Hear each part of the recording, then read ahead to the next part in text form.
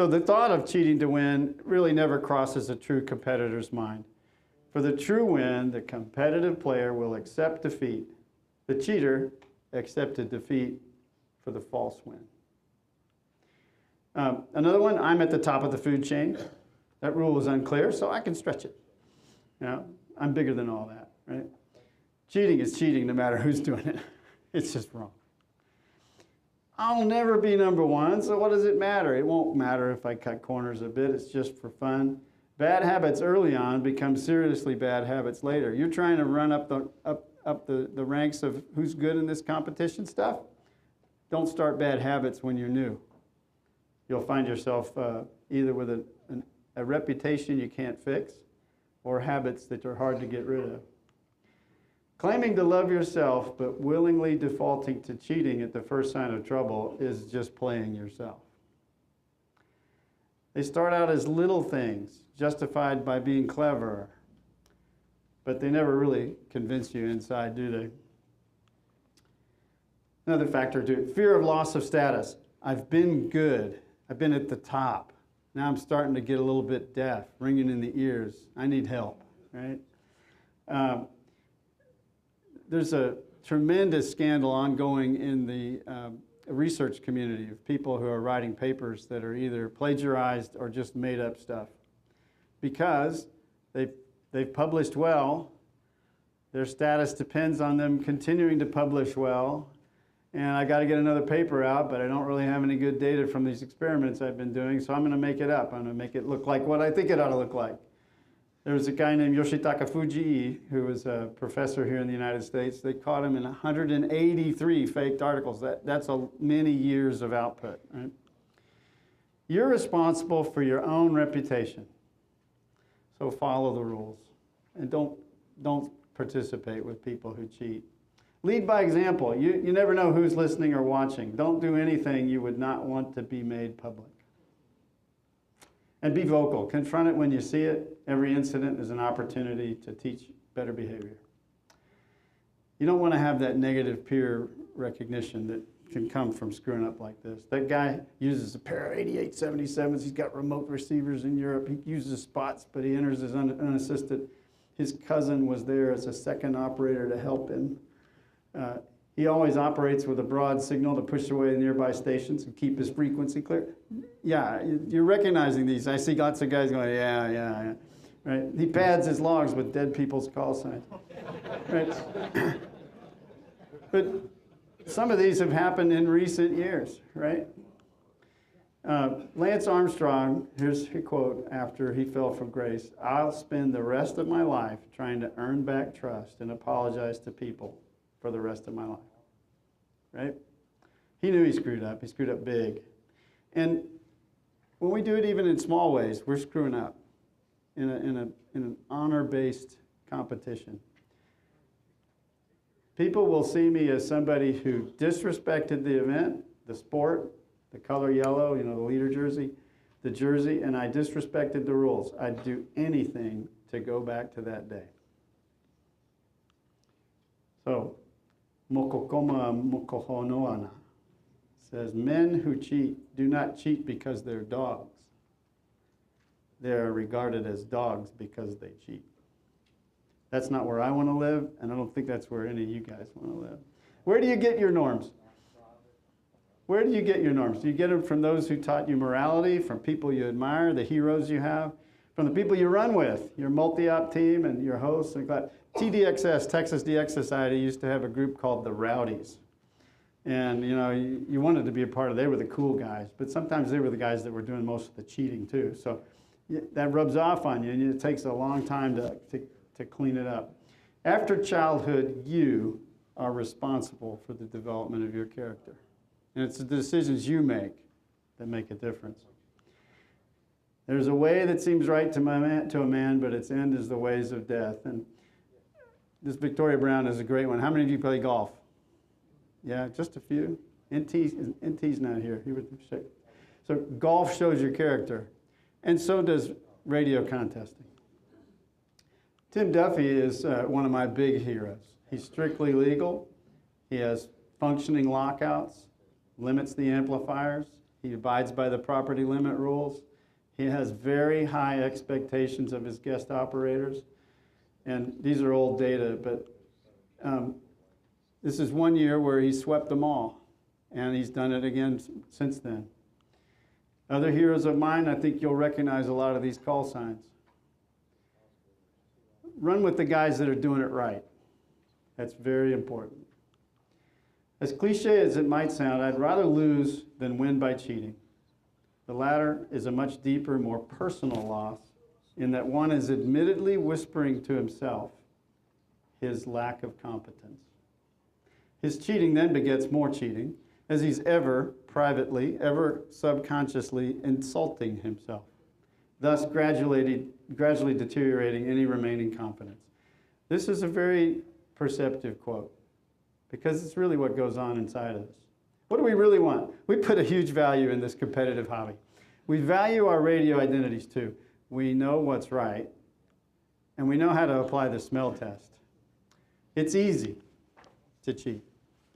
So it's better to try something more challenging, like being faithful to yourself, your dreams, your partner.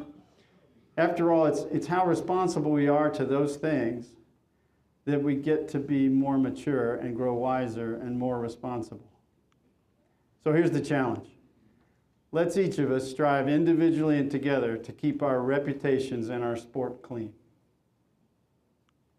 Let's strive to emulate our heroes in the observable and the unobservable. Let's work within our clubs and on the net to bring our peers, the guys who aren't here listening to this speech, the guys who don't have the same drive you do to do it well, the ones who get it and don't get it yet. Let's get them to those same goals. There's a quote from Ken Wolfe. When my daughter was about 5, she made up a game. I asked her what the rules were, and she said, no lying, no spitting, no cheating. And that covers most things in life. Right? So thanks for your attention.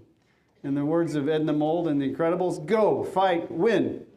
And call me on Sunday in sweepstakes. I love working with you guys. Thank you.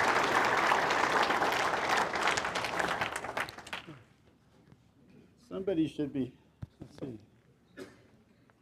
I'm not sure what's next on the agenda. And Tim's in the back. He's going to tell us what's next.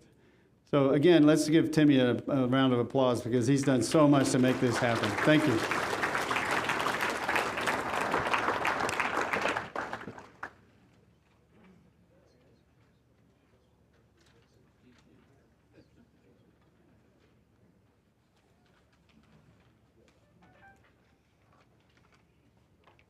We need to get yours back in.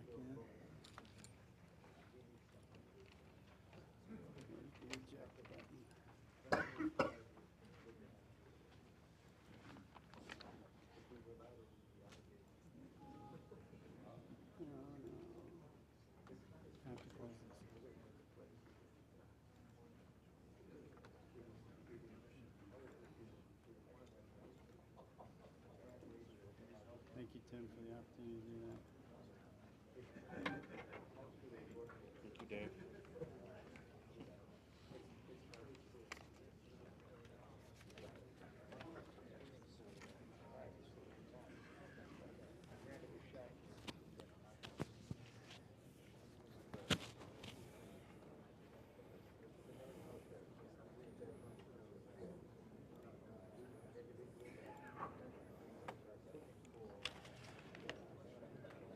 What do you think so far?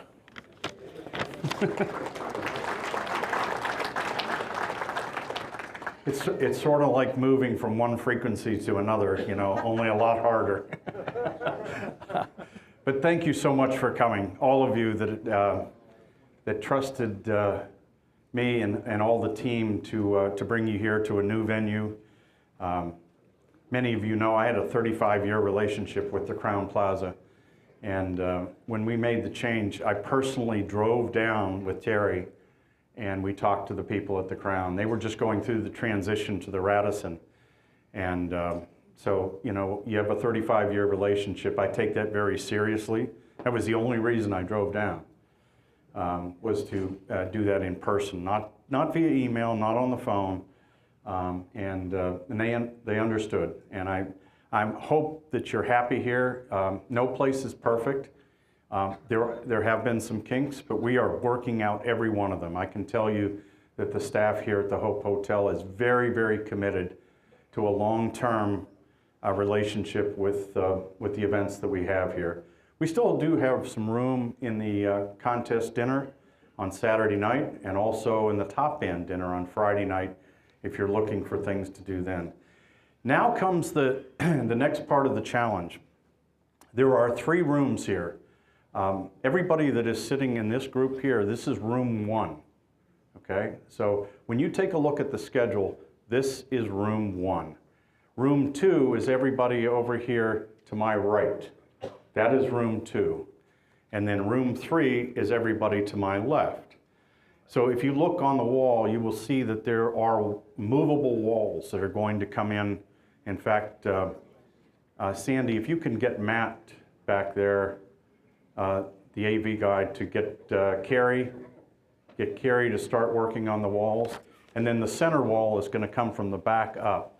So we're going to divide this large room into 3. Okay? Room 1, room 2, room 3. So you look on the schedule, and then right across the hall is room 4. And that's where you'll find W0YK. But so think about what you want to see coming up here at 9 o'clock, and then make your move accordingly. Room 1, room 2, room 3.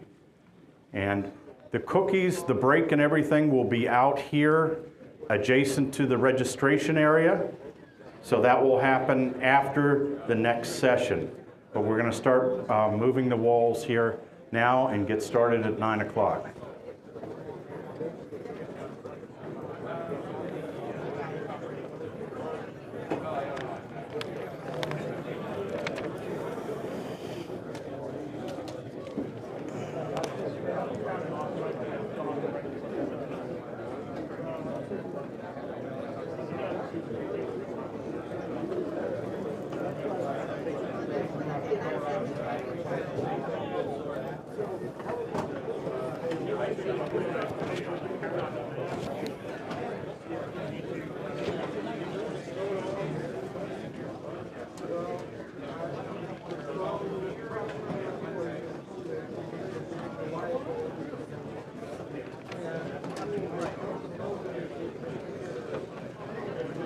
I'm Dan. Hi. Dan 6PO.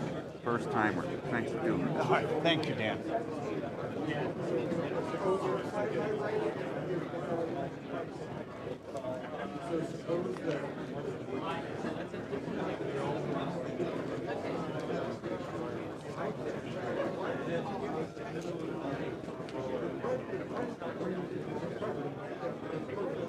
You guys okay with this? Sure. Round up and scout.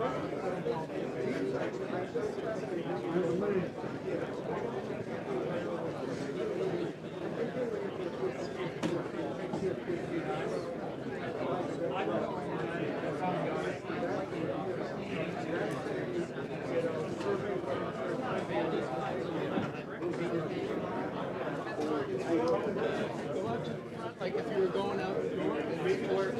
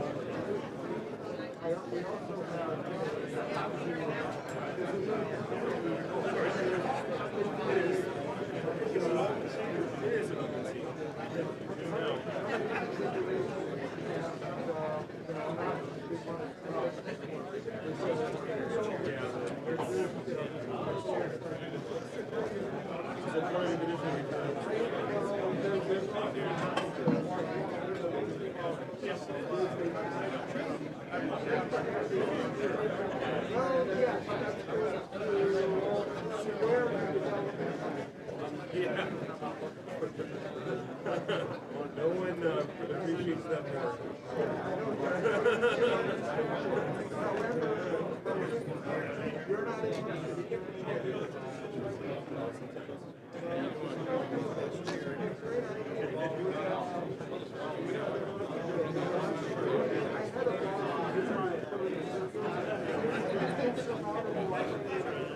Insurmountable. That's a good idea. I'm going to use exactly that.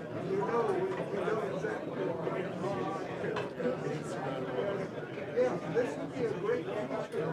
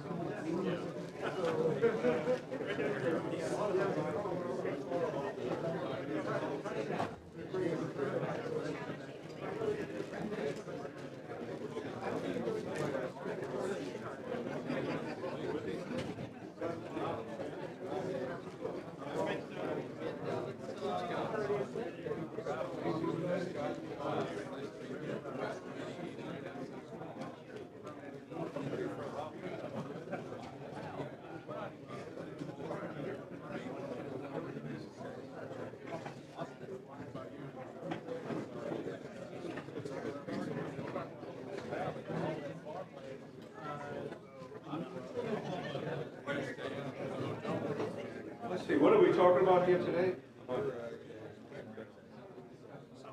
Just before the session begins, how many of you have not attended my talk on this topic in the past? Yeah, great. So many, many of you. But there are others who've attended more than two, right? Is that true? So I'm going to focus on the people who have not heard this presentation before. I think that's the appropriate thing to do. But I'm going to promise those who've attended other ones that you're going to learn some things you haven't heard from me before. Maybe you've heard from others. And we've got some real expertise in the room. There may be time for some questions at the end of this. But the real opportunity is at the 3:15 session, where we have a session specifically focused, not on me, but on you. So it's a good idea during this presentation to make some notes about things that you didn't thoroughly understand, perhaps during my presentation, or that you want to learn more about, or that maybe you have a little different point of view that you'd like to share with others here. So 3:15 is the real opportunity to do that in the session that focuses on you, dealing both with, dealing with antennas and stations. And before we get started, I'll just make a couple of comments about how did this guy, Frank, W3LPL, get involved in this stuff. Started a long time ago. When I grew up, it was in a multi-family home in a densely crowded urban area of Providence, Rhode Island. My great-grandfather built the multi-family home that I grew up in, and by good fortune, he must have known something was coming along. He not only built that home, but he also bought the empty lot next door. That turned out to be my antenna feed. But the whole thing combined was only a tenth of an acre. So when I was 7 years old, my grandfather, my great-grandfather had passed away long before I was born. My grandfather decided to take me into his workshop in the basement of our home, and we started building one-tube radios together when I was 7. And he made me do the building. He was a very good teacher. So together we built many one-tube radios when I was 7, 8 years old. He was never involved in ham radio, but I was fortunate to discover a couple of hams in the local area. And those mentors, and we all had mentors early in our ham radio career, really set the direction. My grandfather started in a big way with me. And then all the other hams that I got to meet throughout my experience in this hobby, not only at the beginning, but later phases, made a big, big difference. And I'll just make one last comment. When I graduated college during the Vietnam War, and this thing came in the mail from President Johnson, and it was, "Greetings. You are hereby ordered to report to duty," and I did. Well, I actually volunteered for service in the Air Force, which you could do at the time, and I thought this was the end of my life. Turned out it was the beginning. I wound up doing something I never expected to do, which was getting involved in defense electronics. That led to a career in systems engineering. And what you guys are going to hear today is a system engineer's perspective of antennas. System engineers by training think very, very broadly about topics.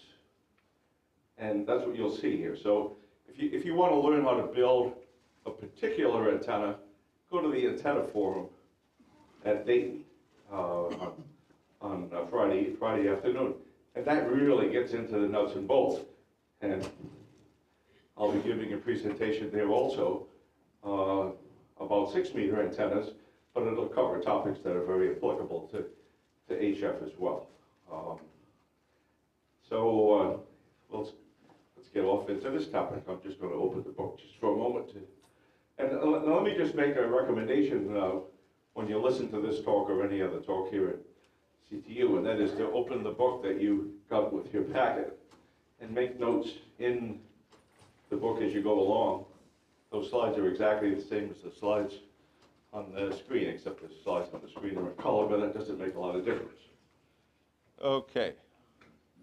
So we're going to talk about antennas for receiving on the lower bands, both small antennas for very limited sites, as well as antennas that know no limits. We'll even talk about some antennas that were several miles long, that were some of the progenitors to the antennas we use today.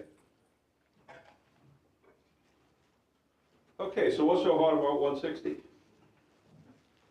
Turns out there's a lot that's hard about 160, as those who operate it know.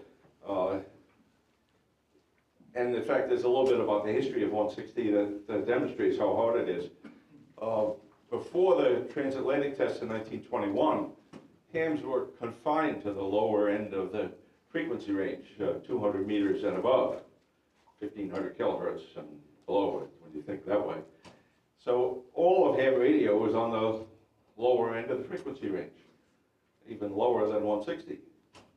But when the transatlantic test occurred, and the higher frequencies and their capability to support international comms easily, DX, with low power, simple antennas, suddenly hams lost interest in the lower frequencies.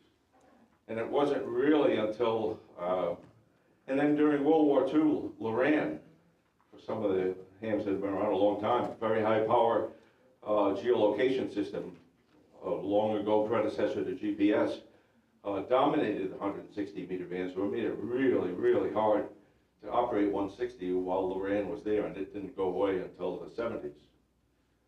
And then hams really started to discover 160, also in part because the manufacturers also began putting 160 meters in their transceivers. But we also discovered that the band can be a lot of fun because it's really difficult. It's a much more difficult band to operate than the high frequency bands because, and I'm not going to read through all this, but because of all the unique characteristics of the band that create some really, really bad days, even in the middle of a contest. And also some really, really good days when some of the lightning problems are not there, when the absorption's not there, and all these other issues that we have to confront to be really successful on 160. And I'll just comment too on the way I do the presentation. I will not read my slides. The slides are there for you to refer to. If you have any questions, you can ask them at 3:15, but I won't attempt to read these slides, otherwise we'll be here for hours. So why receiving antennas? Well, transmitting antennas create a real constraint on the design of antennas for receiving. Transmitting antennas have to be very efficient. They have to be able to tolerate lots of power. So as a result, they tend to be very, very big. And they also interfere with each other. They tend to be resonant antennas, and transmitting antennas can interfere with each other on the lower bands at distances of 1,000 feet or more. But receiving antennas don't have to be built, in fact, preferably should not be built, so that they're resonant. So good high performance receiving antennas, but typically, if they're verticals, they might be only 20 feet tall, and they work very, very well. And then they're not necessarily very expensive. For some receiving antennas, you might want to use preamps, and that can drive up the cost for some of those antennas because of the preamps that are needed.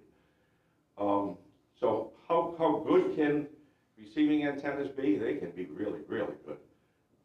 Some of the higher performance receiving antennas can perform just like a 5-element Yagi on 20 meters does. And if you've never experienced that, try to find one of the stations that's in a situation where they can really have one of these big receiving arrays, or invite yourself to operate their station, and you'll be amazed at how good some of these really big antennas work.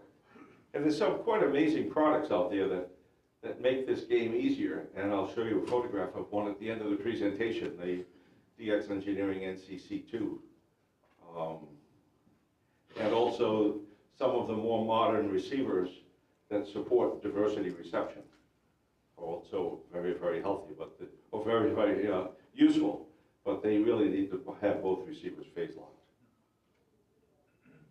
Now, in this presentation, when you see dimensions, they will always be the dimensions for 160 meter antenna. So I think everybody can divide by 2. So those will be the dimensions for 80. And a lot of these receiving antennas can be useful also on 40, and you divide by 4. So there are many ways to measure the performance of receiving antennas. One of the most popular ways, it's not perfect, one of the most popular ways is something called the receiving directivity factor, or RDF. And you can see a website listed on the bottom of this slide where you can learn more about that. But let me just simply say that what it is a comparison of the forward gain of an antenna, whether it's a receiving antenna or any other kind of antenna, at the desired azimuth and elevation angle versus the average gain over the entire hemisphere above the antenna. So the hemisphere is the entire area in front of, above, on top of, and behind the antenna. So it's the gain at the desired azimuth and elevation angle compared to everything else. And the program EasyNet computes this. So you can look at that yourself for various antennas. And EasyNet is now free. It's no longer supported, but a lot of hams can help you with EasyNet, but it's now free. So that helps a lot of us get access to it. Well, the RDF measurement assumes that noise is equally distributed over the entire hemisphere. And that's just not the real characteristic of noise.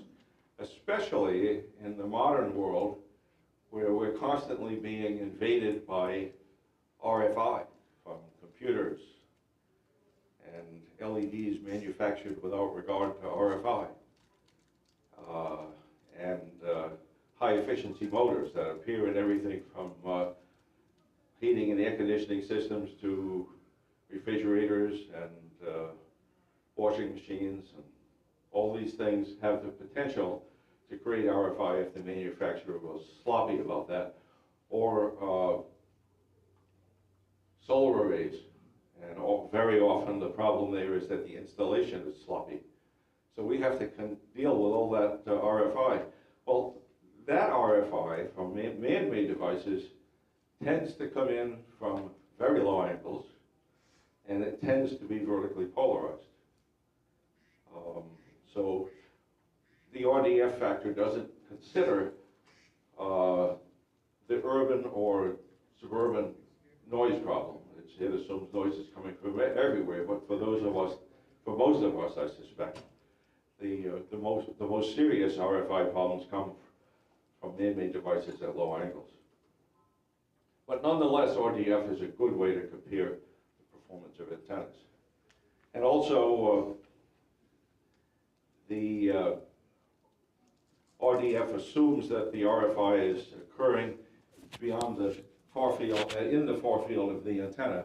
So, and for a lot of us, the RFI is coming from very nearby locations. Okay, so for a lot of us who live in suburban areas, the RFI might be coming from the next door house. And very small receiving antennas turn out to be more efficient and more effective at reducing noise from your next door neighbor than a really huge antenna that doesn't really develop its pattern until about 1,000 feet away. So let's start with small receiving antennas. For many hams who operate the lower bands don't think they can use receiving antennas on their small lots, but there are in fact some very effective receiving antennas that work really well. So we'll use RDF as a means to compare those. And something as simple as a small diameter loop, and I'll show you some of those, can be real effective in reducing the effect of a single RFI interferer. They're not effective in dealing with multiple interferers, but they're very good for one. And then there are smaller antennas like short beverages, the bog antenna, the beverage on the ground, that are also very effective for small lots. And I'll show you an example also of a couple of short verticals that can be used in a space as small as 60 feet long. But there is an issue with small lots, and even medium-sized lots, and that is our transmitting antennas re-radiate. Just like the parasitic element on a multi-element Yagi, even when we're not using the transmitting antenna, it's affecting a receiving antenna that's close by. What do I mean by close by? Within 1,000 feet, really, on 160 meters. That's a pretty good distance.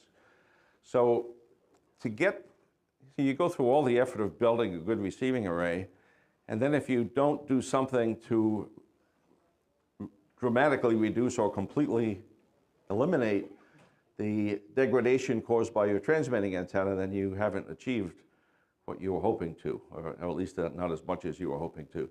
So in most installations, if you have a transmitting 160 antenna, inevitably you do, it's a good idea to have a relay at the base of that antenna so that you can disconnect it while receiving. And then you'll make it into a quarter wave piece of wire with not connected to anything, so it'll have no effect on the receiving antennas. So it's a good idea to disconnect those if they're close by. And then, of course, there are high-performance receiving antennas, and they can be a whole lot better than these small antennas, and they tend to be fairly large. But they don't have to be really huge, and I'll show you the footprint of a Foursquare receiving array. It can be as little as 80 by 80 feet and perform quite well. I'll take questions when we get to the end. So let's look at the single small loop antenna. This is often referred to as a magnetic loop.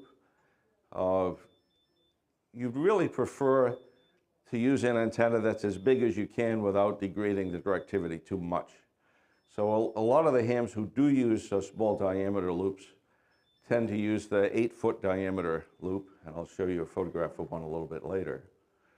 But there is a disadvantage to the larger loop. So 8 feet is about the largest size you can use for a single magnetic loop, but its directivity suffers a little bit from its size. So if you want a really, if you need a really deep null for a single interferer, a smaller loop, maybe 4 feet in diameter, will give you a better depth of that null.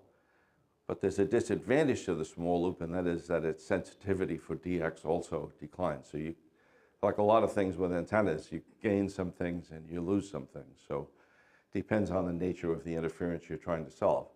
And there's a bunch of unidirectional loop antennas, and there's a whole variety of them. I've listed 5 of them here.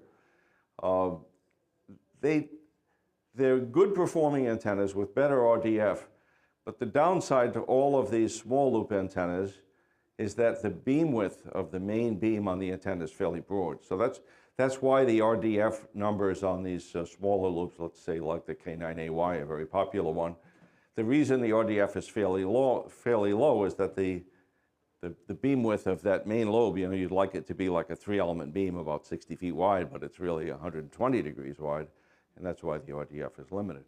And then there's a couple of antennas that you can actually mechanically rotate. They're small enough that you can do that, and I'll show you a photograph of a couple of those. So this idea of receiving antennas is far from new. This is the cover of Wireless Age magazine. You can look at this magazine and the article online. The URL is shown.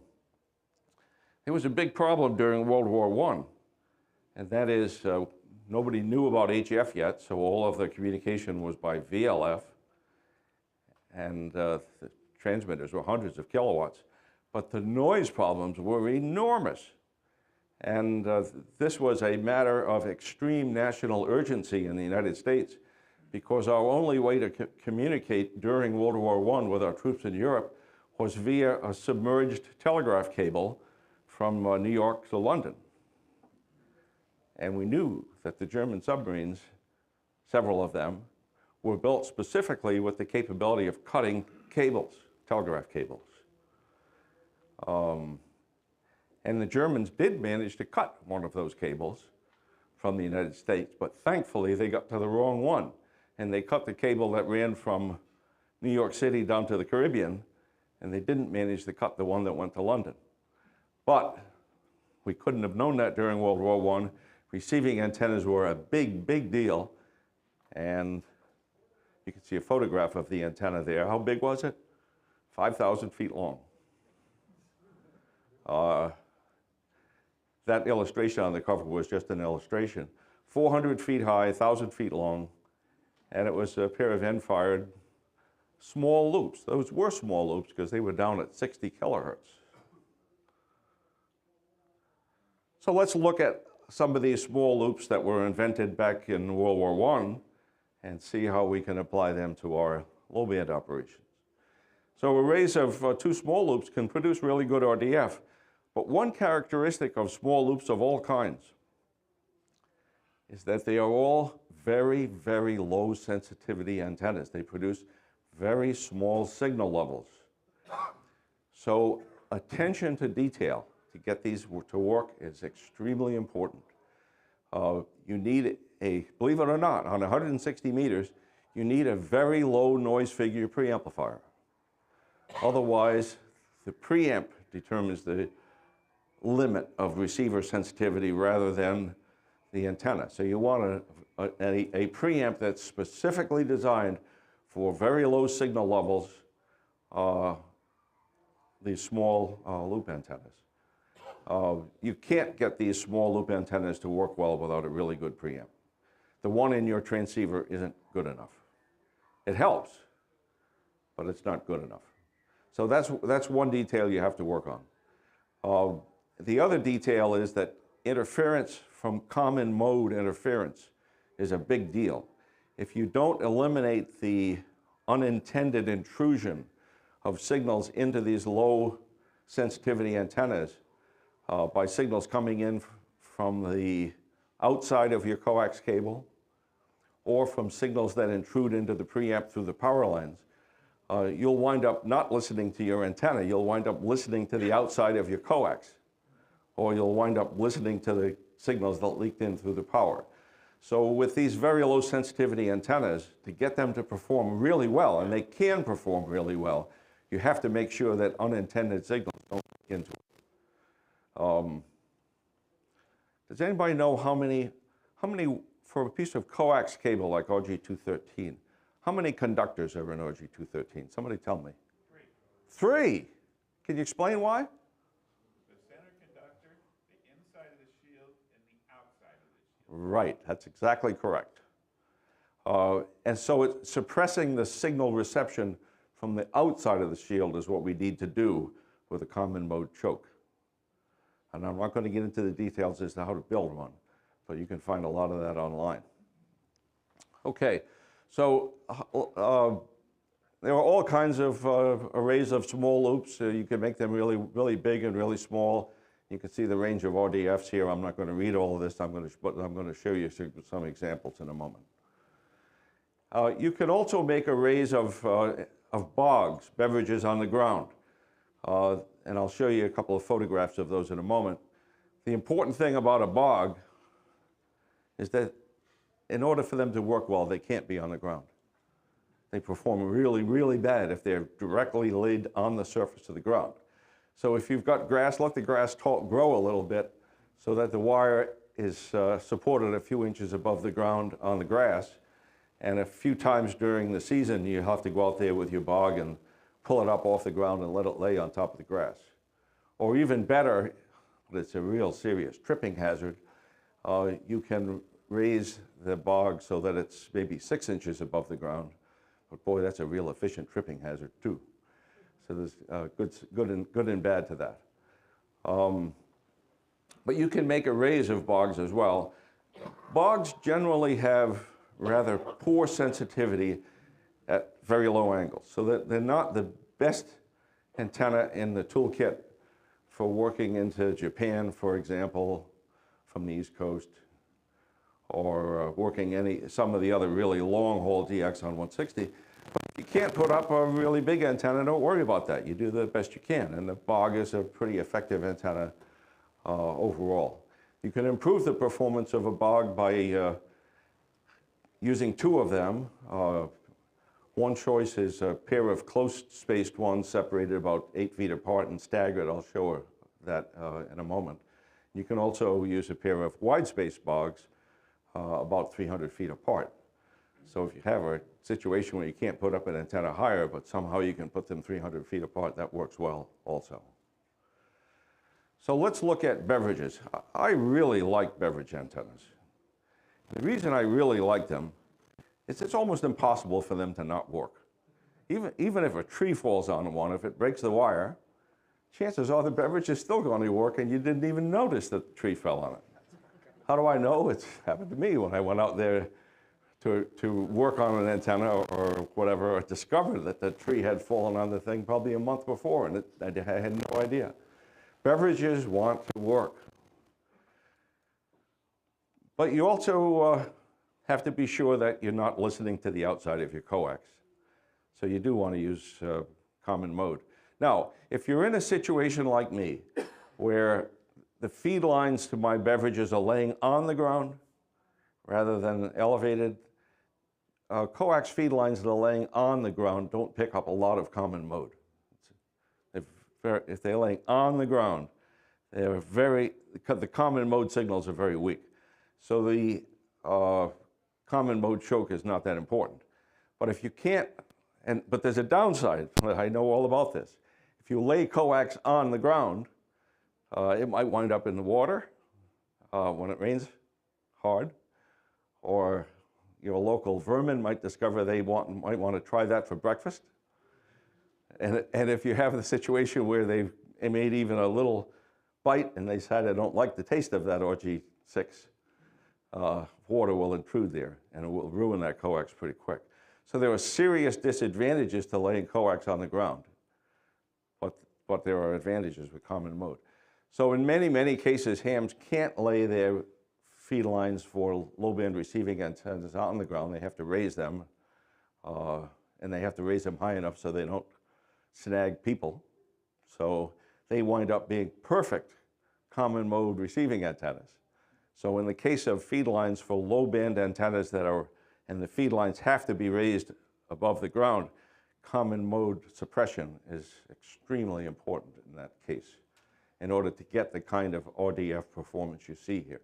And you can see for beverages all the way from pretty short, 250 feet, up to 1,000 feet or more, the RDF numbers are better than for the small antennas. And I'll show a couple of schematics of staggered beverages arrays, which are two beverages side by side, about 8 feet separated more or less, and staggered 125 feet. It's a really, really good front to back, especially if you use the DX Engineering NCC controller to optimize that front to back ratio. Or broadside arrays of beverages produce really narrow beam width off the front of the array and can be especially valuable if RFI is coming in, let's say 30 or 40 degrees off the main beam. Well, beverages were used by Paul Godley 2ZE during the very successful transatlantic test. That's often referred to as shortwave.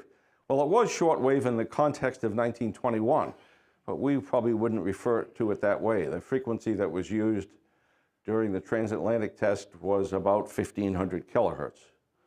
Hey, we call that low band.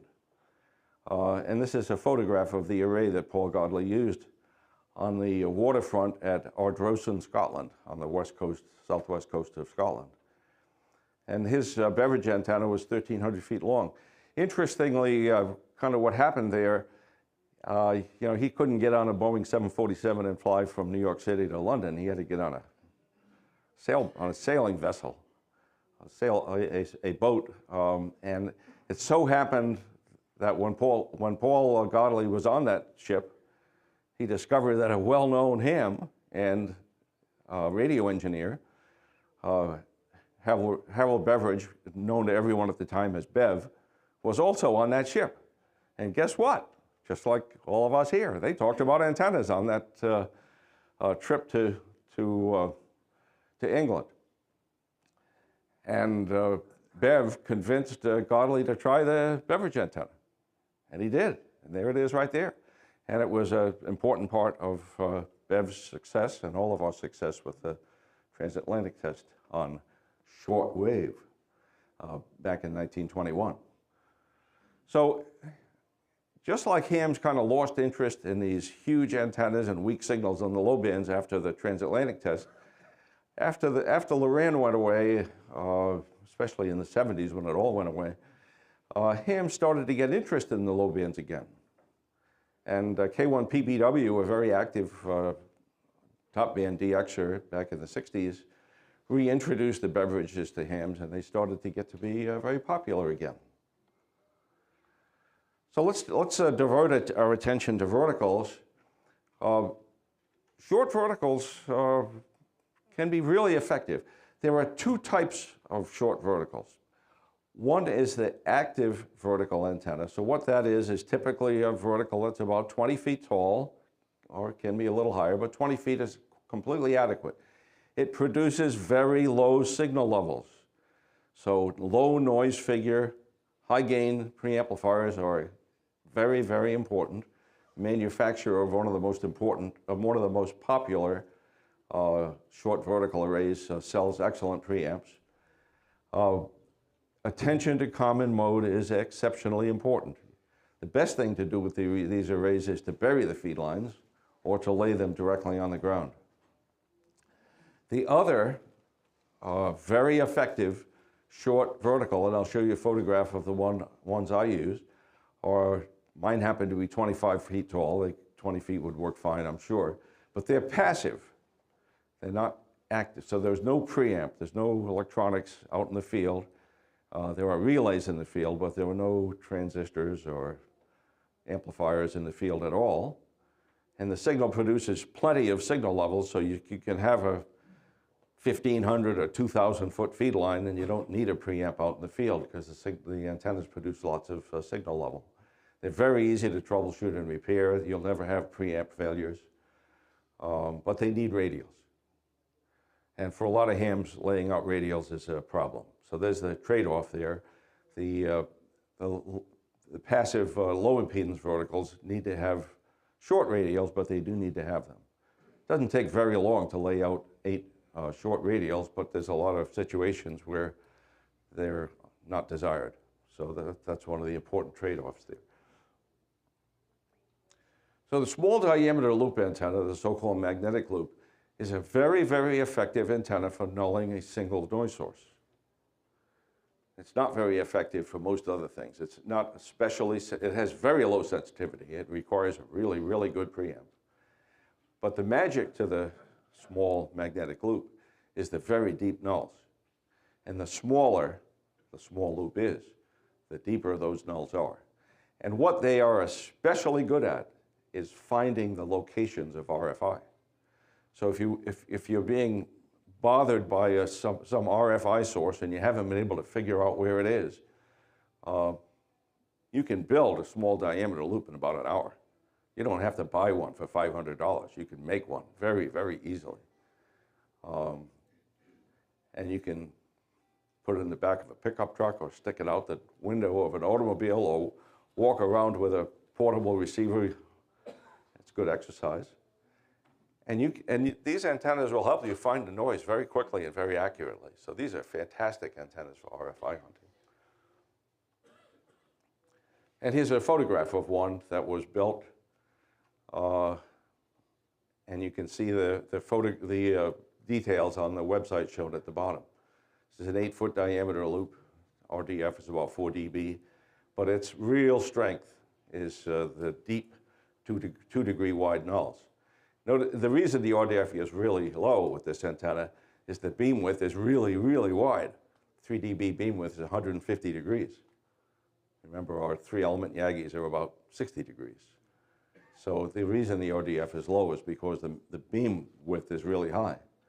But the benefit of that is that if you're using these as a receiving antenna, you orient the antenna so the null is pointed at your single RFI interferer, and then the beam width of the antenna is so broad you don't have to worry about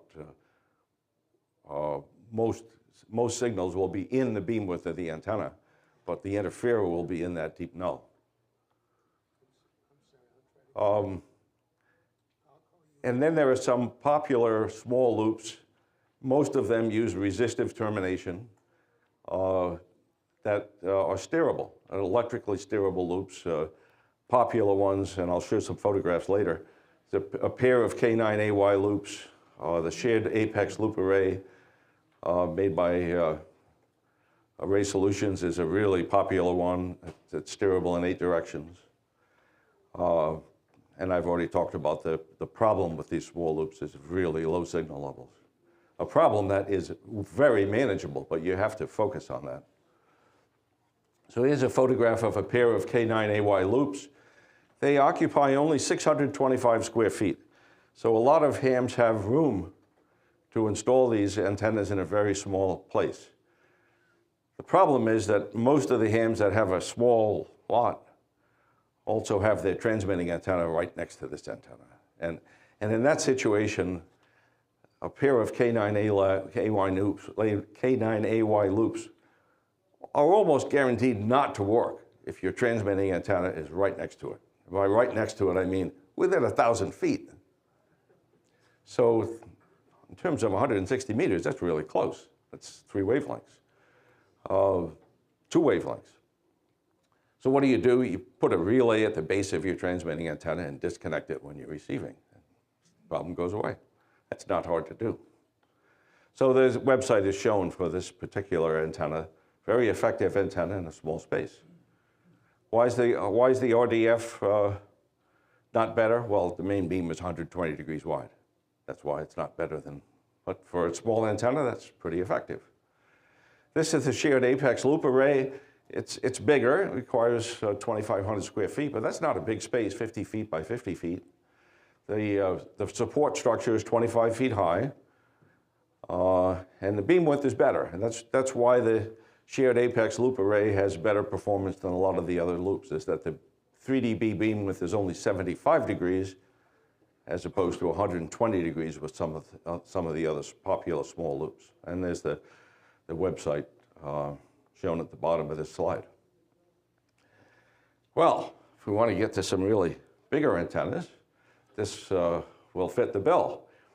This is the Waller flag array, and Waller flags are commonly installed in either vertical polarization, and that's what's shown in this photograph. I don't have a photograph of the horizontally polarized one because the horizontally polarized Waller flag has to be really high. 100 feet is just marginally high enough, and you really want it to be much higher than 100 feet to really get the horizontal Waller flag to work well. But if you can get it that high, it's a really, really good antenna, but it's kind of for a special situation. So the vertical Waller flag shown in this photograph is mechanically rotated. It's got a rotator just below the photograph here, and you can turn it. And it has really, really good RDF for a small antenna. And for most locations, it's only 14 feet tall. If you're in a really quiet location, that means you need more signal level. You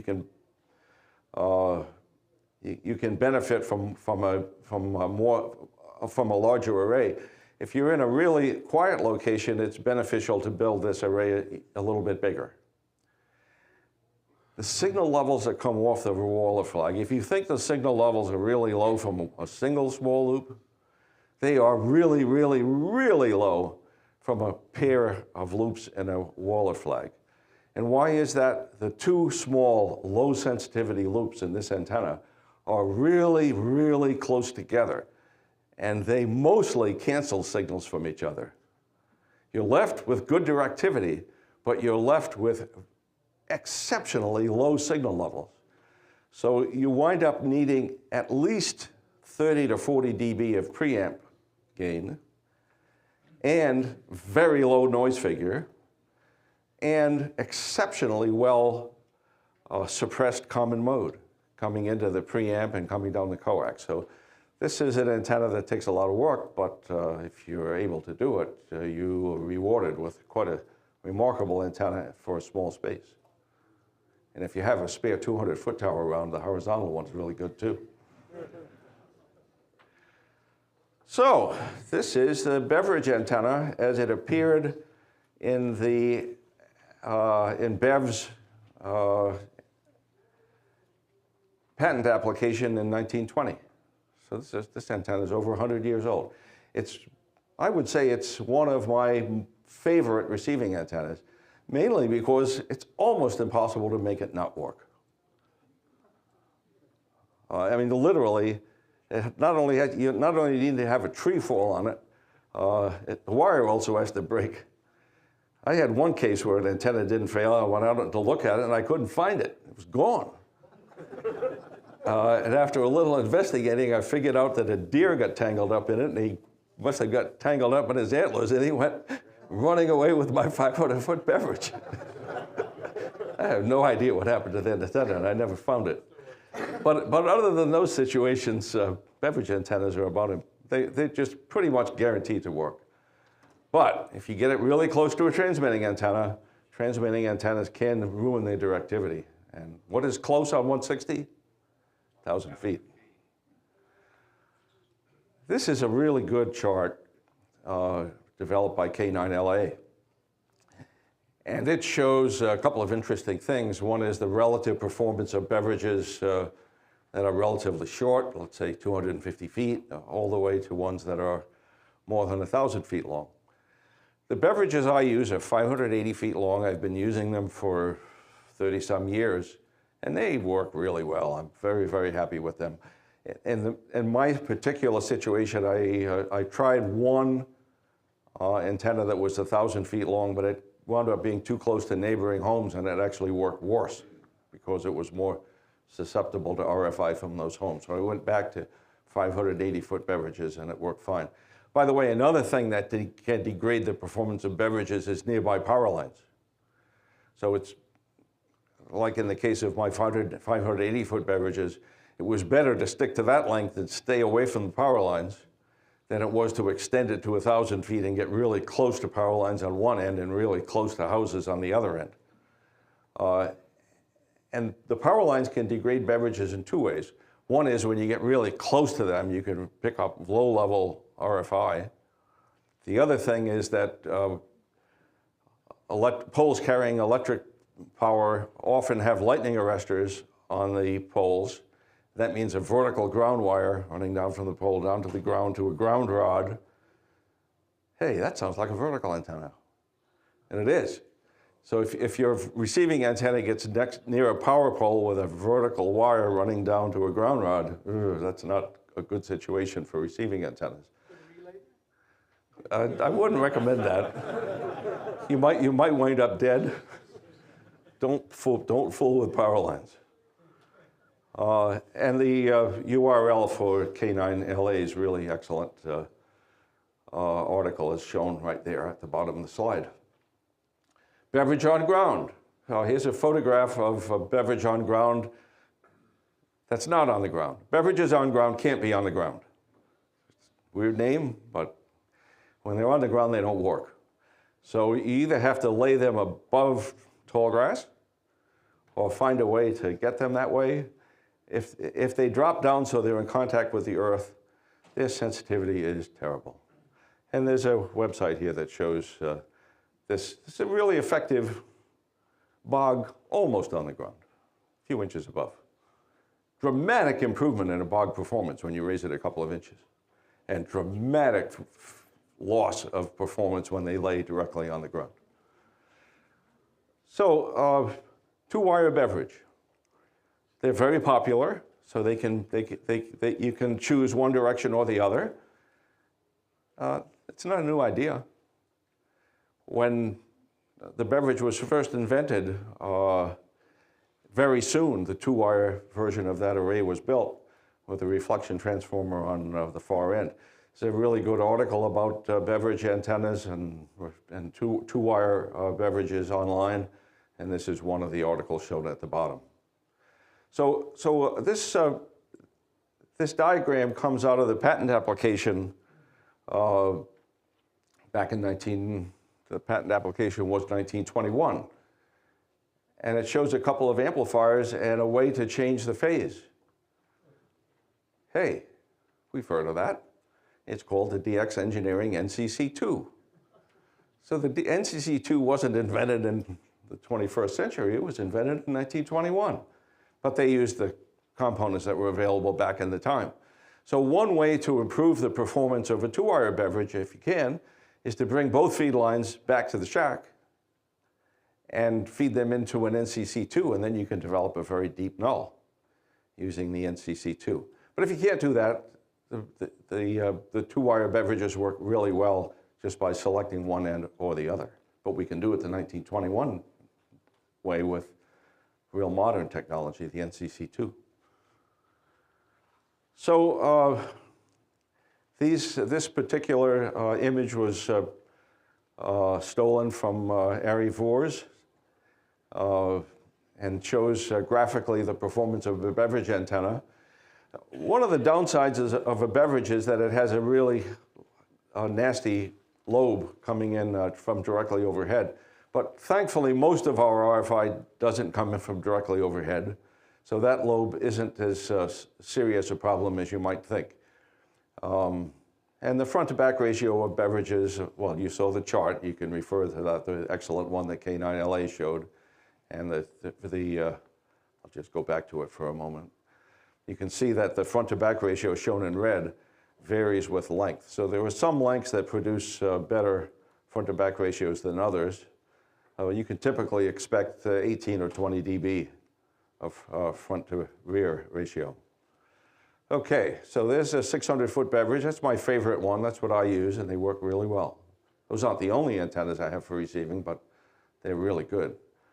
The staggered Beverage array. So that's a pair of beverages that are spaced 8 to 20 feet apart, side by side. They're staggered 1/4 wavelength. So on 160 meters, that's 135 feet.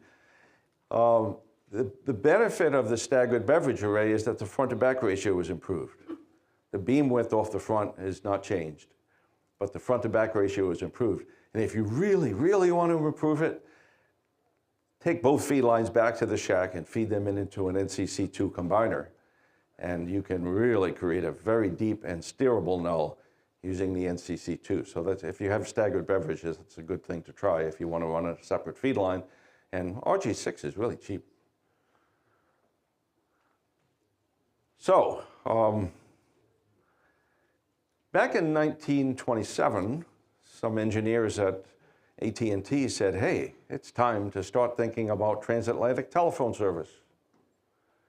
Well, the only technology that they had when they were designing it was low frequencies. So this was back in the time of Jurassic radio, where everything was huge. Normal antenna heights were 500 feet. So, of course, when you designed a pair of staggered beverages for receiving, you thought in context of Jurassic radio. So this antenna shown here was built at what is now the location where Interstate 95 crosses from Maine into Canada. How big was it? That antenna was more than 2 miles long and more than 1 mile wide, but that's not very big numbers on LF, just ordinary, couple of wavelengths long. So this antenna was designed for the transatlantic telephone system that operated from 1927 until around the end of World War II. There wasn't any transatlantic voice cables until the 1950s. The only transatlantic cables were telegraph cables until then. So if you wanted to have transatlantic telephone calls, it was either use this VLF system, or it was low frequency system, LF, or it was HF radio. And those of us who were shortwave listeners back in the 50s and 60s, you heard these AT&T recordings that went on and on and on. This is a channel marker, AT&T. WHAI built one of these antennas. I think he still has it, and I think a few other hams, only a few. These are pretty big antennas on 160. I think the most common configurations are about 1,200 foot long beverages spaced side by side 350 feet. So it's staggered beverages spaced 350 feet wide, but the RDF is incredible. If you can install something like this, few hams can do it. So high impedance verticals, 2 or more 20-foot verticals, either high impedance with preamps or low impedance. I'm not going to read all this stuff. This is the radiation pattern of a 2-element array of 20-foot verticals. So the RDF isn't sensational, but this antenna is only 80 feet long. So if you've got a really small space, put up a couple of short verticals, either active or passive, feed them into a DX Engineering NCC2 so you can really optimize the null off the back. And you can get a really good 160 antenna in 80 feet, 160 receiving antenna. But signal levels are low, so you need to pay attention to common mode. You need to pay attention to your transmitting antenna that's less than 1,000 feet away. And you need to turn that thing off if you really want to get the benefit of these antennas. If you try to build an antenna like this close to your transmitting antenna and you don't do anything about the transmitting antenna, chances are you're going to be disappointed. Foursquare, for high performance, relatively small antenna, a Foursquare is a really good choice on 160 meters, and they don't have to be huge. 80 feet on the side is good enough, and at the bottom of the slide is a URL for a Foursquare receiving antenna that's 80 feet on the side. And the performance doesn't improve at all if you make it bigger than about 80 feet. The side lobes grow a little bit. And this is the pattern of a small Foursquare receiving array with 20-foot verticals on a less than 1/4 of an acre. But of course, you don't get this kind of performance without very good preamps, and eliminating common mode. And this is a much bigger antenna, the 8-circle array. This is a very innovative 8-circle array designed by a lot of sweat and tears, and it only occupies 3/4 of an acre. It uses 8 verticals. They're high impedance verticals, so there's a preamp at the base of every vertical, and that's the real expense of this antenna, is those 8 preamps. Let me make one other comment about these preamps. Really good preamps are available from DX Engineering for this antenna. But you know, these preamps are very susceptible to lightning damage. So it's really a good idea, if you can, to install these preamps in such a way that that the input to the preamp can be turned off. So the preamp is not connected to the antenna when it's not in use.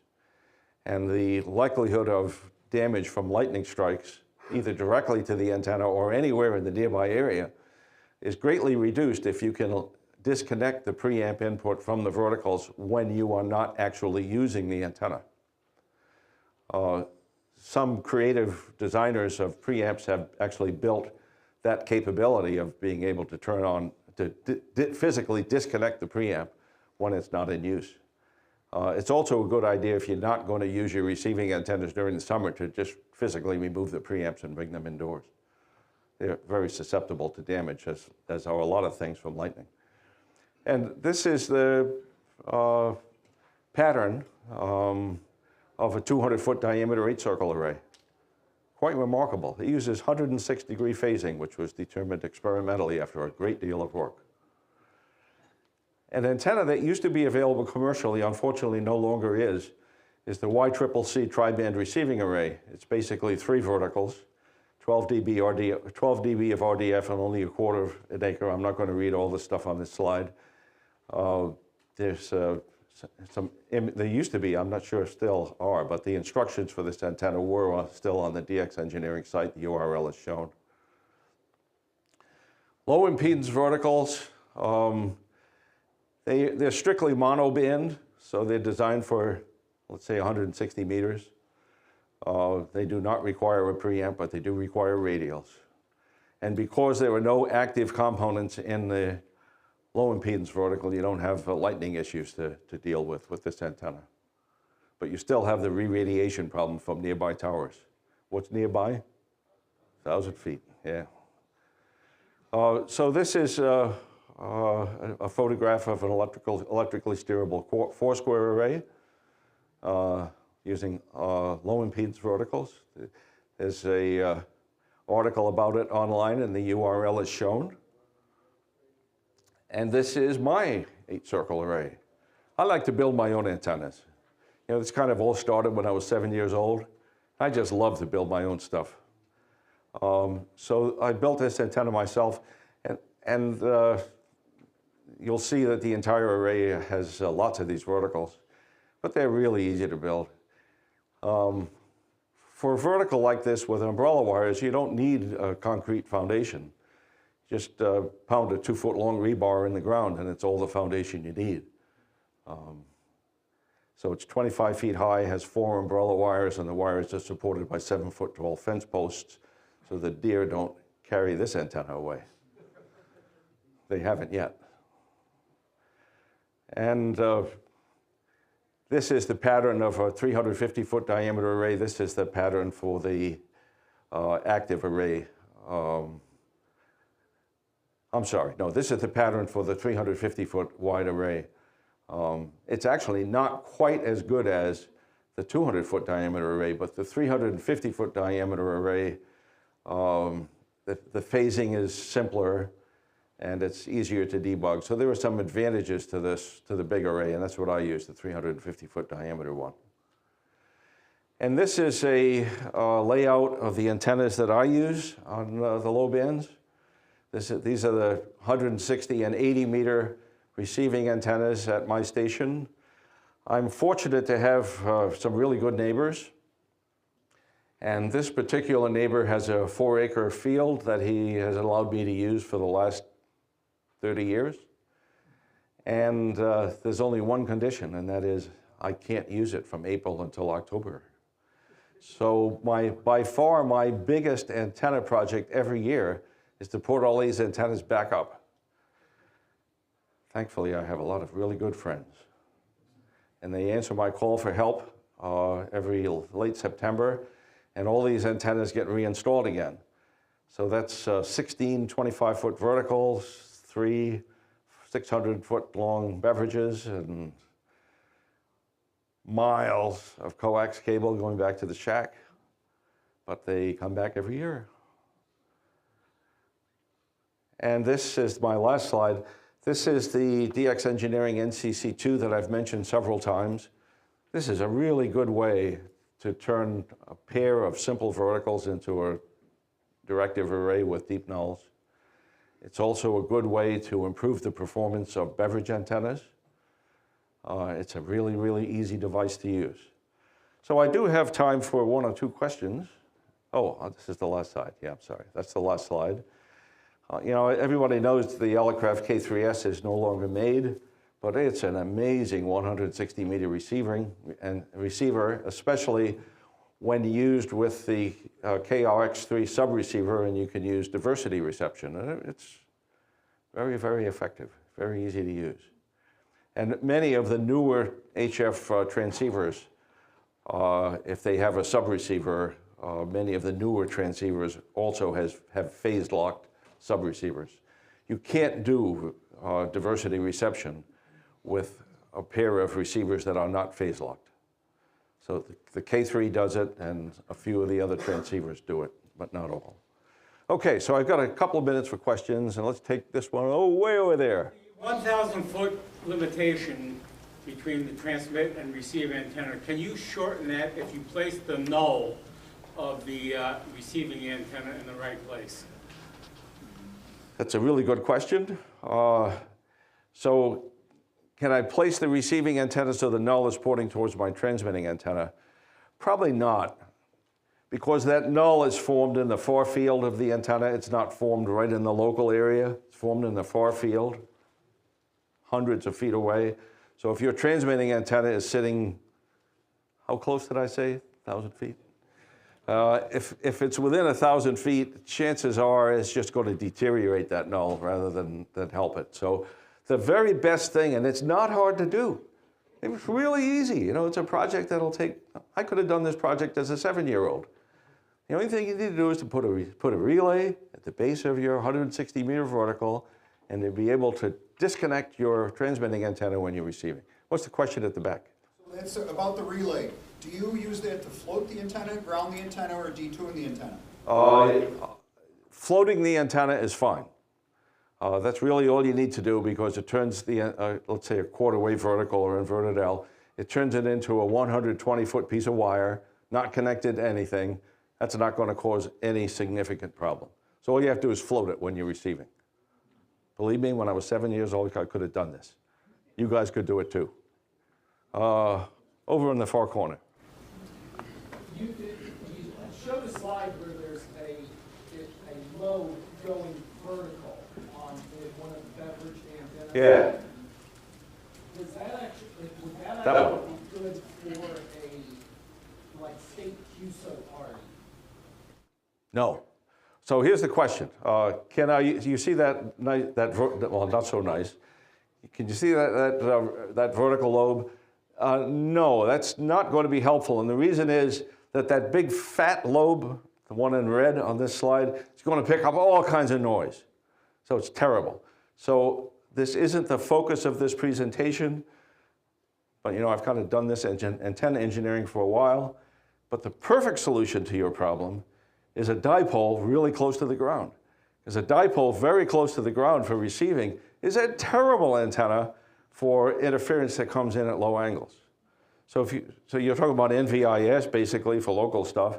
So if I wanted to put up a 160-meter receiving antenna that was really, really good for that problem, I'd put up a dipole that's like 12 feet or high or something like that. It's a terrible, terrible DX antenna, but it's great for that application.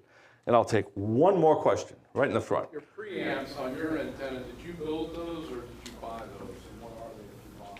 I don't have any preamps on my receiving antenna because they're all beverages, which have good sensitivity, or they're all the passive verticals, and they don't need preamps.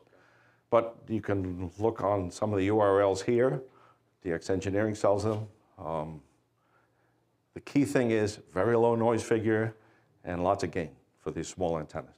Thanks, everybody. If there are any more questions, you can pin me in the corner somewhere, or you can go to the 315 presentation. Thanks. Thank you, Frank. It's always my pleasure. Good stuff. So we're up to the 10 o'clock break. There are cookies and coffee right outside the door. 10:15 we get started. 10:15 for the next session. Okay? You found the waters? I didn't find them, but now I have. Thank you. They'll always be there. Very good. Good audience. Yeah. Very well attended as always. And you got two nice big screens for stuff today. We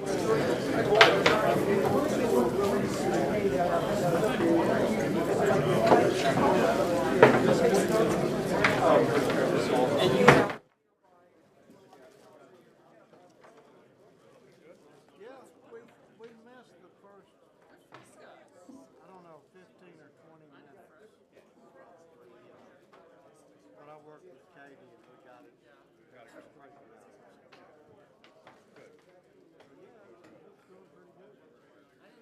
Yeah, that's always the case. Yeah. You got it down now. They were watching it out there, so on the iPhone.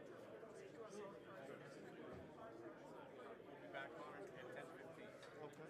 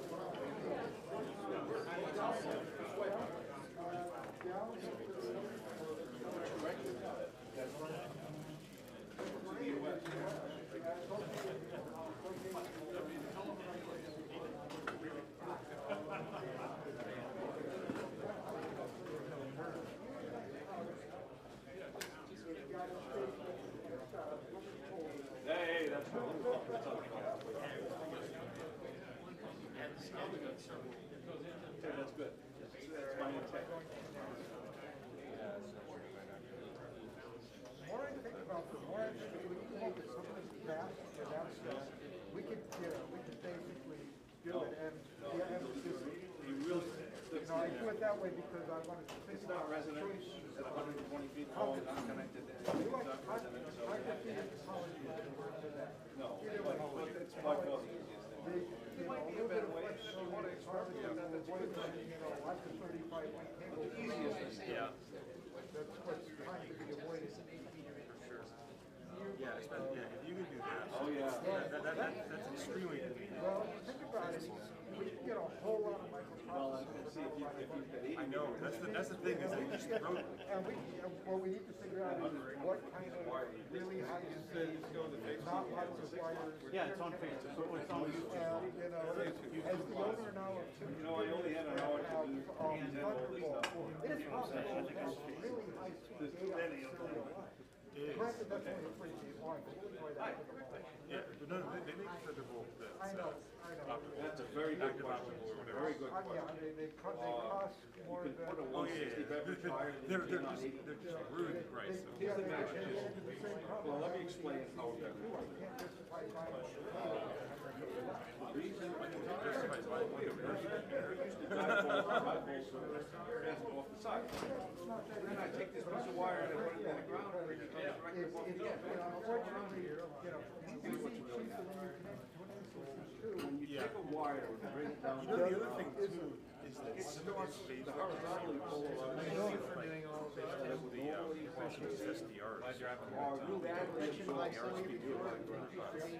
So you want more conductivity. Well, yeah, do that in software. You want to bring the antenna closer to the you want to get really lossy. I wanted to say hi. I'm John Nelson, at our club, who's taken over as well as the club site, who's to become ARRL. And a couple of plaques Usually what I recommend is people that know the from you as a rookie for the WWD contest, which on the very first contest, it was a very casual effort on my part. I had unless you've got horseback. antenna, half-wave antenna that was up about 40 feet in the tree in my backyard that I never had any trouble making contacts with. 7 feet worse. And Every in night. the contest environment, the first contest I ever did, I just wasn't getting through the people who I normally would have expected to be able to get through. So I put the microphone down, I went outside, I took it out of the tree, I shot a new line on it, higher in the tree, put it up, and months later, surprise, wow, look at this thing. And that was an atypical start for the contest bug. It's like, I looked myself up on a different contest and I said, ooh, I came in second place in Carroll County, New Hampshire. And then I looked at myself a little closer, I said, ooh, I came in last place in Carroll County, New Hampshire. So, but it's progressed since then, and I've been having a lot of fun and really like the concept of tri-band and wire as an overlay category. Because it means that I can compete, you can compete, and Actually, it's not very cold because the unsweetened iced tea is already melted in the ice cubes. That's exactly what it's all about. We're always learning. it's provable. We've learned everything about antennas. That is absolutely false. We're always learning new things. in the hotel. You don't have to put up 64 hours. A lot of the learning You is can even prove the thing by having people remote play with it. True. For the real contest, there's reasons why everybody has to go to the same place, but the truth is, that's how technical you are to see.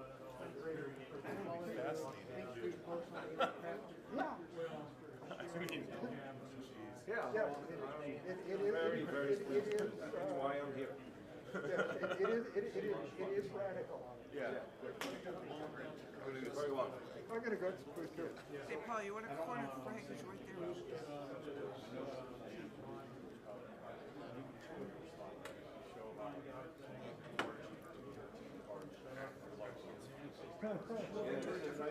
No, just moving to food. So what's inside? Oh, better hurry. Yeah, I'm rolling. The early bird gets the cookie. The early bird gets eaten. Put it in perspective. Well, if he wants a cookie, he's got to get out there or he's not going to get one.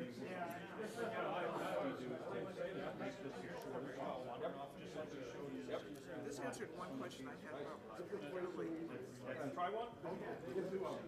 Wow, hey! Yeah, we'd like to go too. The stations are all in the same area. All of it's in the wood. It's really an excuse to go ahead. Yeah. I didn't have any vacation time. One was in New England, so I had very little to do with it other than going down to the hotel in the evening, which is only a couple of miles from my house because I had no idea because I thought they were all towards the coast. I don't know why I didn't get involved, but I must have been something. Yeah, MFJ makes a similar product. Well, I did the best I could with having to change jobs.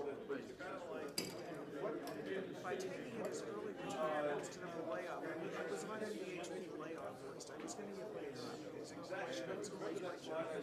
By taking it as early retirement Instead of getting 12 months salary, maximum.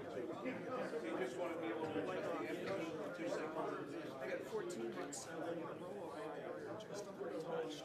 It's grown quite a bit. Yeah. It's one of the reasons I could actually retire. But of course, that was a gamble because if I didn't find a job right away, I got no money and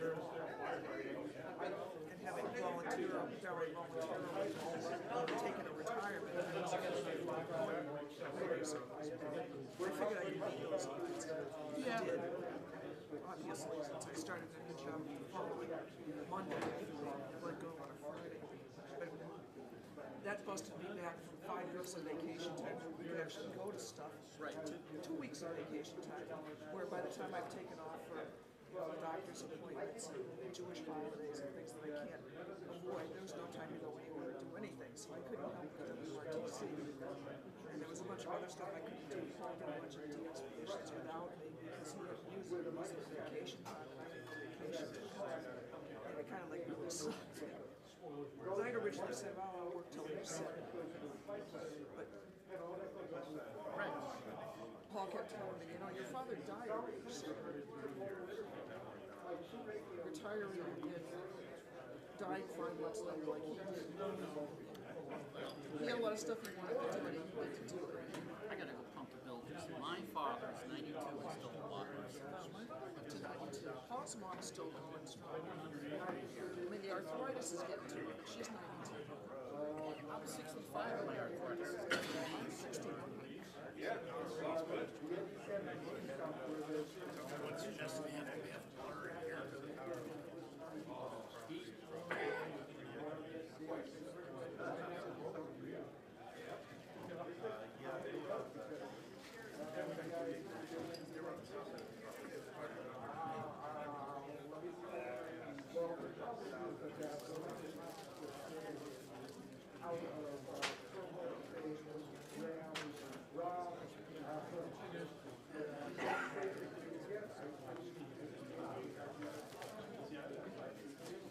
Very interesting.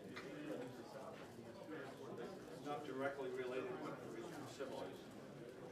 One of the guys that operates at my station said, hey, I have these 8 circles. The problem with that is that it's shared with 2 operators. You have 2 operators on each van. And the way we originally did it was with a switch, and it had to be halfway mechanical. It had to be halfway between the 2 operators and the pain in the ass. So this, developed this little box with an Arduino. It has 2 pads, switch buttons, backlighted in a circle, one through, well, every 45 minutes, 8 buttons. And there's 2 pads like company standard. There you go. There's 2 down in the station. The other operator can push any button at any time. And that lights the same up on the other.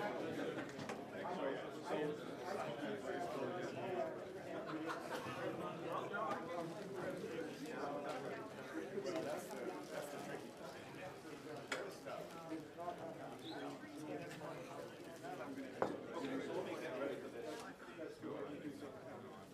What's the name of it again, Paul? The name of the switch that you mentioned here. The low end. Oh, okay. So this is a private house, not a commercial one.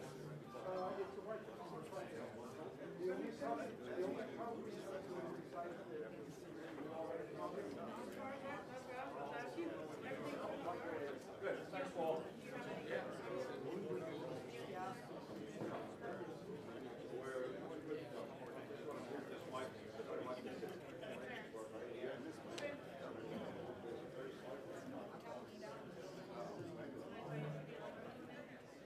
Yeah, well, if I can hear the echo from around the room, I'm probably okay.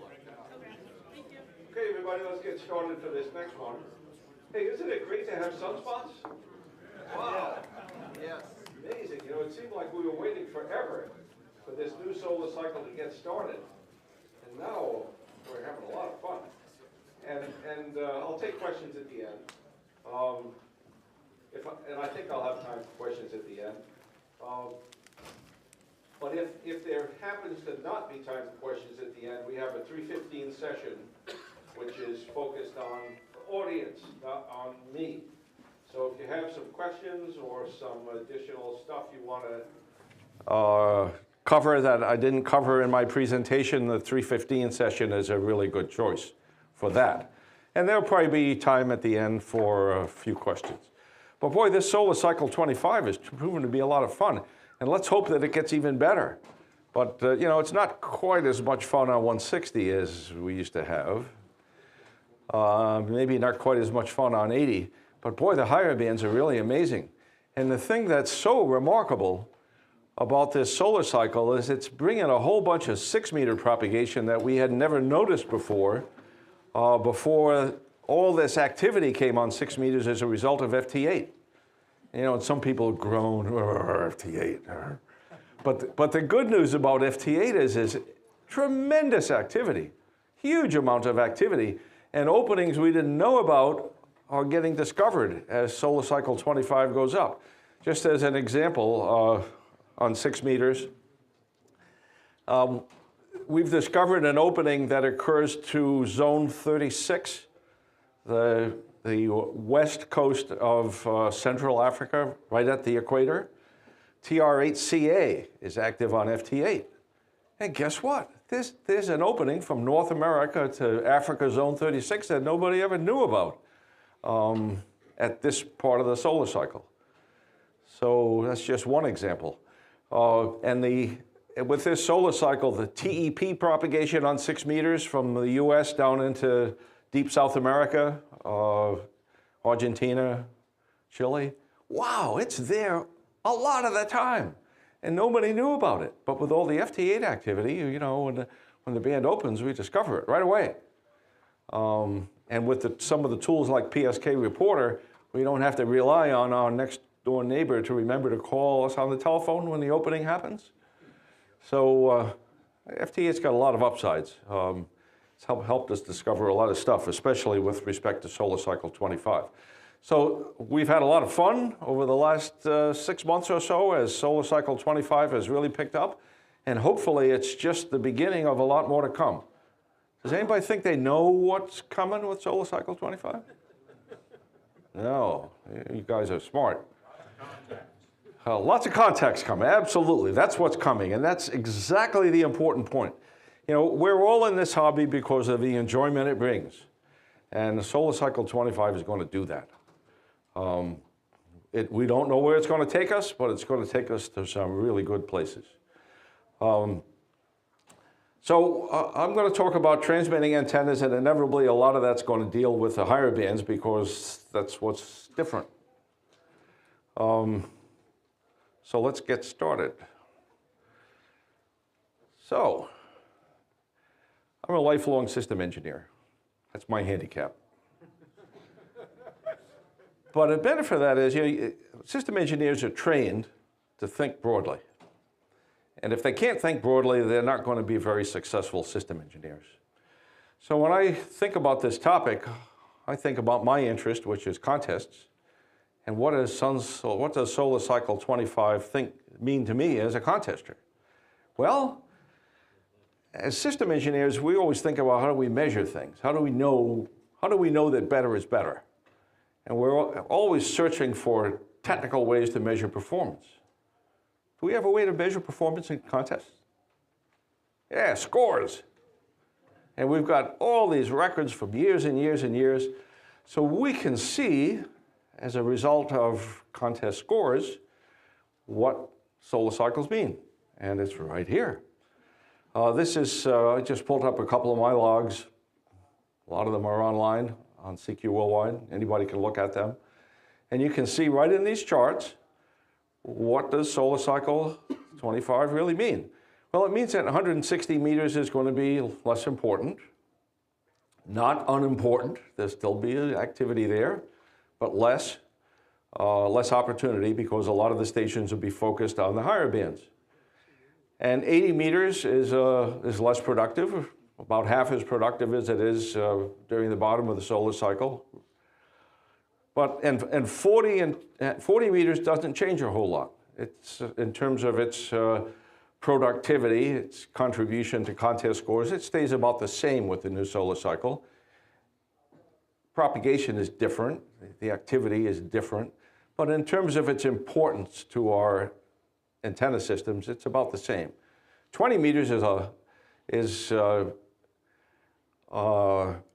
much more important near solar minima because for a lot of the time it's the only band that's open.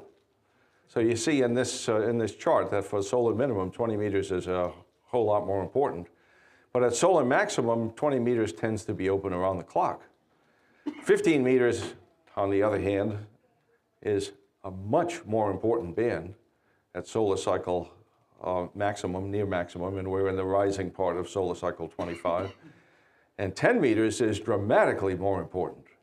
So if there's any takeaway from this presentation, it is pay attention to your 10-meter antennas because they were marginally productive for the last 5, 6, 7 years.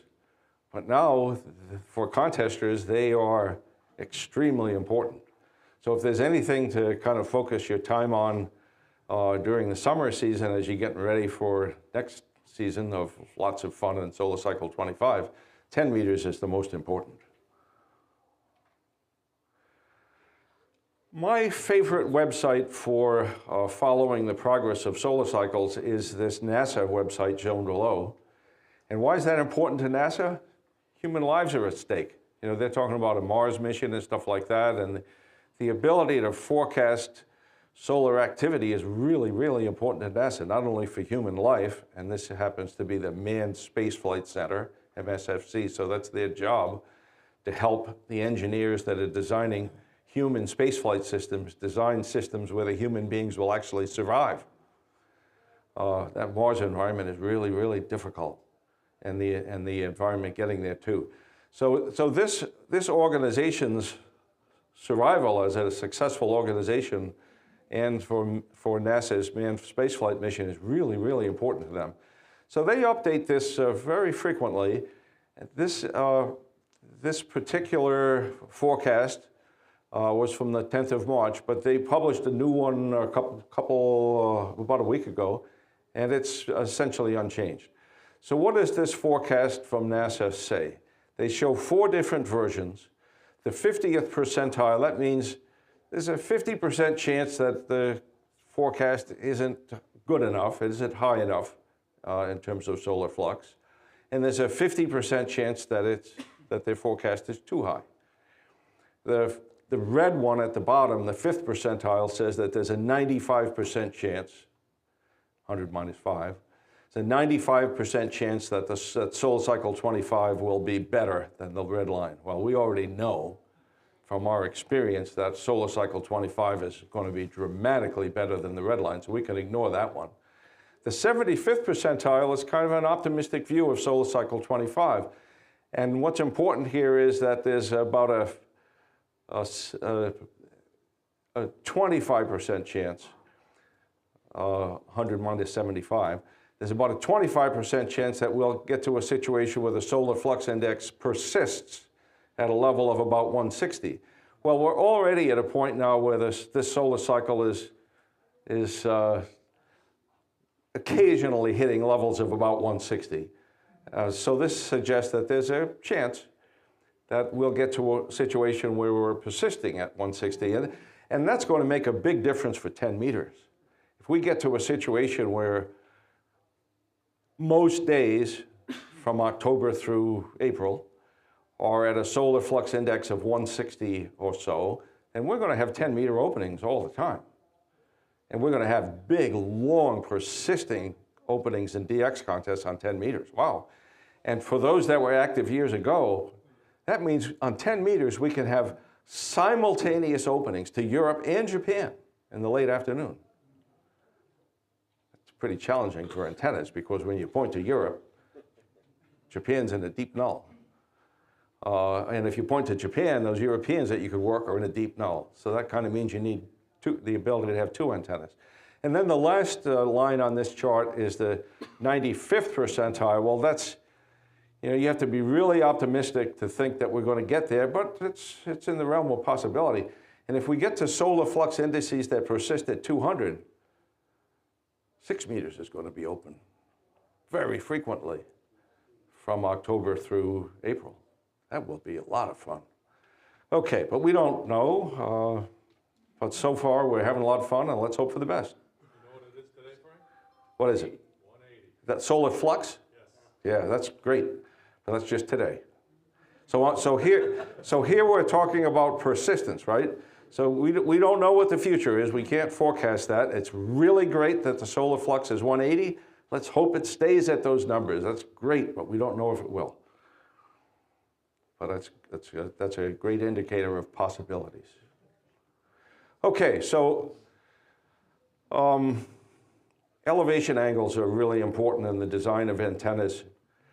Good news, especially for smaller stations. The bigger stations had a big advantage, big tall towers, 100 feet and higher, had a big advantage at the bottom of the sunspot cycle over the small stations. But I get a lot of fun when people come and talk to me near the top of the sunspot cycle and tell me about all the pileups they were in where they beat out W3LPL. Hey, that's good.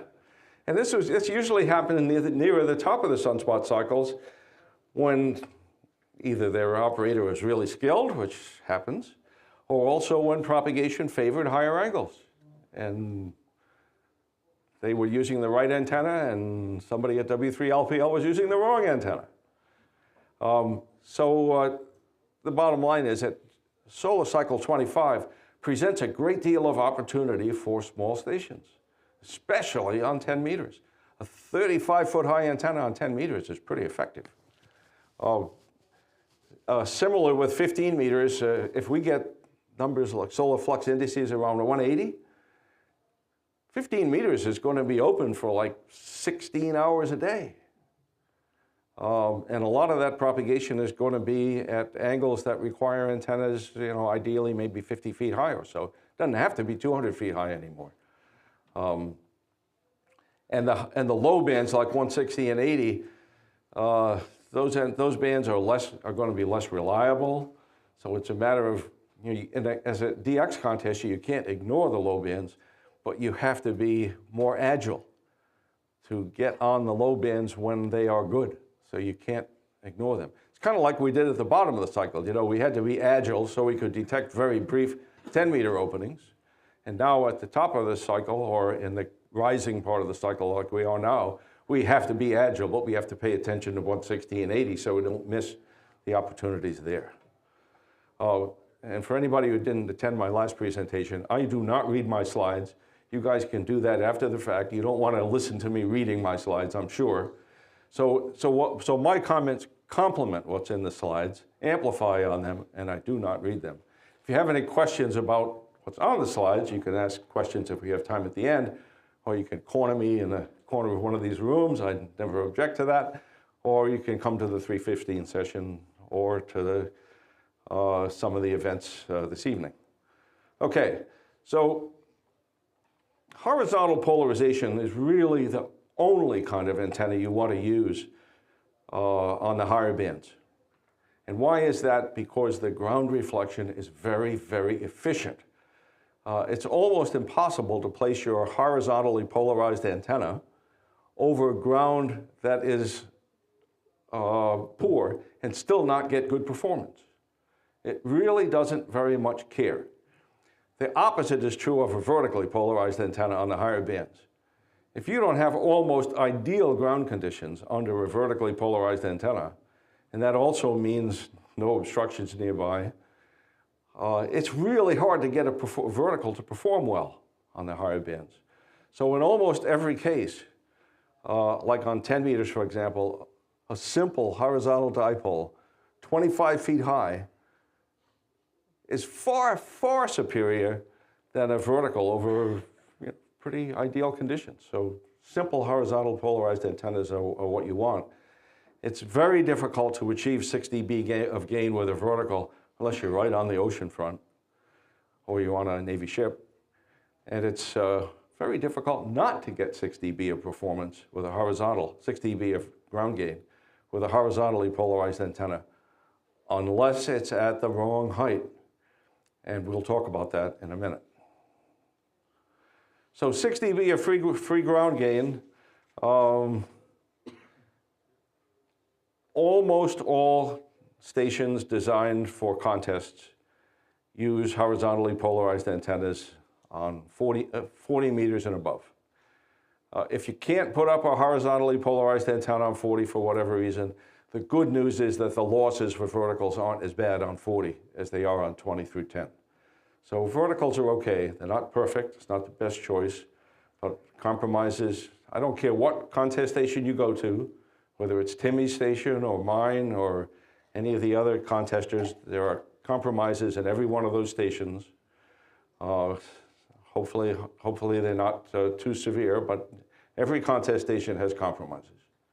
One of the compromises you prefer not to make with antennas is to use verticals on the higher bands, if you can avoid it. But on the lower bands, that's really what you need to do. If you want to put up a horizontally polarized antenna on 160 meters, you sort of should be thinking about minimum heights of 200 feet. But even worse is that 160 meters is really the only band where we have to worry about the polarization of propagated signals. Signals on 160 meters in the United States tend to be received, well, tend to be efficiently transmitted at vertical polarizations. So if you're transmitting with horizontally polarized antennas, the ionosphere is very inefficient at propagating horizontally polarized signals if they're originating at mid-latitudes. And that's where we live in the US. I don't have enough time in this presentation to go into all the details of that.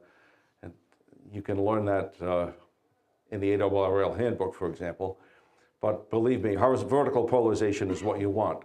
An inverted V dipole will get you on the band, but it's a horrible transmitting antenna on 160 for anything other than local stuff. The gold standard for 160 meter antennas is the 125 verticals. You like to get it as far from other tall towers as you can. By tall, I mean more than 100 feet tall. Inverted Ls are very, very popular, and they're very efficient at transmitting antennas on 160. Alternatives to that is a T antenna, but there's a very important downside for contesters to verticals that are T-shaped. How do I know? I made the mistake myself. The length of that T, if you make the mistake of making it resonant in one of the hand bands, it will mess up nearby antennas on that band. So what's the mistake I made? When I put up an inverted T antenna, a T-shaped vertical 40 years ago, I made the top of that T 35 feet long. What do you suppose that did to my 20 meter antennas nearby? Totally trashed them. And it took me more than a year to figure out what went wrong with my nearby 20 meter antennas. So you got to be careful with a T-shaped antenna, because that top section can really play havoc on antennas on the higher bands. Delta loops are okay. I tried them. I didn't have a lot of success with them. The inverted L seems to be the gold standard if you can't put up a simple vertical. So these ideas are not new.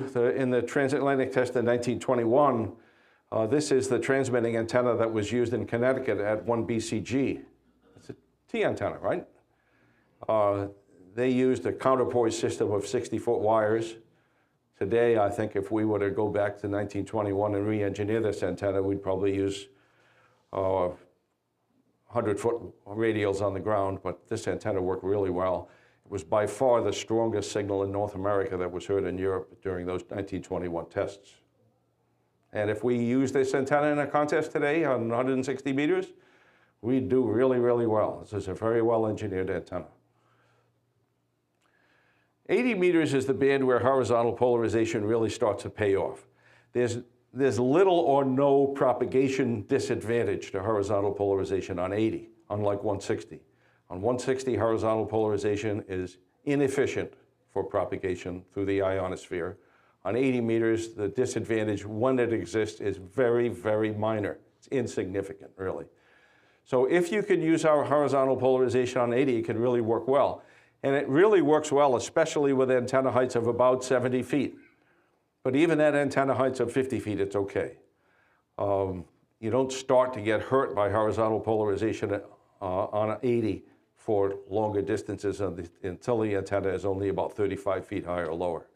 But 70 feet, you like to get it at 70 feet if possible. Verticals still work very well on 80. The ground reflections are fairly efficient, not as good as they are for horizontal antennas. And as a result, for many, many situations, a half-wave dipole at 70 feet is a more effective antenna than a quarter-wave vertical on 80. Doesn't mean there's nothing wrong with a quarter-wave vertical, but if you can put up a horizontal antenna, whether an inverted V dipole or a horizontal dipole at 70 feet, you'll have really, really good success. And I think I've covered all these points already, so I won't go through it again. If you want to read all this afterwards, feel free. So I built my current contest station in the mid-1980s. And you know, back in the 1980s, everybody, almost everybody, on 80 was using verticals. The four-element Foursquare transmitting antenna was, and continues to be for good reasons, a very popular, very effective 80-meter antenna. But then some commercial 3-element 80-meter beams started showing up in the market. Thankfully, that started happening just before I built my new station. And this is a photograph of the 3-element 80-meter Yagi at K3ZO. This photograph is from 1984. Well, he installed this antenna in '84. I think the photograph's more recent. And suddenly, Fred is the most effective station on the band. And he's on a city lot. He actually has several lots. He owns adjacent houses. But he has a 140-foot tower, basically on a city lot. He put this commercial 3-element 80-meter Yagi up, and he owns the band. Wow. My engineering ideas for my new station got thrown out the window. So suddenly I needed to think about horizontally polarized antennas, and I've never installed a new vertical antenna for 80 at my new station, and it was Fred's antenna that changed my mind so dramatically, with only a couple of years to re-engineer everything before I built it. So this is my transmitting antenna layout for 80 meters. I have only 3 antennas. You know, I'm a contester. I'm mostly a DX contester. So they're horizontally polarized. I've got some pretty high sky hooks. They're old military towers. So I have a 2-element quad, 170 feet high, pointed northeast. That covers everything pretty well from north through east Africa to Africa. I have a 2-element quad. It's a little bit lower because most of the stuff to the south is closer. Not everything, but most. And that's 140 feet high. And then I have another 2-element quad pointed west. That pretty well covers everything to the Pacific, including JA. So this is what I use. Most people can't duplicate this, but this will just show my commitment to the use of horizontal polarization. And if there's any takeaway for 80 meters, it's horizontal, is what you really would like to do if you can. But verticals can still work very, very well on this band, but it takes a lot of attention to details to minimize the losses. The 80-meter Foursquare array has been popular for many, many years. It was introduced back in the 60s, and it continues to be really popular. You really should try to install an array like this at least 70 feet from nearby towers, because the nearby towers degrade the pattern of the transmitting antenna. So you won't get the amount of gain that you hope to. The degradation isn't fatal, so you still get some benefit, but you don't get as much as you could. So try to install this antenna as far away from your other towers as you can. You don't need a huge number of radials. If you can put 60 radials in, that's a good idea. You don't want to bury radials for 80 meters very deep. And what I prefer to do, what I have done for my 160 antennas, is I just lay the I mow the lawn as close as I can. So that means you have to do it in the spring, otherwise you'll kill the grass if you do it late in the year. Mow the grass as low as you possibly can. Lay out the radials on the ground. And then you're going to discover, hey, my land isn't as flat as I thought it was. So you're going to have to use sod staples to get the radials to be right down on the ground, and then let the grass bury them. I did my radials like this 20 years ago, and after a few months, I've never ever seen those radials again, and I've never cut any either. Another advantage to the Foursquare transmitting antenna is that it's also an excellent receiving antenna, especially if you can get it installed away from other tall towers. And by tall, I mean anything higher than about 60 feet. This Comtech Foursquare controller is probably the most widely used Foursquare switch. It works really well, not terribly expensive, available commercially. Just place a phone call or get on the internet and you can have one. Okay, so what about 40? So 40 is the band where we get to where you really, really need horizontal polarization unless you absolutely cannot do it. 40-meter antennas really start to perform really, really well for DX when they're about 70 feet high or higher.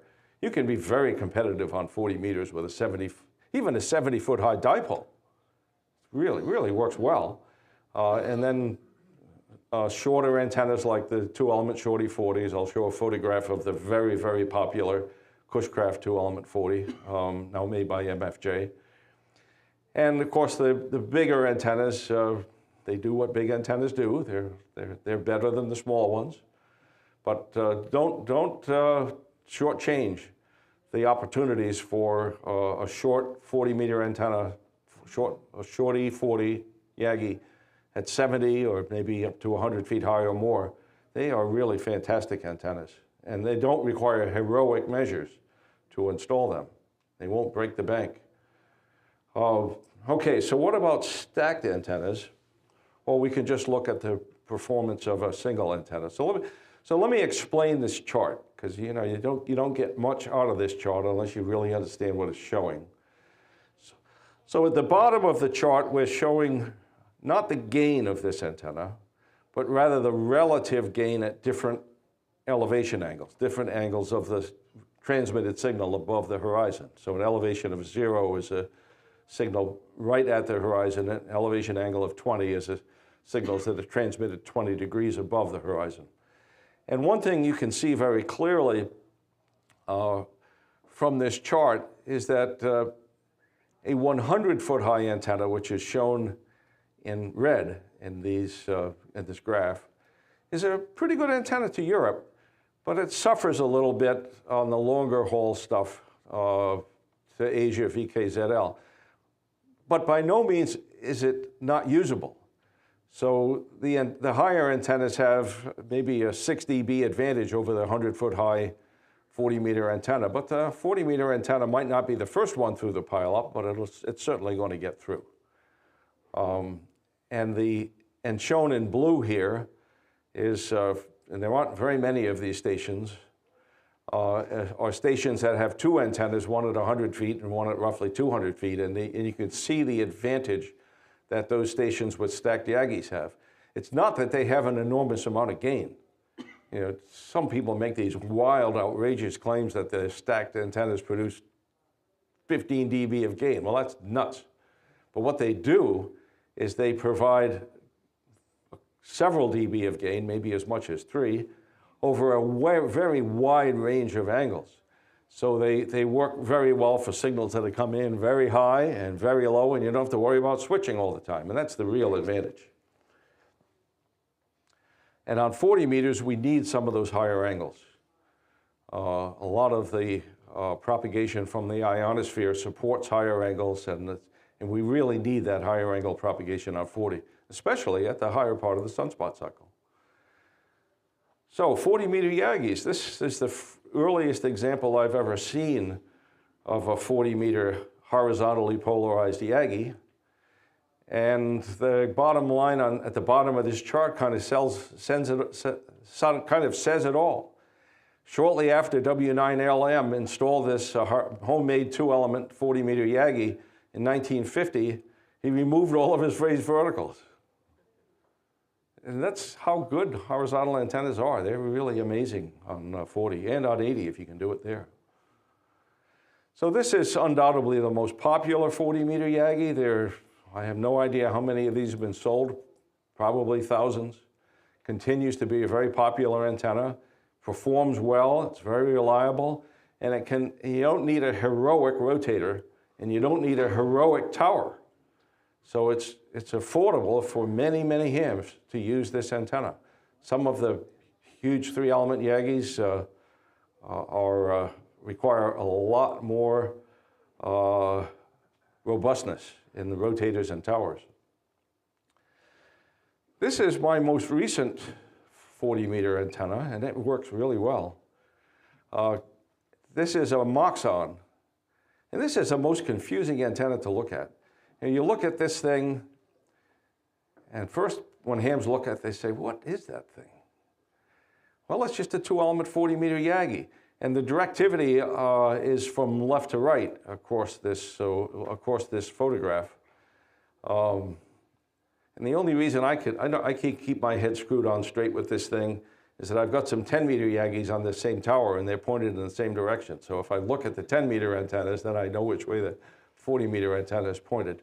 But this is the Moxon is a 2-element Yagi. That's all it is. But it's a 2-element Yagi with a remarkable characteristic, and that is that its VSWR bandwidth is unbelievable. My 2-element 40-meter Moxon has a VSWR less than 1.4 across the entire 40-meter band. So that's the magic of this antenna, and its gain is just as good as any other 2-element Yagi. You can learn more about this on K3LR's webpage. He's got an excellent article about it. The photograph here happens to be my antenna on a rotating tower. So commercial Yagis are not new. 3-element Yagis are not new. Telrex kind of revolutionized 40-meter DXing when they introduced their 3-element Yagi in 1955. And here's a photograph of their advertising sheet for their 3-element Yagi in 1945. And a lot of hams started implementing 3-element Yagis, either by purchasing the Telrex Yagi or by building their own copy of it. And you'll see some calls here that you probably recognize, like K2GL and W2PV and many others. And then this article appeared about this antenna that was homebrewed by W3KRQ. And this is his home on a small lot with a self-supporting 100-foot tower. And this is his 3-element Yagi. The first 3-element 40-meter Yagi that I ever built was a copy of this antenna, and it worked great. I should add my own call to this list because I built one, but I didn't. The hams that are listed here, they installed their copies of this antenna in the 60s, and I didn't build mine until the 70s. I was a little behind. And this is a really, really good 40-meter antenna system. A pair of stacked 4-element OWA Yagis at K9CT, and there's his URL below. So this is an antenna, there's a 4-element Yagi at about 200 feet, and another one about half as high at 100 feet, each independently rotatable. Fantastic antenna. Now, if you can't put up a tower, and if you can't put up a horizontal 2-element Yagi, how do I get some gain on 40? Well, if you're in an area with without a lot of obstructions, it's pointless to put up a Foursquare array if you're in an area with a lot of 25 or 30-foot tall buildings surrounding it. But if you're in an area that's reasonably open, a Foursquare is a very good choice. The verticals are only 35 feet high. That you can build them so they're not terribly intrusive. So this is a good choice if you can't do any of the other antennas that I just showed. So let's go to the higher bands, because this is where we start to see some real differences with solar cycle 25.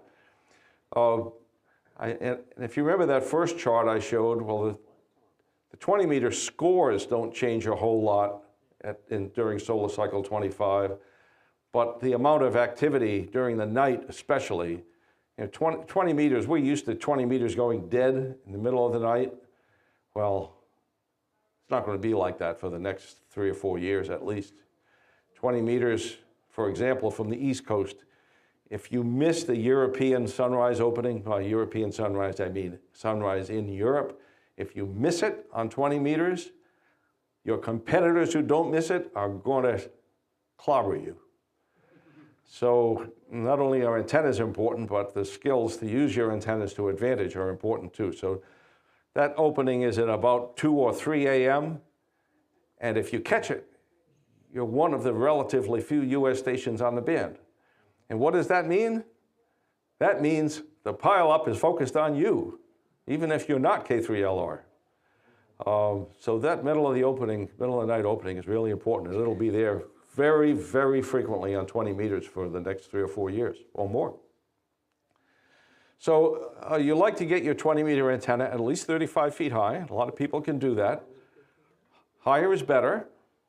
I usually recommend for hams that are in limited circumstances that they strive to get their 20-meter antennas 50 feet high, if they can. But if you can't do it, don't worry about it. Being on the air is more important than having perfect antennas. So 35 foot high is pretty effective.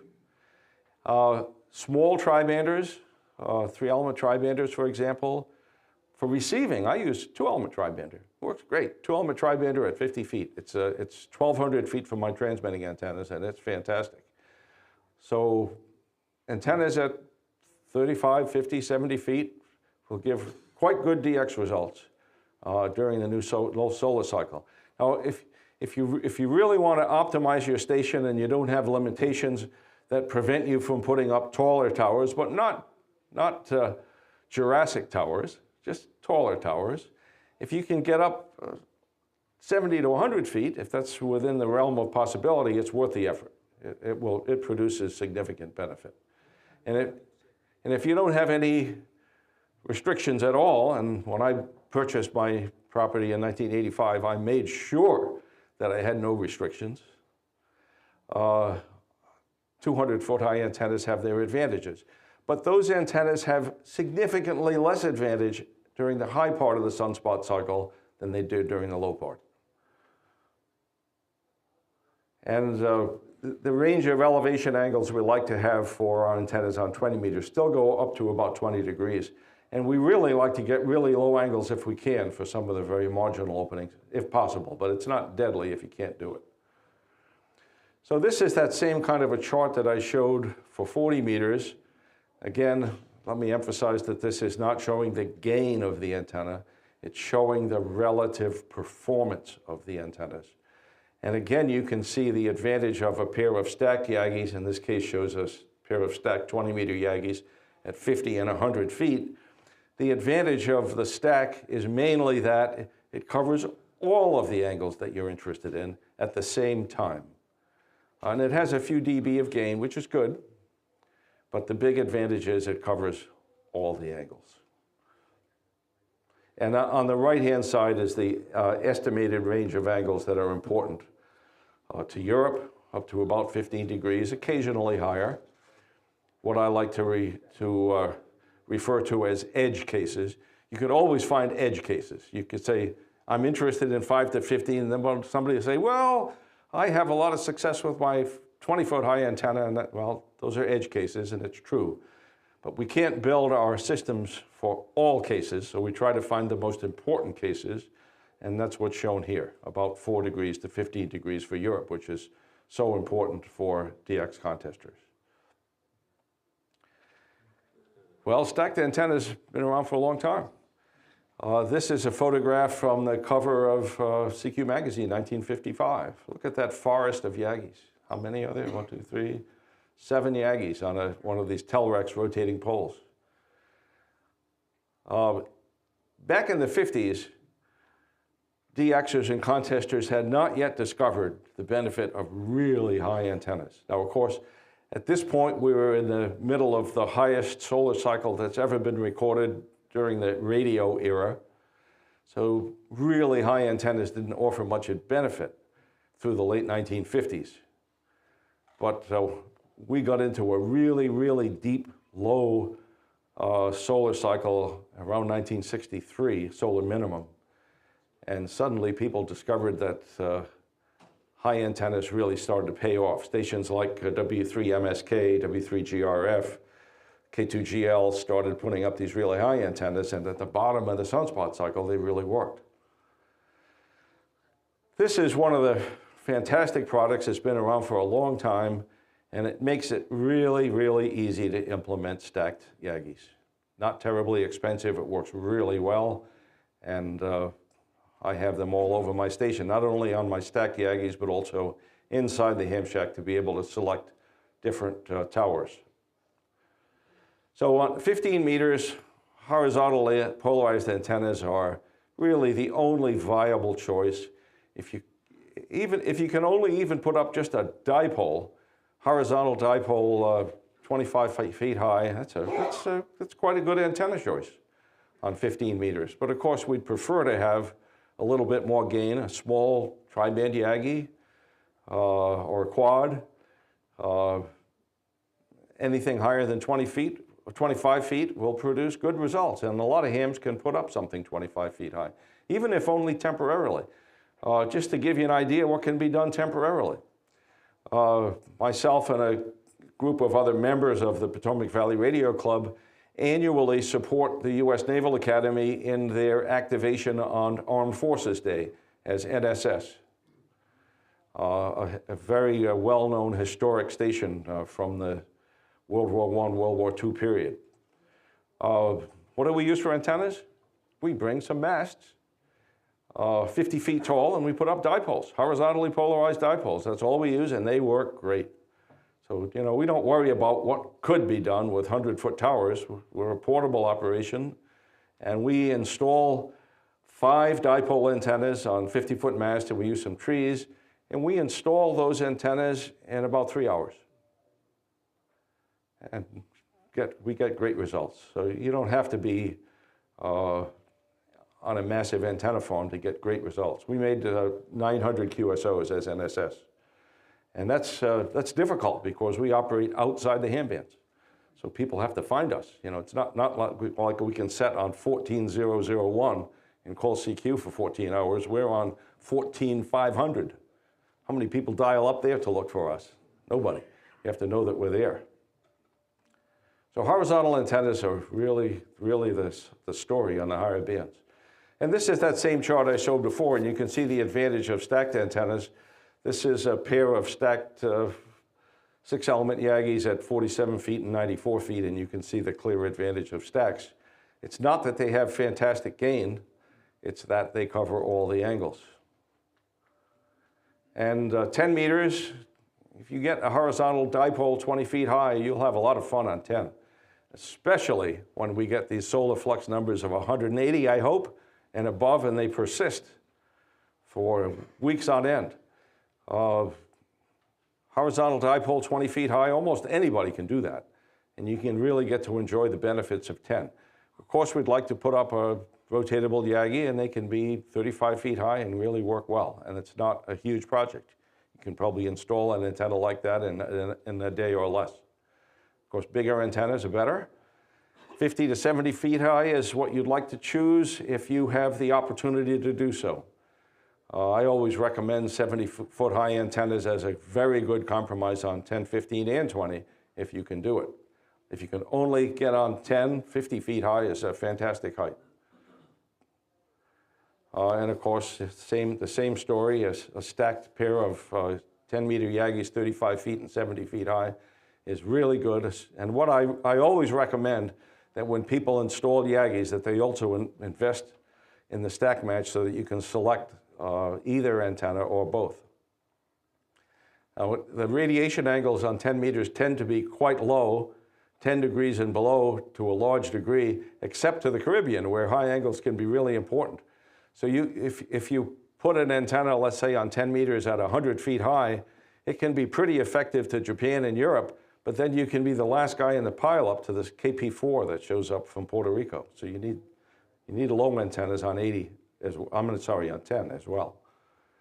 So let's look at some competitive antenna systems using some of these ideas that I shared with you.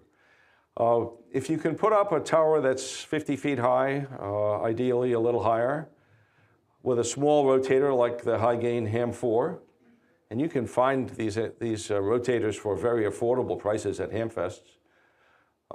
Test them first before you buy them. But they're very affordable at Hamfest.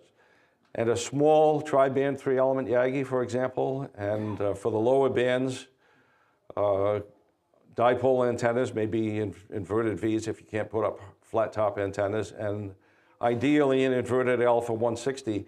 An inverted L on 160 will work well, even if the vertical part is only 50 feet high. So that's a very effective antenna system without having to spend a huge amount of money or a huge tower. If you're fortunate to be in a situation where you can go higher, then 70 to 90 feet is a really good choice, especially on 15 and 10.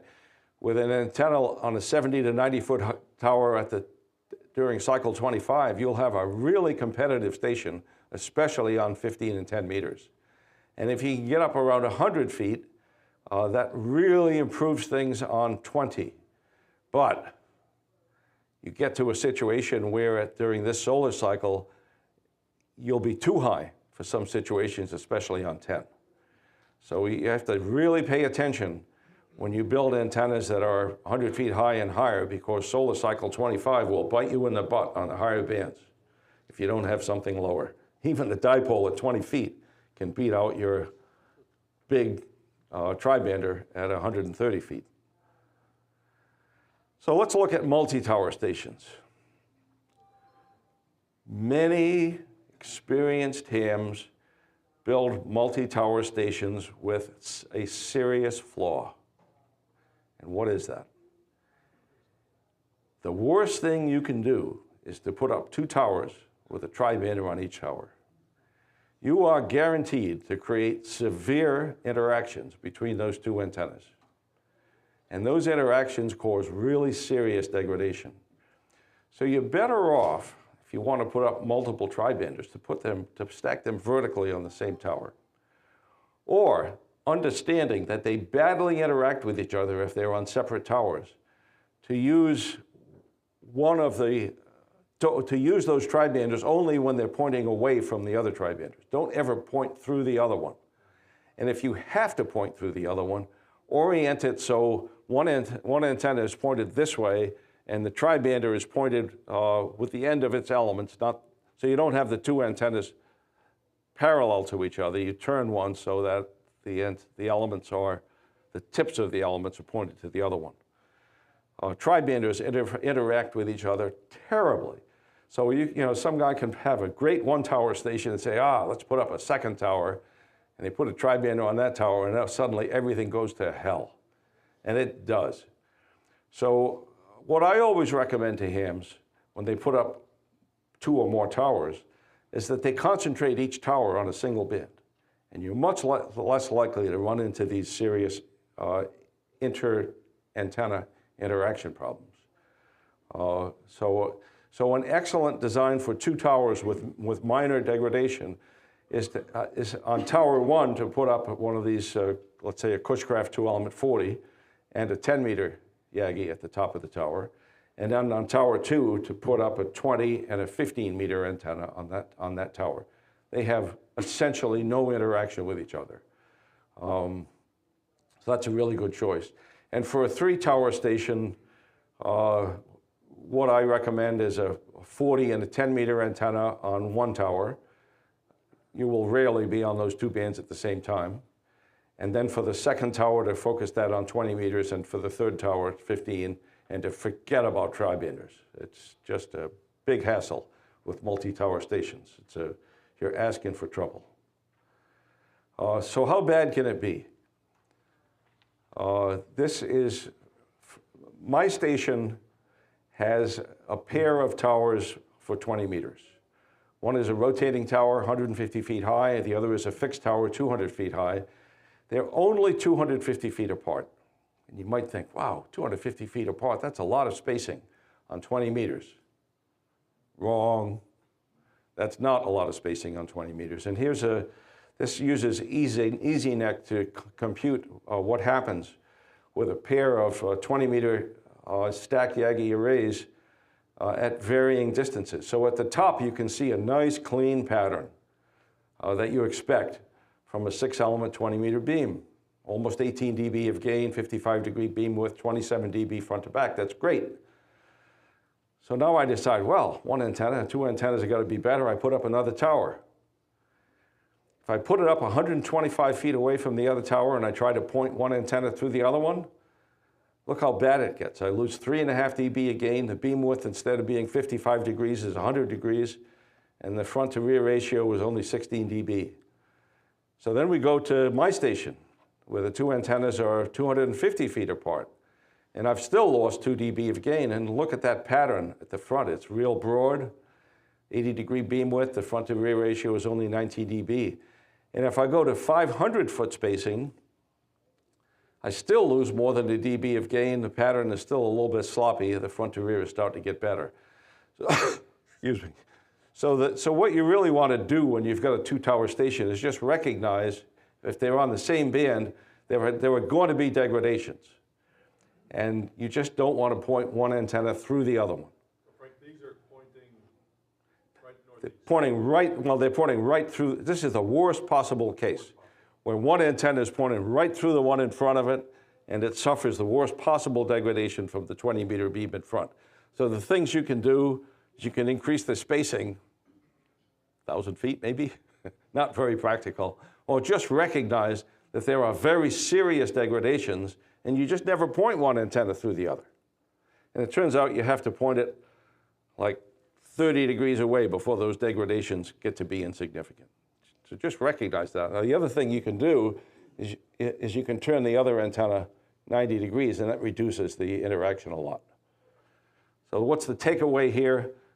Multi-tower stations have problems. You have to understand what those problems are and mitigate them. And there's a variety of ways to do that. One way is a huge piece of land. Not many of us can do that. So good antenna can go bad in many ways. A very common one is to see Yagi antennas where there is a director that is very, very close to the tower face. I can't get into the low-level details of this in a short presentation, but what that causes, it's not parasitic interaction with the tower, it's called eddy currents. So what happens is the powerful electromagnetic field in that director, very close to a tower, causes currents to flow in that tower. And those currents re-radiate back into the antenna that caused them, and it causes the element, the Yagi director, to look shorter than it was intended to be. So you can effectively minimize the effect of a director in proximity to a tower by placing it about 1 tower diameter away. Don't put it up close. You may as well not even have that director if it's up very close. Try to keep it a tower diameter away. And for a tower like around 25 or 45, that's very practical. On a big tower, it's totally impractical. And one of the PVRC members attempted to install a 15-meter Yagi on a tower that was almost 4 feet wide, and it just wouldn't work on the side of that tower. It just wouldn't work. You couldn't get the directors far enough away. Another common way for good antennas to go bad is to point a 15-meter Yagi directly through a full-size, not a short one, a full-size 40-meter Yagi. That third harmonic of 40 meters causes degradations of nearby 15-meter antennas. By nearby, I mean within 500 feet. So you have this same issue we talked about on 20. And the other very common problem with vertical antennas, transmitting antennas and receiving antennas, is when they're too close to other towers. And we already talked about the trap that some contesters in DXers run into where they think a tri-bander on one tower, well, it's got to be a lot better to have a second tower with another tri-bander. It's the worst possible thing you can do. Coaxial cables. Ordinary coaxial cables like RG213 are extremely susceptible to water entry. Hams often attribute the degradation of their coax cables to age. That's rarely the case. And when they are deteriorating from age, it's usually obvious. The jacket of the cable, you can see physical damage to the jacket from exposure to light. And then when that happens, water gets in. So the real damage that happens from degradation from age is still entry of water and moisture into the cable. How do I know if water has gotten into the cable? An easy way is just to, and if you think this might have happened, an easy way is just to get a razor blade and slice away, just a little slice about 2 inches long in the coax. And if you don't see bright copper, not brown, not green, not black, bright copper. If you don't see bright copper, that coax is degraded from moisture and it needs to be replaced. And how did that happen? It happened because of shortcomings in the installation of the cable, poor handling. Coax is very susceptible to improper handling. You can slice that jacket real easy. And it can also happen, and probably the most common way, is to install connectors on the end of the coax and then not waterproof it. You know, we spend $100 on coax and then we save $5 on tape. And then 2 years later, our coax doesn't work anymore. And we put this little slice in it that Frank recommended, and the coax is green. It's junk. And I have to start over. So protecting your coax from moisture and water entry is exceptionally important. All this performance stuff we talked about up to this point goes for nothing if the coax cable turns into a dummy load. Now, both N connectors and PL259 UHF connectors work really well on HF. The problem is that N connectors require skills, good skills to install them. Very few hams ever install N connectors correctly. The location of the center pin in a N connector has a depth tolerance of plus or minus 20 thousandths of an inch. Hams can't meet that. And the axial alignment, that is, in the connector, the placement of the pin exactly axial with respect to the outer part, not tilted up or down.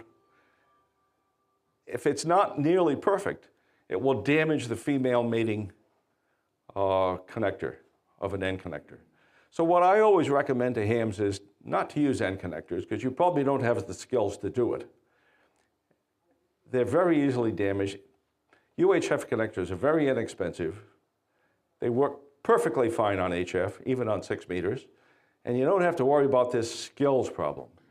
Now, if you really, for some reason, need to use N connectors, and please don't try to explain to me why that's so important to you, but if you really need to use N connectors, use the more modern types that have captive pins. So when you buy the connector, the pin is a permanent part of the connector. So there, the common mistakes of installation are solved for you by the manufacturer. And this is the connector that I always recommend. This is a really terrible place in your station to save a couple of bucks. You couldn't select a worse place to save $1 in your station than in the selection of the connector. This is the one I use. There are others that are very good quality as well, but this is the one that I use. Waterproofing. It's not expensive. Where do you buy this stuff? Anybody that's got a Home Depot or a Lowe's or an internet connection can buy this stuff. It's not very expensive. Doesn't require a lot of skill to put it on. Now, most of you probably do not use rubber splicing tape to waterproof your connectors. I've got bad news. Electrical tape is ineffective. Some of you don't believe me. So for the people that don't believe me, here's an experiment you can run. Find a piece of coax connector in your junk box, connect them together, waterproof them the best way you know how with electrical tape. Then fill a bucket with water, take your connectors and put them in that water for about 10 minutes. I guarantee you, when you pull those connectors out of the water, you are going to find water under that tape. The other things hams do, just like me, we're all cheap. So we think we can get more benefit out of our tape by not overlapping the tape very much. We can get more inches of use and use less tape if we only overlap it by maybe 10%. You may as well not have put the tape on at all. It doesn't work. The performance of tape depends on that overlap. So the correct way to install any tape was at least 50% overlap. And for this rubber splicing tape, which is really the magic for waterproofing, is, if you read the instructions, yeah, I know it's 21st century, we don't read instructions anymore, but if you read the instructions, it tells you that you install rubber splicing tape with the sticky side facing out. I know that seems unnatural, but that's how you do it. This rubber splicing tape is not very resistant to ultraviolet, and it only needs the electrical tape just to protect it from UV. And this is what my antenna feed points look like. This is a lot of work. And our friend K3LR showed me that they offer a product on their website. And he gave me this connector today, encouraging me to do it this way instead. And this looks great. So this is the feed point connector that DX Engineering has been offering lately. If anybody wants to see it, there's a couple of them here. So this is a PL259 connector. No, not an N connector. It's totally inappropriate on HF. It's a UHF connector, very high quality, silver plated, silver soldered to 2 tinned conductors, and then the whole thing encapsulated in very high quality encapsulation. And you can buy this whole thing and you don't have to go through all this.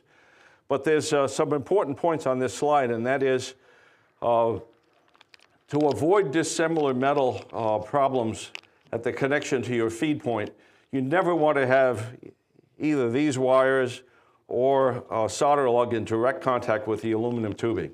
So you'd like that to be in contact with the stainless steel screw, and then the stainless steel screw makes the contact with aluminum. And that eliminates a lot of dissimilar metals problems. And I like to use nylon insert nuts, and the trade name for that is Nylock. Okay, and just at the very end here, one certain thing about antennas is that the very moment you've finished installing them is when they start degrading. You can't stop it. It's the way the natural world works. And if you don't have some kind of a way to detect problems as they begin, and they will begin, you can even have your tower fall down. It happens all the time. And it's usually as a result of neglect. Inspections are really important. I won't read all this stuff. Okay, that's it. I don't have time for questions, but you can find me in this building all weekend, except when I'm at the Hamvention. And we're going to get together at 3:15 if you have any questions or you want me to cover things that I failed to cover. Thanks, everybody.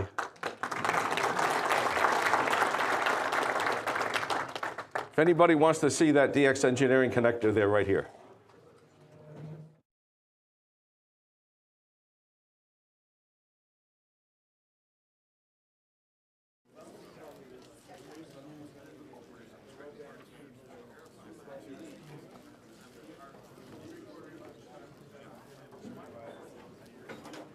You can stay here and listen to Craig for a third time.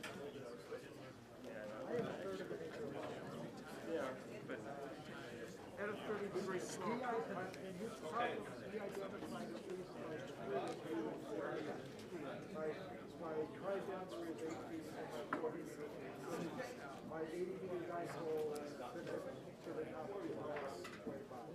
Very well. The problem is,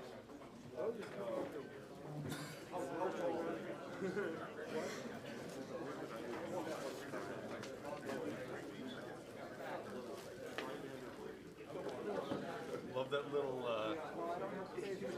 box. What do you call this? It's a switcher. Really? Yeah. It streams records to a hard drive, does the switching, the keying. What does that cost them? That one's about $1,500. Nice, very nice. Yeah, not bad price. Are we streaming tonight? Yes. Good. Happy doing that.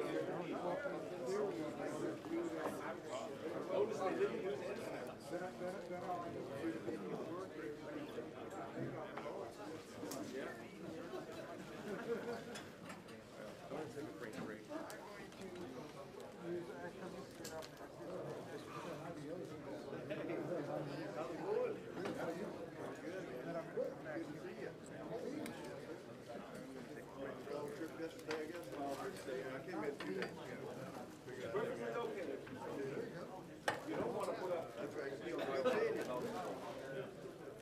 don't want to cause that problem to a private or another. So, the best is to use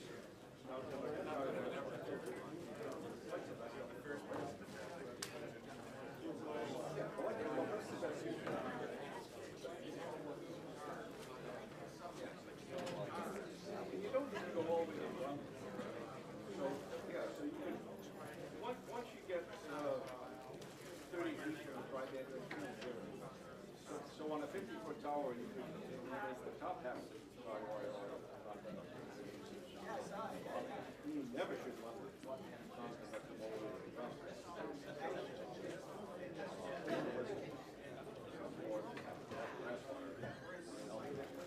yeah, so you don't want to get any, you don't want to get anywhere in place you could ever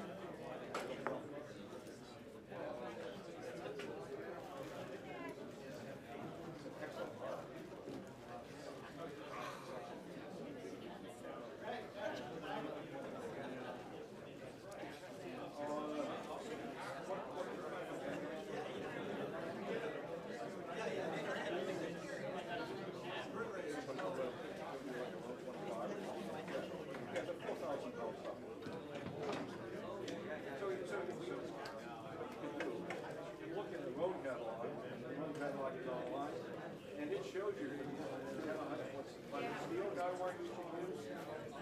So it's recommending quarter-inch guy wire.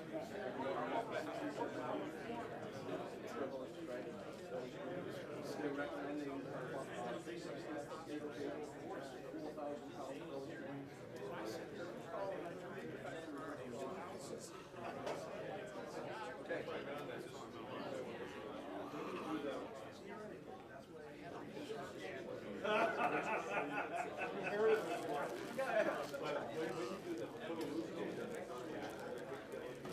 No, yeah, I never recommend. So when we run your doors, make sure you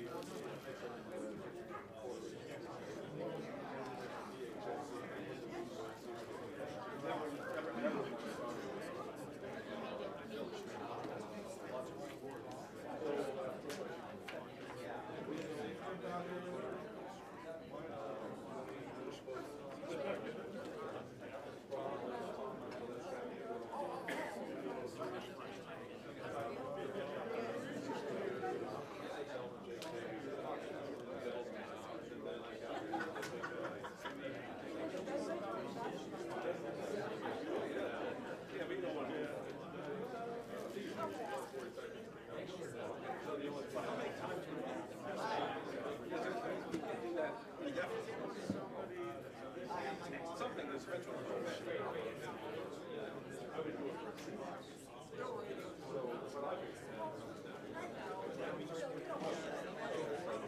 I don't think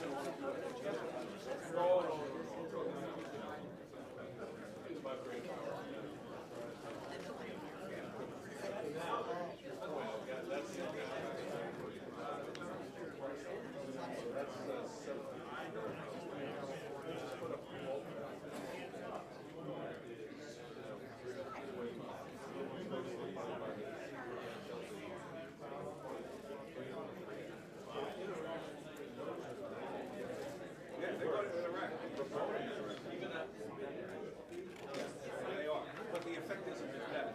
So if they're both at 90, the interaction would be as worse as it could be. So when you drop one down, that actually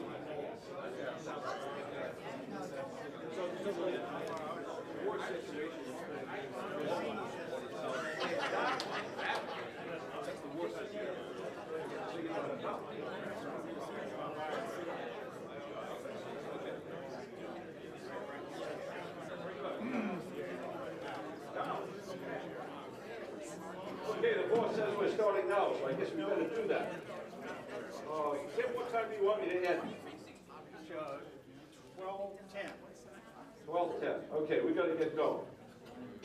So are there any competitors in this group? At least a couple of competitors here. So I really enjoy competition in radio. It's a lot of fun. Been doing it for 60 years. I won the first contest that I ever won when I was 15 years old, the New England QSO party. And been doing it ever since. I was fortunate enough when I was 2 years later, when I was 17 years old, this was kind of an accident. It was absolutely an accident. There was no serious competitor in the low power category in the U.S. So as a 17-year-old, I won first place USA in the ARRL DX contest, mostly because of lack of any competitor. I was very fortunate. When I was a young guy, I didn't know that you couldn't compete from a 1/10 acre city lot. Nobody ever told me that. So foolishly, I tried to compete and I was successful. So, you know, that's an important theme in contesting, and that is, you don't need to have a perfect station. You need a station that performs well, and you need to have skills and dedication, and not getting discouraged because things aren't perfect or don't go perfectly. They never will. Okay, so I'm handicapped. I've been a system engineer for 40 years. I earned my living that way. I earned my retirement that way. And that's the way I think about things. So I tend to think very broadly. And in my experience of a system engineer, the first place that defense contracts go wrong, and I was involved in lots of them, all the way up to the multi-billion-dollar range. I worked for a little company called General Dynamics. And I was called in many times by executives in the company to fix projects that went badly wrong. And you know, the funny thing is, when they told me I had to take on these projects and re-earn the reputation of our little company, once I said yes, I owned the problem. I couldn't walk away from it. And very often, the problem originated at the very earliest days of the conception of this idea of this new military capability that our customers wanted. They didn't really think through very thoroughly what was actually needed, whether they had the skills to use it, or could get the skills to use it, whether they had the supply chain to support it so that it could be available when needed, and whether their defense contractors could actually build it. And that's where things started to go wrong. Some of those problems could be really expensive to solve and very embarrassing to discuss with your customer. So the same thing with competitive contesting. Okay, yeah, so this is for the recording. So the same thing with competitive contesting, and that is, you have to take some time to think about what it is you really want to achieve. And then you can, and only then when you've established goals, can you start thinking about steps along the way to be successful in meeting those goals. And just some ideas shown on the slide here as to what you might think. You know, do you want to compete with your peers in your radio club? That's a really good way to start. And even if it's a big radio club, like maybe the Potomac Valley Radio Club or a neighboring small club called the Frankfurt Radio Club. Of course, we know that's not a small club. But you can always find a peer in that club that you can enjoy some friendly competition with. And that gives you the opportunity to start thinking about, well, what can I do to be successful in this competition with my peer? And then similarly, you can place goals like consistently placing in the top 10 of a category. And that's hard, because now you've got some competitors. You're not necessarily going to be lucky like I was as a 17-year-old and enter a category where nobody else entered it in a serious way. Or to make it really challenging to consistently finish in the top 3, then you really got some real serious challenges, not only in your station, but also in your skills and your dedication to keep butt in chair for the whole time, or as much as you can. And then to be able to place first place regionally, nationally, or in the world, that's a really, really tough goal to meet, but can be met. Once you've established a goal, then you need to start thinking about the practical steps that you can take, not the practical steps that your competitor can take, because they might be different. What are the practical things that you can do to start to achieve whatever that goal is that you laid out? Write those things down. It doesn't have to be complicated, but write them down so you remember what they are. And think about the time frame for achieving those goals. So if one of your goals is to put up a 70-foot tower, well, maybe I can't do it this year, but maybe I can do it in 5 years. Or maybe you want a more effective location. Maybe you can only do that in 10 years, but write that down. And then, you might need a different job or some other aspect of your life to do that. But write it down. If that's your real goal, write it down and start thinking about ways to get there. Most of us are pretty skilled, pretty dedicated, and we can find ways to achieve goals. Also think about the physical space that's available for more antennas and station equipment. And we talked in the previous session how adding more antennas and towers can actually make things worse instead of better. And then think about the budget required to achieve that. And lay out all these goals so that they are attainable. There's no point laying out goals that you can't attain. They're useless goals. But if you can attain them, that's a good thing. And then achieve a balance between your goals and the constraints that are always present that are risking your ability to achieve those goals. Think about that. That's how we start thinking as system engineers, and that's how hams can think about competition. Another thing that's easy to do, but few of us do it, and this is a common thing in competitions of all kind outside of ham radio, and some of us, ham radio competitors, do this. And that is, before a contest, during a contest especially, and then shortly after a contest, enumerate the aspects about the competition and the performance of your station that didn't go as well as you'd hoped. Write those things down.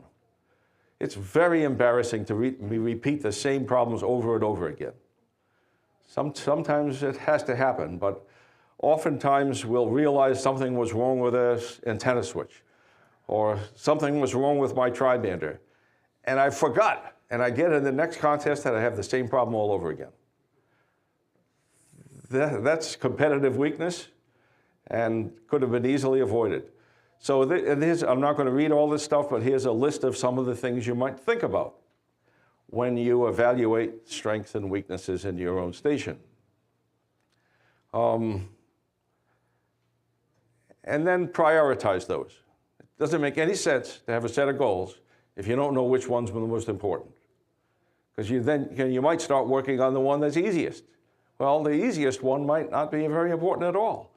So once you've laid out, once you understand the strengths and weaknesses of your station compared to your competitors, it doesn't make sense to compare the strengths and weaknesses of your station to K3LR. That doesn't make any sense whatsoever. Compare it to your peers or to the others that you would aspire to compete with. And that's who you want to compare to. So you prioritize your goals and start working on the improvements over time. And you can schedule. You can schedule your goals. I would like to do this for the next contest. I'd like to do this a few years out when the solar cycle 25 is at its peak. So if you've got a set of these goals, that's a good place to start. And I already talked about during and after the contest, laying out the things that may have failed, but also to think about, why did my peer competitor beat me out in every pile up to South America on 10 meters? How did that happen? So if there's something that didn't work well with your station compared to your peer competitor, don't worry about these other big stations. There aren't that many of them. And document your thoughts about things that, if they had gone better, would have produced a more competitive score. This seems like it's complicated, but it just takes a few minutes. And it's especially effective if you write these little notes down during the contest. And I keep these notes on 3x5 cards. It's an old 20th century way of doing it, but it works well. And I eventually transcribe it into a Microsoft Word document or into a spreadsheet, but that's not important. Most important thing is to make these notes during or shortly after a contest. So, totally unrelated topic. And as I mentioned in the last presentation, our towers and antennas start degrading the moment we install them. And if we don't have some way to detect those failures are going to happen. It's only a matter of how long it takes for it to occur. So, and in the worst case, towers can fall down because hams didn't pay attention to what's going on at the tower base, for example. Didn't notice that leaves had piled up and grass had piled up at the tower base, and that's a highly corrosive environment, and the tower was failing. Or didn't notice that water was accumulating inside the legs of their hollow leg tower, and the tower was falling apart from the inside out. Or didn't notice that their guy wire tensions were way, way off and the tower was moving a lot in the wind. So these, I'm not going to read these. You can read these afterwards, but there's a set of things you should do regularly, certainly at least once a year, to verify that your tower is not falling prey to a dramatic failure. And you know, there's all kinds of consequences of that could result from tower failure. So, and these regular inspections, I recommend a minimum of annual. Another time to think about doing an inspection is after an extremely severe storm. So if you're unlucky enough to have an extremely severe storm, get out there and check things as soon as you can. Similarly with antennas, and I'm not going to read all of this, but there's a long list of things that can go wrong. Probably the most common is failures in coaxial cable. Unfortunately, most of us are very careless in the way we install coaxial cables on our towers, the way we do not properly waterproof coaxial cable connectors on our towers. And if we don't do that, water starts entering our coax cables, and it takes only a very short time, a year or two, for our coax cables to go from new to junk. So if you're not sure about your coax cable as to whether it's still in good shape, it's very easy to take a look. And what I recommend is you just get a razor knife or a razor blade and just cut a slit in the coax cable at your tower base. And take a look at what you see when you open that slit up a little bit so you can see the braid of the coax. If you don't see bright, shiny copper, not just copper, bright, shiny copper. If you don't know what that means, take a look at a piece of new coax. That's what it looks like. If you don't see that staring you back in the face, your coax cable is degraded. And you won't know how much until you actually measure the loss. My recommendation is if you peel that coax open, you only need about a 2-inch cut.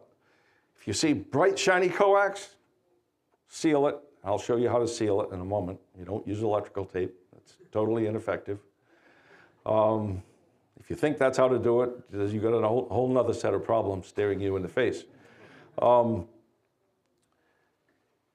then if you see brown copper staring you in the face, it's bad coax. If you see black shield facing you, that's really bad coax. If you see green facing you, it's been bad for a long time.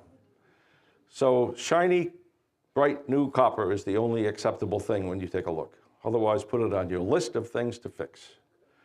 The other thing you should look for in terms of your antennas is whether your rotators are working correctly. You know, just get a buddy to come over and turn it and make sure there isn't a lot of slop in the rotation. One of the most common places for coaxial cable to degrade is the rotation loop at the interface between our antenna and the tower. There's a lot of movement there. And over a period of time, just the physical movement of that rotation joint can cause the shield to fail. So if that coax has been there maybe for 10 years, maybe it's time to think about replacing it because it's subject to a lot of wear and other problems. And similarly in this list, you'll find things like rope. Rope wear is a big problem, particularly where the rope hunts back and forth on the pulley for a cable. A lot of hams use pulleys for their ropes that are drastically too small. Most of us should be using pulleys that are no less than 1 inch in diameter, and bigger is better. The smaller that pulley is, the more wear there is on the rope as it inevitably hunts back and forth on the pulley in the wind. And by far the best type of pulley to use is are pulleys that are designed for use on sailboats. They last forever. I've never seen one fail.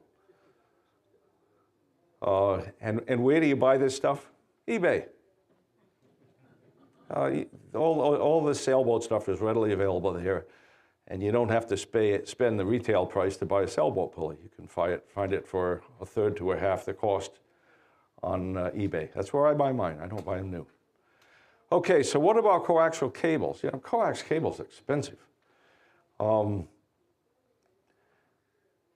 It's common in multi-tower stations to have towers that are more than 300 feet away.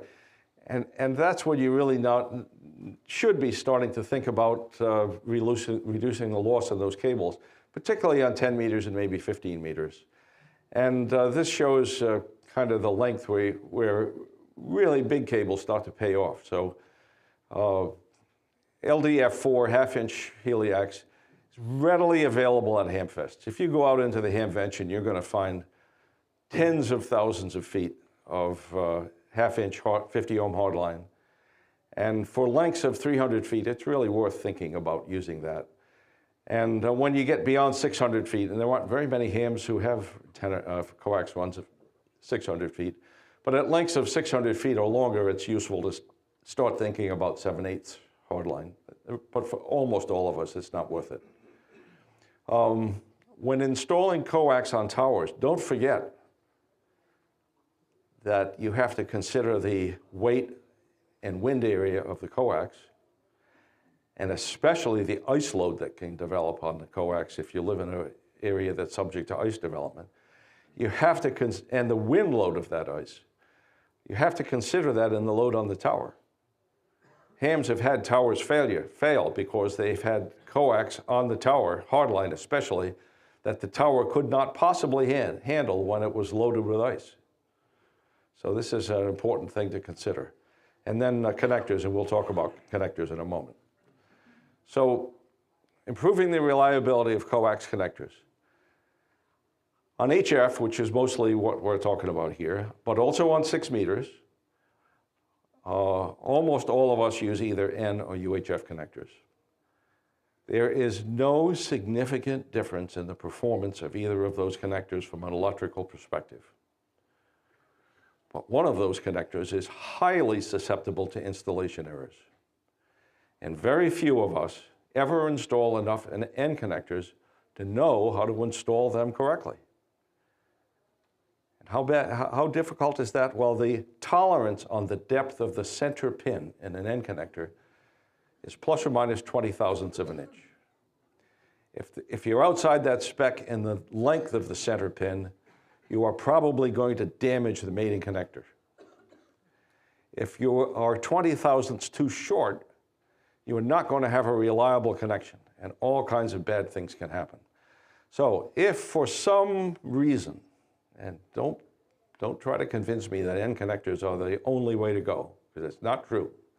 But if for some reason you believe that you must use end connectors, use only the end connectors that have captive pins. The modern end connectors have captive pins, so this problem of pin depth and the problem of having the alignment of the pin not exactly concentric with the rest of the connector is eliminated during the manufacturing phase. So don't ever use anything other than the captive pin connectors, and if you have end connectors that you've installed yourself with what I call floating pins, when you open the connector package, you found a separate little pin in that package, and you were responsible for that 20,000ths of an inch tolerance, and you were responsible for the axial alignment. If you have any of those connectors in your station, on your list of tasks to perform, it's a good idea to think about replacing them all. Or if you have a depth gauge, you can measure the depth of the pin to make sure it's exactly correct, plus or minus 20,000ths of an inch. And you can demonstrate to yourself that there are no axial alignment errors of that pin. Maybe you can leave it in your station. But the best thing to do is to only have captive pin end connectors in your station. I also recommend never installing a female end connector up on a tower. Why? Because if it gets damaged, you can't fix it. At least if you, so you're forced, if you have a female connector up on the tower, to take that connector off the coax and replace it. So what I always recommend for the VHF, UHF guys, where they really need to use end connectors, but not on 6 meters, is to only use male connectors on hardline. And if you have to join 2 male connectors together, how do you do that? With a barrel connector, right? And then if the female connector gets damaged, you throw away the barrel connector and you put a new one in. But if the female connector on a hardline gets damaged, you've got to repair that hardline up on the tower. And if you have to pay some installer to do that, you're going to woe the day you decided to put a female end connector up there, because it's going to cost you hundreds of dollars to correct that mistake. So the one problem with UHF connectors is that the shell, the outer part, that we always install by hand, remember, we always do it by hand. If you install it by hand, that connector is not very reliable. So I always recommend, in the ham shack and out on your antennas, that you use a pair of pliers or a wrench to tighten the shell just enough so you can't loosen it by hand. That way you'll always know if there's a hand-tightened one, because you can remove it. And if you only tighten it enough so you can't take it off by hand, the electrical connection is going to be reliable. But there are many cases, including hams who brought their equipment into my station, where they've taken a piece of coax with a UHF connector, tightened it up by hand, and then in the contest they had some kind of a problem. And it was the loose UHF connector that was a problem. So it's very, very few hams do this. But of all the simple things you can do in your station to make it more reliable, just tightening the UHF connectors just enough so you can't remove them by hand will improve the reliability of your station, and it won't cost you anything but using the tools you probably already own. So this is the connector I always use. This is a terrible place to go out in the ham fest and find cheap connectors. You can't make a worse decision in your station than going out and find a place to save 50 cents. This is the one I use there. I'm sure there are many other good choices. This is the one I use. How about crimp? It's a skills problem. The problem with end connectors is installation. No, wait, just listen to me. The problem with end connectors is poor skills during installation. And the problem with crimp connectors is exactly the same. Hams don't use them enough. So they have the wrong tools, or they don't know how to use them right.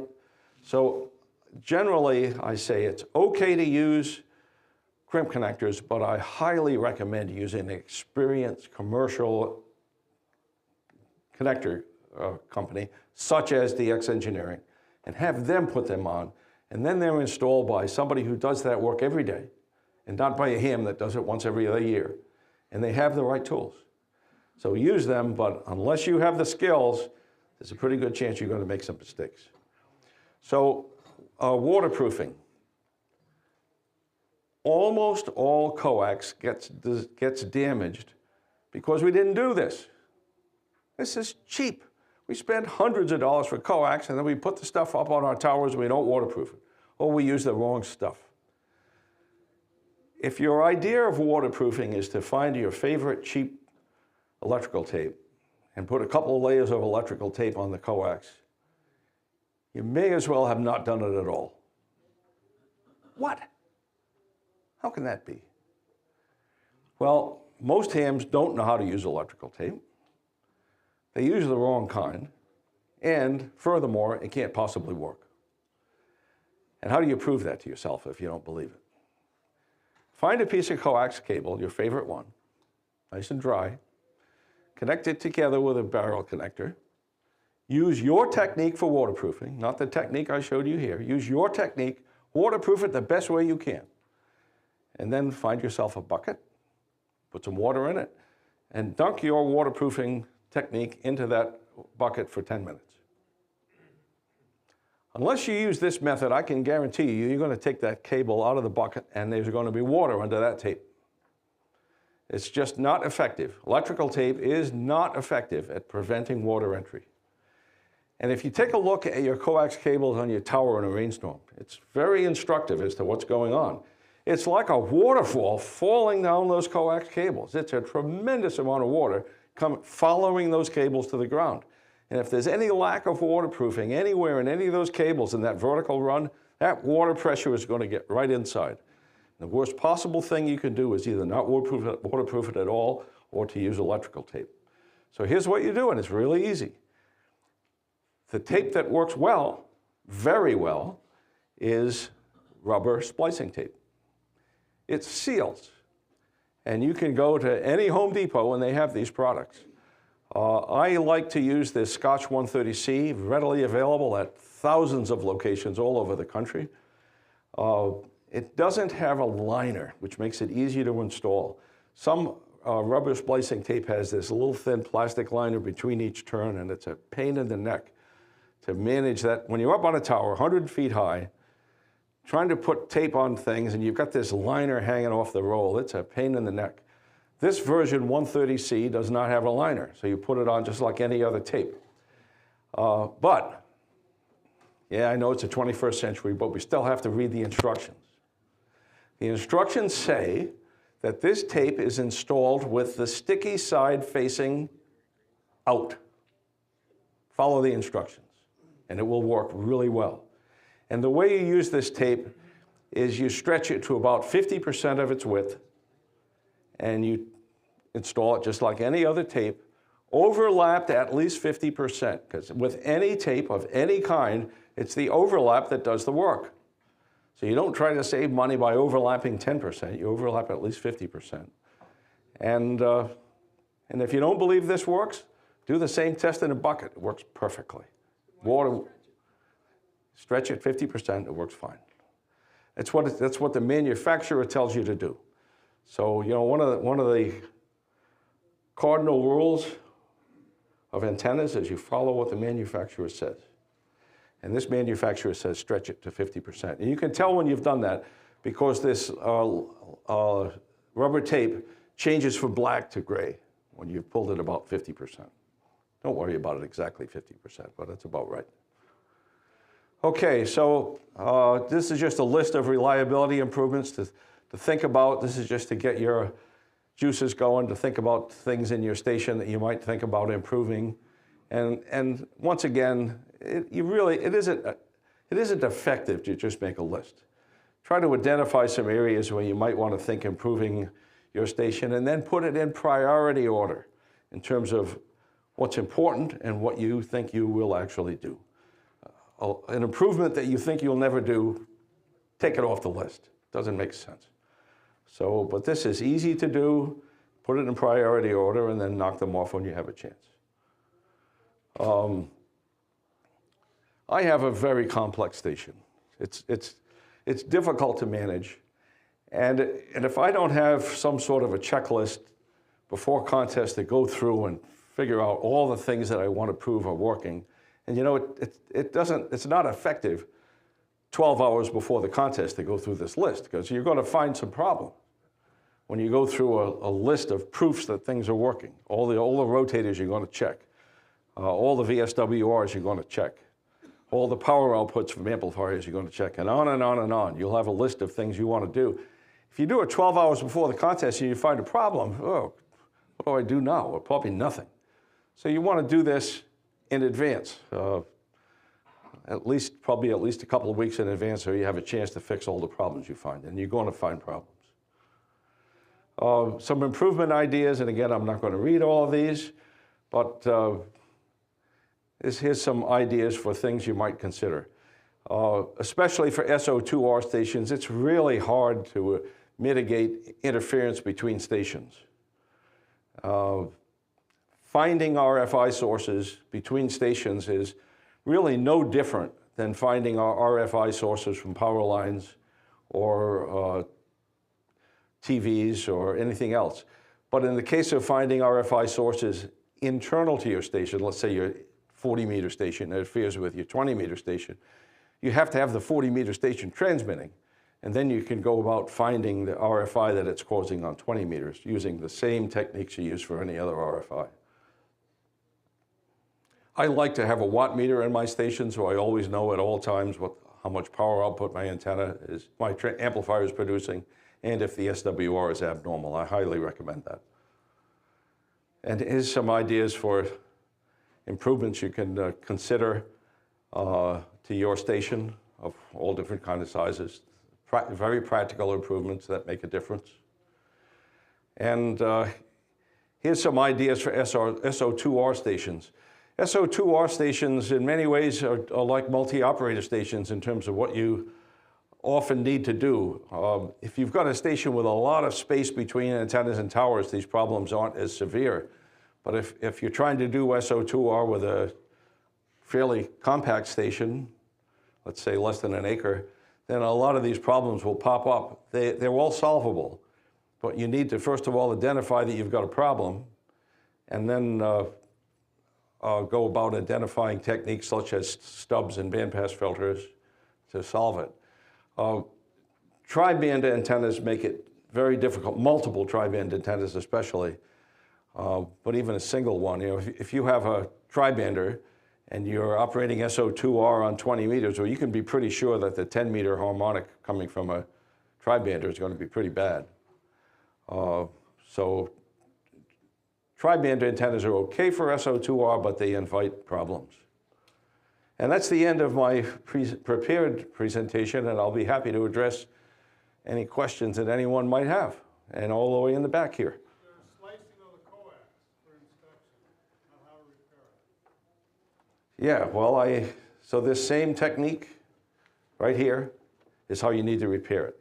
So you need to, so after you've sliced it and you found, whoa, bright shiny coax, it looks brand new. So you've got to prevent water from getting into that slice now. So use rubber splicing tape, sticky side out, stretch 50%, overlap 50%, cover that up. And the only downside to this rubber tape is that its UV resistance is not good. So you need to cover it with regular electrical tape. Electrical tape is really good at preventing UV from getting through. It's useless from keeping water from getting through. All the way in the side.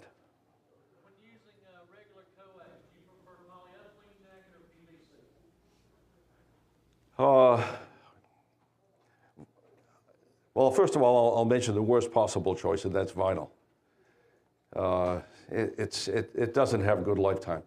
PE is the best. Polyethylene, in my opinion, is the best. And the worst is vinyl, and everything else is kind of in between. That's my experience. Many of those higher quality coax cables are able to be directly buried as well. But with direct burial, you run into all kinds of problems with possibility of animals being attracted to it and taking a chunk out of it. The problem with buried flexible cable, I never recommend hams bury it. But, you know, in some cases they need to. is you can't inspect the cable. So you don't know if something's happened. Hardline cables, like LDF4 or any other hardline you buy out in a Hamfest, they're pretty resistant to an animal taking a chunk out of it. But RG213, very high quality RG213 directly buried, is very susceptible to damage from somebody taking a bite out of it. Any coax cable that for a variety of reasons is laid on the ground is very susceptible to animals getting into it. And I have a receiving antenna system that through agreement with a very generous neighbor, he allows me to use his 4-acre field, but only from October to March. So I have to remove miles of RG213 every year. And every year, and so it's laid on the ground. Every year I find a chunk that some animal has decided they want to try it, having that coax for breakfast. So inspections. But PE is a really good choice. But I don't know if animals like it or not. Any other questions? Right in front here. Yeah, do you prefer Scotch 33 over 88? Okay, that's what I usually use.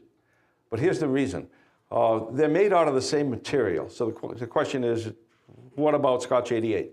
Scotch 88 is more expensive, and I only use tape as a means of preventing UV from getting into the rubber splicing tape. Remember, electrical tape doesn't protect from moisture intrusion. It's just not good enough. So I only use it to protect the from UV, so the 130C doesn't fail, and Scotch 33 is fine. And for most applications, Scotch 33 is perfectly okay. Scotch 88 is about 50% thicker, something like that. And it's a very fine tape as well, but most of us don't need it. Any other questions? All the way in the far corner. Far corner in the red hat. Red hat. One of the things that will get the critters to chew on your coax is if you handle it with your bare hands, because you will leave salt from sweat on that coax, and they will get after the coax because of the salt on it. Thank you. I have never heard that before. I love coming to this thing because I always hear ideas from you guys that I've never even considered. Wow, I need to invest in a bag full of work gloves. So everybody heard that? Yeah, that was great. Thank you very much. And the next gentleman. About how far down the coax should you wrap the tape from the connector? Okay, very good question. So and I didn't address this in the presentation. So the first layer is the splicing tape, and I always start in the middle. So I always start in the middle of the connector, or in the case of a slice I made, in the middle of the slice. I always start there using 50% overlaps. I usually go a couple of inches past the connector, or a couple of widths of tape past the connector, and then I go back the other way, past the center to the other end, a couple of tape widths beyond the end of the thing I'm protecting, and then I come back to the middle, and then I cut the tape with a pair of scissors. So at the middle, you'll release that stretch from the rubber tape, let it reach its relaxed state, and cut it with a pair of scissors, and then do the same thing with the Scotch 33, exactly the same thing, start in the middle, go to one end, the other end, back to the middle, and then relax it. And by the way, the Scotch 33 should be slightly stretched, not a lot, but slightly. And then when you get to the end, let it relax and cut it with a pair of scissors. And that's the best way. Very reliable way to do it. And remember that the Scotch 33 will not protect from moisture, so it's only used to protect the rubber tape from UV. Any other questions, Paul? How do you connect your coax to your tower? I don't, but I should. Okay? So you've detected a weakness in my station. But here's what you should do. And I've never had any problems from not doing it, but I should. The lightning protection, and it's really a lightning protection issue. So here's what Paul is getting at. When you have a lightning strike, and you'll know if you're in an area where you could have a lightning strike, my towers get hit by lightning typically twice a year, direct hit. And I know it, because my house, one of the towers that gets hit frequently is only 100 feet from the house. And if you see flash bang with no delay, whoa, that was a direct hit. No delays, exactly the same time. And if your coax cables are installed in a sloppy manner like mine are, the coax is subject to puncture. And what happens is the coax is coming down the tower and not bonded to the tower, have a different voltage drop than the tower does. And if the voltage difference between the coax cables and the tower ever gets to the point where there could be an arc over between the tower and the coax, it'll punch a hole in it. And then this waterfall of water that comes down these coaxes in the heavy rain, it'll go right in that puncture hole. And you'll start having degradation problems. So this is what this guy should be doing, and I don't. The coax should be bonded to the top of the tower, at the top of the coax run, and it should be bonded at the bottom. That's what you should do. And then you eliminate this potential difference between the coax and the tower. And if you look at the gold standard for all of this lightning protection stuff, and I don't want to get into that in depth because there are other presentations here that deal with it, but the gold standard is the Motorola spec for their installations. That's what everybody uses. And the other thing they require for a compliant installation is also to bond the transmission lines to the tower every 50 feet for a tall tower. I don't do all of that. I should. I'm sorry. Any other questions? Okay, that's it. So we have another session at 3:15 where any other topics can come up. And we all experienced today 2 guys who brought up very important topics here that I didn't bring up. And one I didn't know anything about, the problem of salt. So it's always very instructive to come to CTU and get some good ideas from people out there. And the 3:15 session is not about me. It's about the questions and ideas that all of you have. So if there are some ideas that you have, and I'm sure you do, about things that you can do to understand what you can improve in your station and prioritize it, and then thinking about how to resolve any issues you discover during your annual inspections. You all do that, right? You do, good, good. Bring those ideas to the 3:15 session and share them with everybody else, because this 3:15 session is a lot of fun if you guys participate. It's not a lot of fun if you don't. Okay, thanks everybody.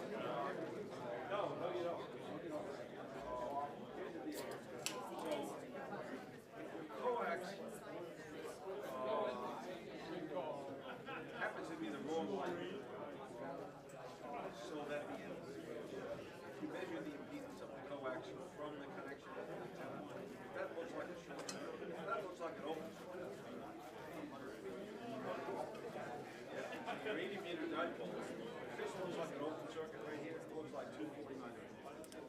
And that will mess up 40 meters real bad. So what you need to do is to be really sure that the length of that coax is causes this thing, you know, with your antenna strings or whatever you use it, when your 80-meter antenna is not in use, it's a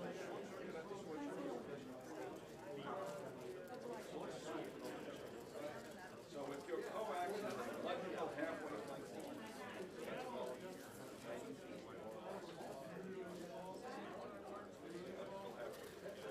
that open circuit at your switch is going to be an open circuit at your 80-meter dipole.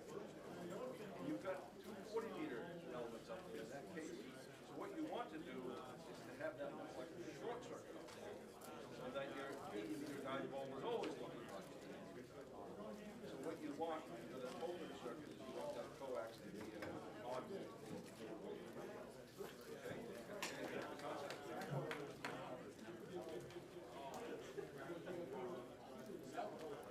No, it's not coax. It is the element. It is the element, it's not coax. And what it is that you do not want those two halves of the 80-meter dipole to look like they're not connected. Right? So you want a short circuit between them. And if you've got an open circuit down in the shaft, if you want an odd multiple all the way from the coax going there, and then you've got an 80-meter dipole. You have to have an open circuit up there. You've got two 40-meter. That's going to screw up your 40-meter antenna. You don't have to move the antenna.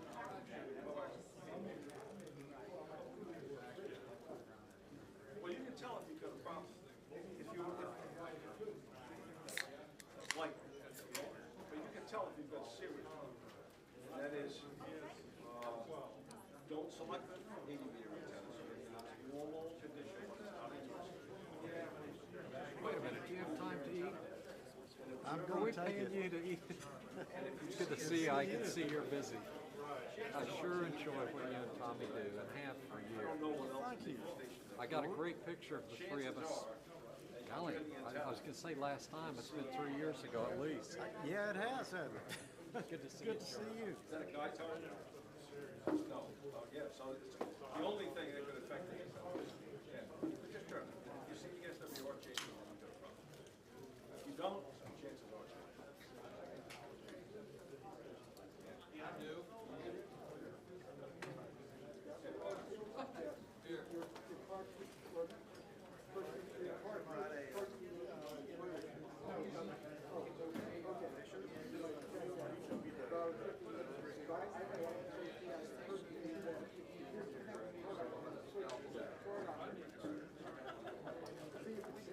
I wouldn't be expecting it. Oh, no.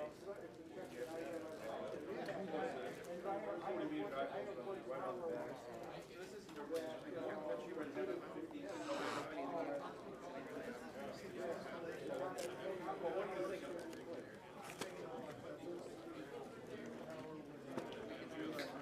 Right. 40-meter antenna right below the driver. Where you run problems? I have more questions.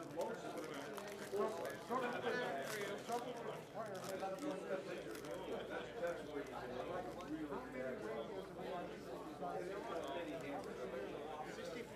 bad. 64? Do you really want to come at the 64 station? I'm not saying it can't be done, I'm just saying. I definitely need more than 6 weeks. You add more to it, you actually have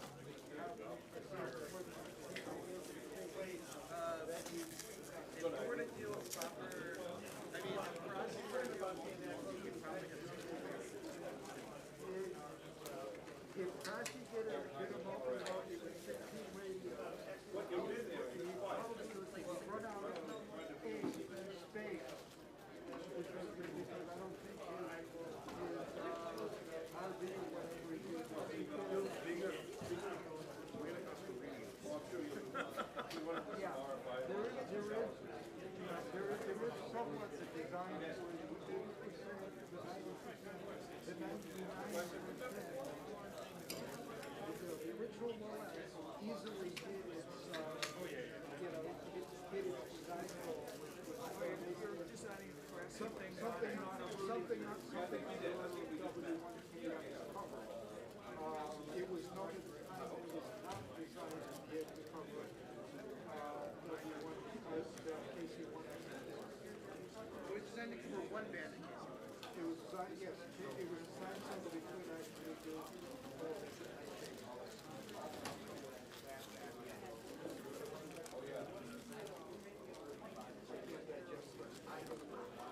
Well, first of all, I don't, because I don't have that problem.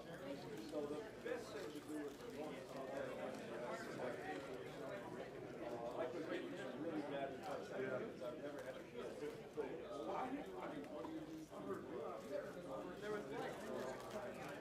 So what was your list of questions? So I don't have that sound. Yes. Where is he? I don't know where he is now. My name is very I was hoping to get to say hi to him because he's in my life.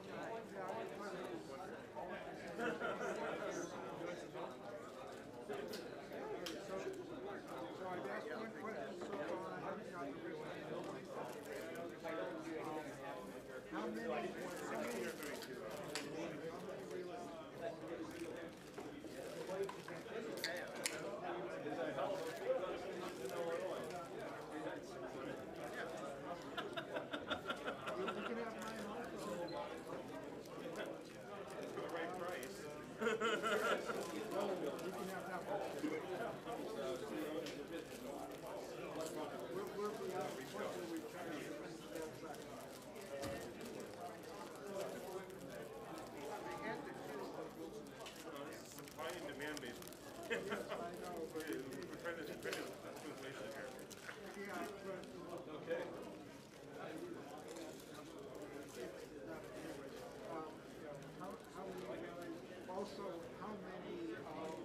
how many days in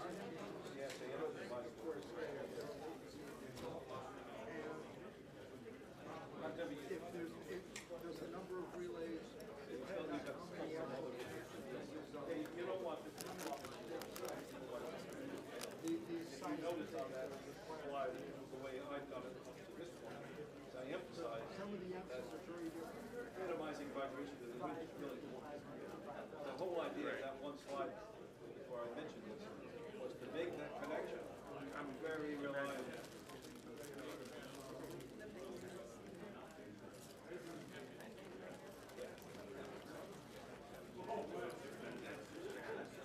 You don't want to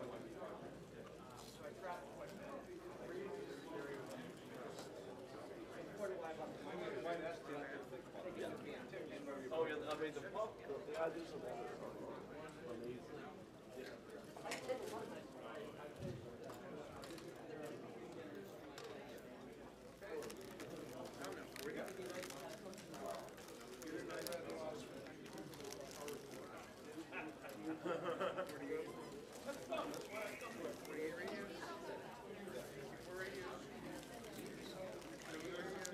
I know, but and if you don't think there's any problem, oh, it's great. That's what I use. Oh yeah, they're great. But most people are never going to buy one. And I don't know how good they are. I have a professional one, and it's fantastic. So I've never tried to compare the ring edge versus my professional VR. Never. It's fantastic. I can find it. I'm breaking the walls down. But you know, chances are. How's it going? Going pretty good. Good. Alrighty. Want to make sure you're okay? Yeah, it's been working fine. All right. Excellent. Thank you.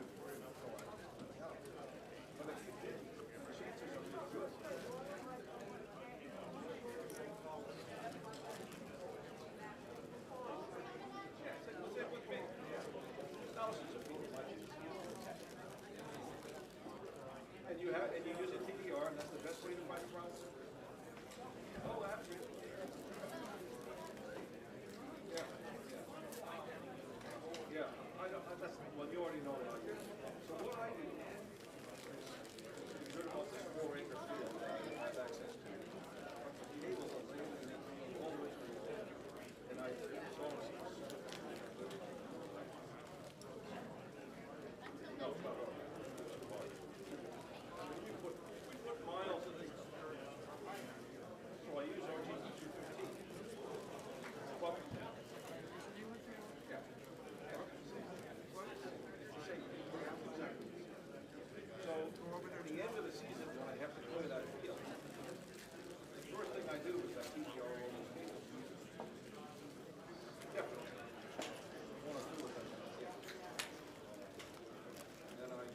If he's out, want to continue out, Questions answered, you probably really didn't.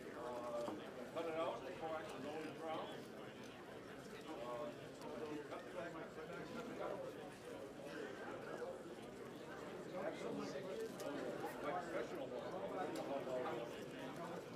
It'll find it easily.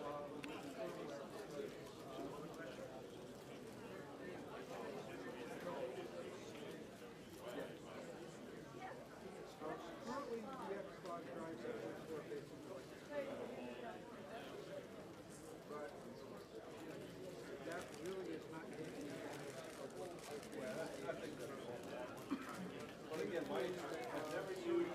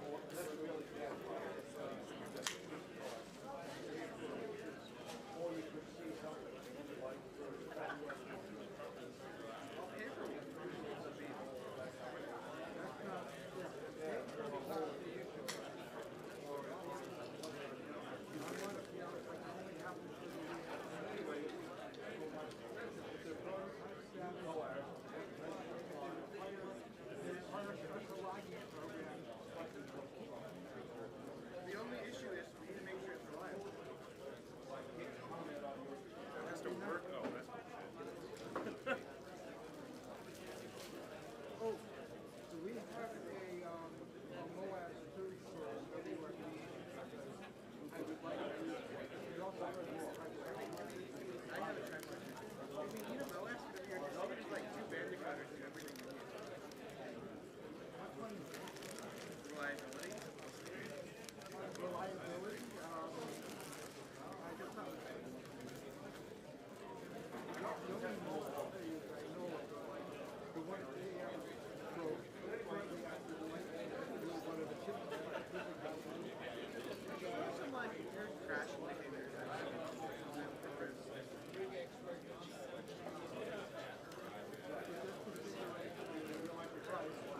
Sure, I mean, we can make whatever configuration we want fully reliable, so long as it's a working configuration.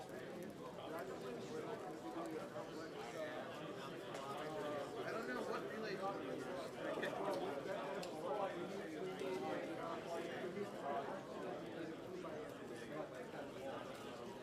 they didn't know. They also need a master box.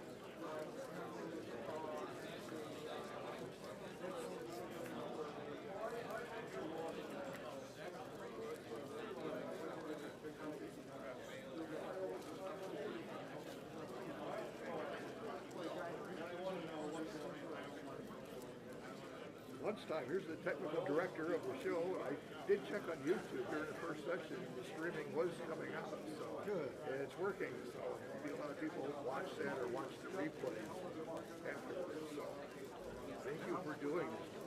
Well, you're welcome.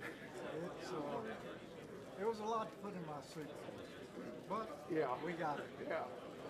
Well, just think what it would take you 10, 15 years ago to do this. You'd have to pull up a van outside and bring all this stuff in. Yeah, you couldn't have done it just this little bit. Yeah.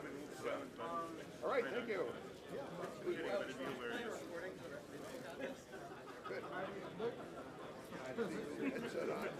you know.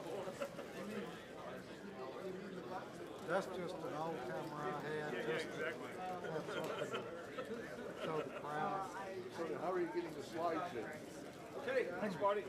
By the way, he got a splitter on the projector, and he's sending me HDMI. There you go. Yeah, I saw that's that worked pop good. up, I go, I wasn't asking about. Yeah, that's a something whole to lot figure out. better. Anyway, what you raised is much more important. Yes. Cool. And this was not intended to be a lightning oriented. I know. What I usually do is use tie wraps that are protected by structure of the tree. Even the tie wraps that are advertised to be UV proof, they're not. They will fail. It's only a matter of how long.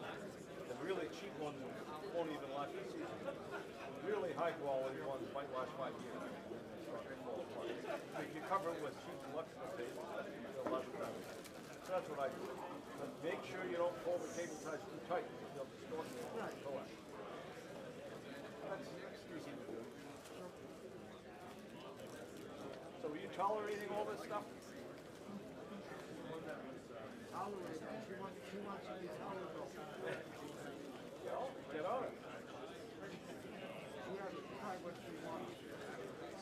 I'm okay with that, but I'm just not really used to it. I was so used to using the tree trimming belt for so many years. I'm not used to that harness. Plus, it's a trifle big unless I'm trying it over a big heavy carpet.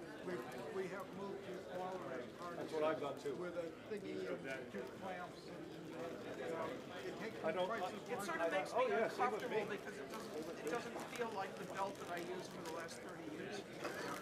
But yeah, mine half as fast with it. But on the other hand, it only needs to save But my you life might once you in might the live work. past the one mistake that kills Right. you. Yes, It's worth it. it's insurance. It's painful and I hope to never use It's it. the same with me. Before I worried about fall safe climbing methods, I could climb when I was younger. I could climb my 200-foot towers in 15 minutes. Now it takes me an hour. But I will never fall. Just have to make sure the tower also doesn't fall. Well, sure. The thing about doing a lot of tower work as amateurs rather than getting paid for it is if we show up at somebody's place and their tower is manifestly unsafe, we can just tell the guy, you know, we are not going to climb this, you are going to have to hire Matt Steerable, start saving pennies. Start saving big pennies. Somebody crazier than we are. Oh yeah, that's one of the most dangerous things you can do in ham radio is to climb somebody else's tower. You won't be, if you're not a professional, you won't be used to it. When you climb your own tower, you know the strengths and weaknesses of what you've done. Plus we know it's not going to be. We think it's not good. So climbing somebody else's tower, you've got to be very careful.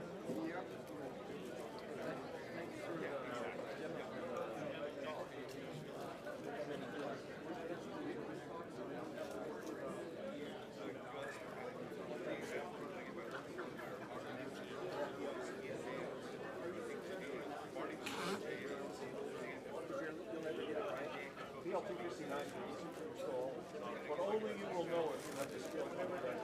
I don't know. I probably don't. When you said you got like the tolerance of what? So let's say you don't talk about end connections. I do not recommend it at all. What's the difference between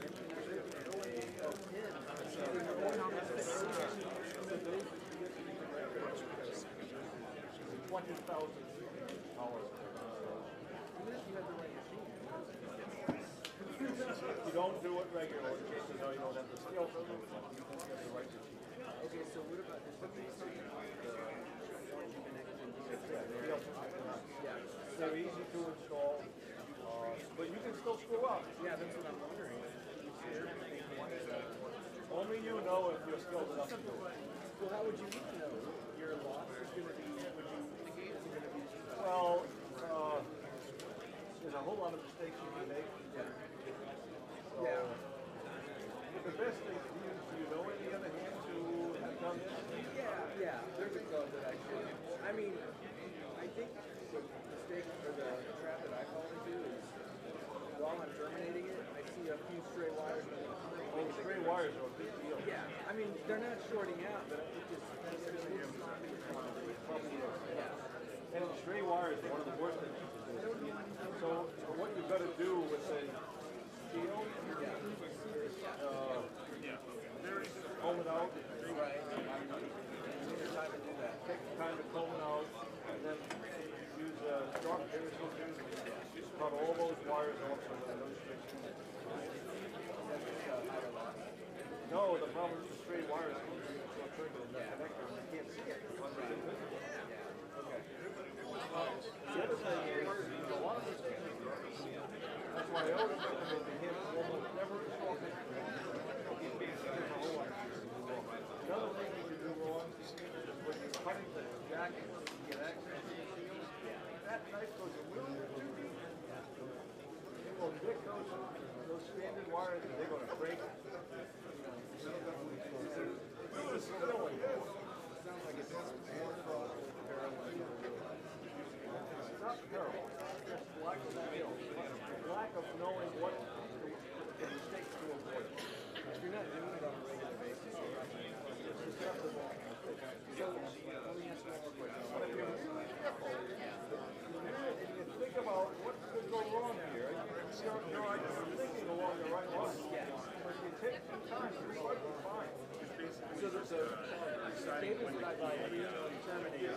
Chances are they not going to interrupt your work here, but I appreciate all the work. The issue is I want to cut it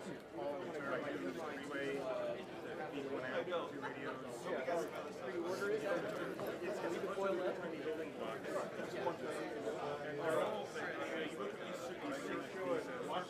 You're about a half wavelength.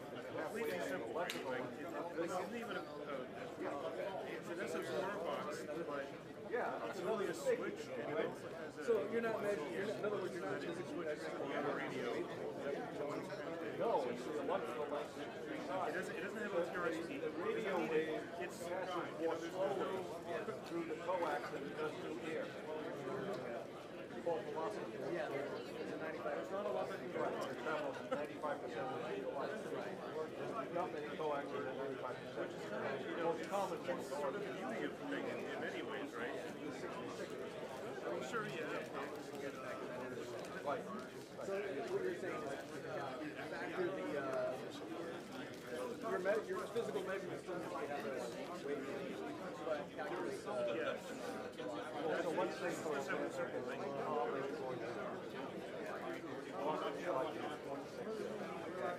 halfway light on 80 meters. It's never the speed of light.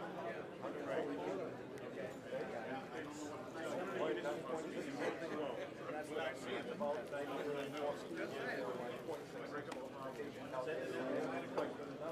It's close. Okay, that's what you mean when, so never forget the velocity. Never forget. Good advice. Thank you. If you're so send an email to me, give me an email.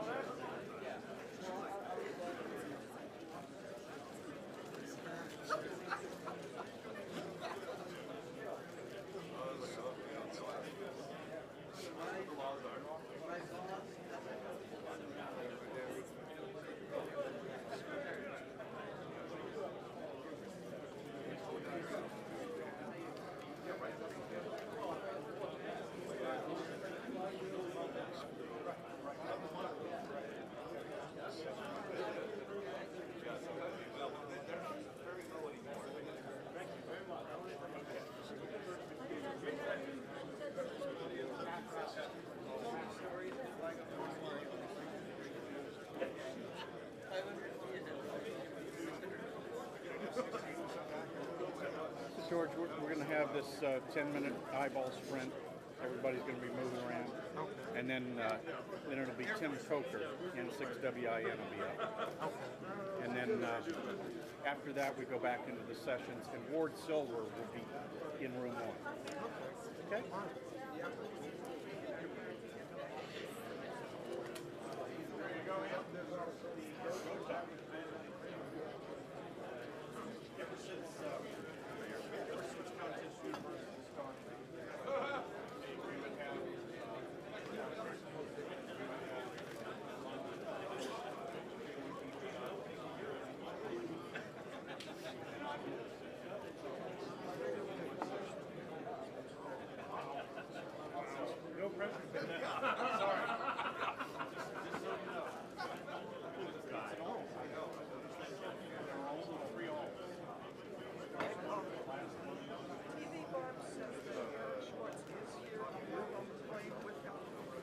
says if you have firmware questions, you need to email us.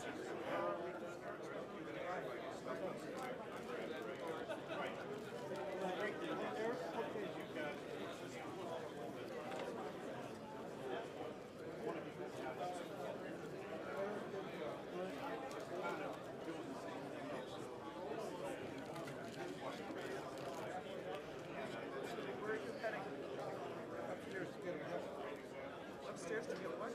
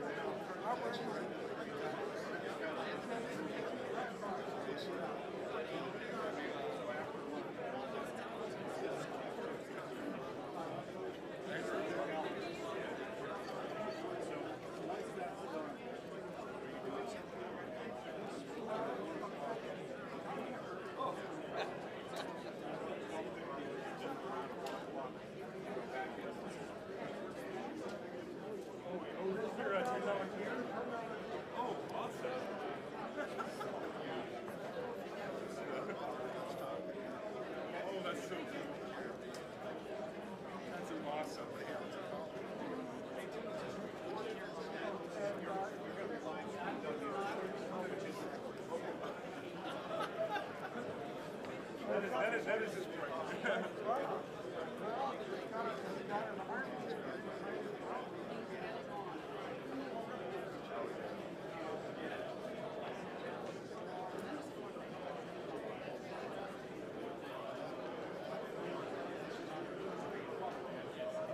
Okay, we got about 4 minutes until the start of the sprint, the eyeball sprint. You want to get your starting location searched out. There's a $100 gift certificate on the line. $100 gift certificate to DX Engineering, whoever wins it. And so this is a very fun thing to do. We want you to have a good time. I do have some announcements if I can get your attention. If I can get the frequency clear. The frequency busy. It's Marty's frequency. It's a long way to Europe. Is Kilo 3 Sierra Whiskey here? Kilo 3 Sugar Whiskey. Are you here? Steve, are you here? You in the back? Steve? Kilo 3 Sierra Whiskey. Okay, let's talk about a couple of other things. Let's talk about, in your book, in your bag, you got a book from the ARRL on contesting. Everybody get that book? Yeah. There's the author, K1DG, Doug Grant. And so we want to thank Doug Grant for writing that book. And we want to thank the ARRL for donating those books. Those were seconds. And they actually donated them back in 2020. Because we had planned to have them in the bags for 2020, but you know how that worked out. And so I was so glad. And Terry said, well, we found them. And so that was a good thing. Speaking of the ARRL, the head of radio sporting, Bart Yankee, W9JJ, is in the house. Thank you, Bart. Bart, thanks for all you do at ARRL. And we also have some additional books, CTU books, that are left over. And just see Terry, they're for sale. And also t-shirts. T-shirts from this year and t-shirts from previous years. So if you want to take t-shirts home to some of the club members, etc., you can see Terry outside there. K3 Sierra Whiskey, are you in the house? Don't see Steve. Okay. Delta Mike 9 Echo Echo is in the house. Karsten, would you please stand?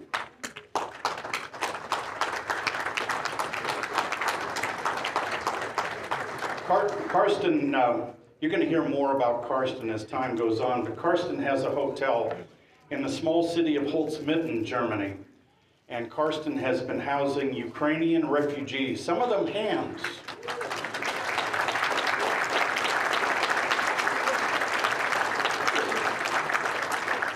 Karsten has donated his time, his energy, and his hotel, and I actually visited there a few weeks ago and saw this firsthand, and it absolutely moved me, and that was part of what we did with Doug on April 1st, and it was really a very moving moment. Karsten, thank you for everything you're doing for the Ukrainians.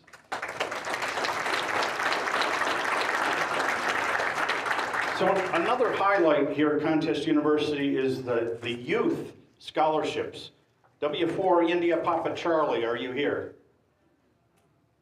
W4 IPC, one of our youth scholarships in the back. Congratulations. Connor, it's great to have you. Victor Alpha 3 Lima Mike Lima, are you here? Victor Alpha 3 Lima Mike Lima, another scholarship. Whiskey 0 Charlie Juliet. In the house back there. Congratulations, Colin. Nice to have you here. And Whiskey 9 Golf. Whiskey 9 GGG, are you here? He's also one of our youth scholarship winners. So there were 4 this year. We hope that there will be 40 next year. So make sure if you know some youth that can come to Contest University, have them send us an email, and we will get them a scholarship, and it'll be really good. K3 Sugar Whiskey is in the house, and K3SW would like you to send any Ukrainian QSL cards that you have to him, and he will get them to the Ukraine. The Ukrainian hams would love to have your QSL cards. So please send any Ukrainian QSL cards to Kilo 3 Sierra Whiskey. Thank you, Steve.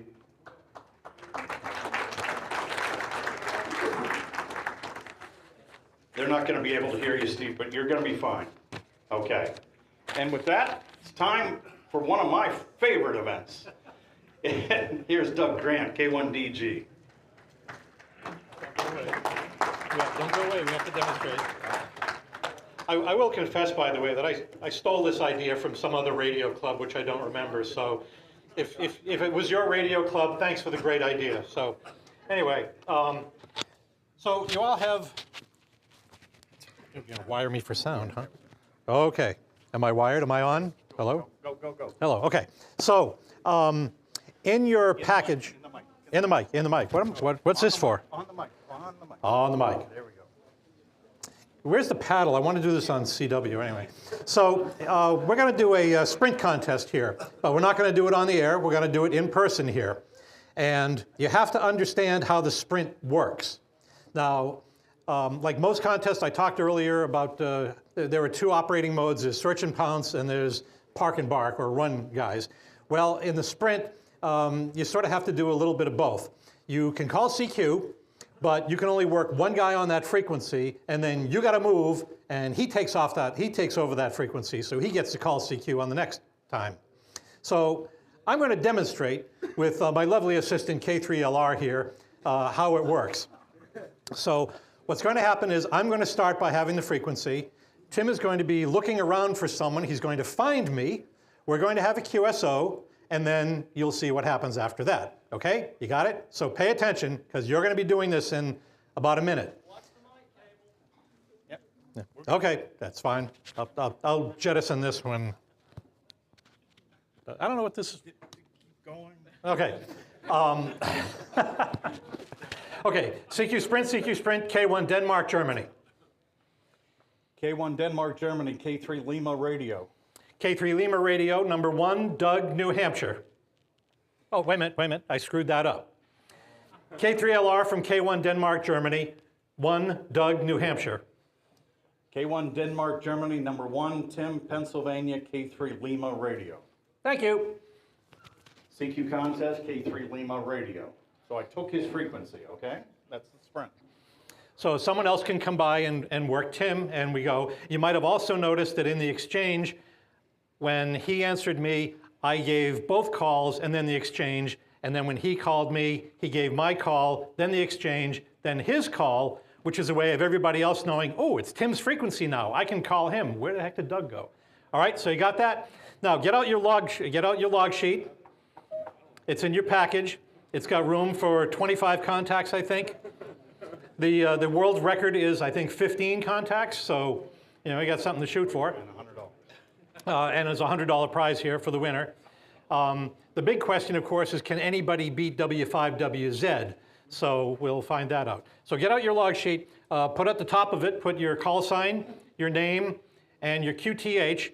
And for the purposes of today's sprint, the QTHs will be a state. It can be, don't use Ohio. Everyone's here in Ohio. We know that. The state you're from. If you're from Ohio, I'm sorry. I love that line. If you're from Ohio, you may say Ohio. You have permission. If you are not from the United States, you are from the state named DX. All right, you got that? So, name, call sign, name, and your QTH on the top of the log sheet.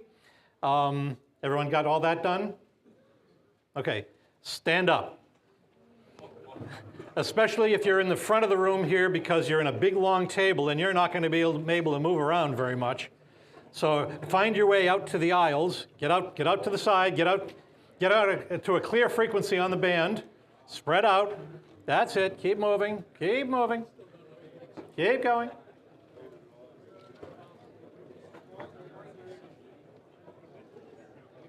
All right, looks like we got everyone standing up. So the contest lasts for 5 minutes, 5 minutes only. And you'll remember, you will call CQ, someone will call you. You work them, then you move, and they call CQ. And the contest starts now.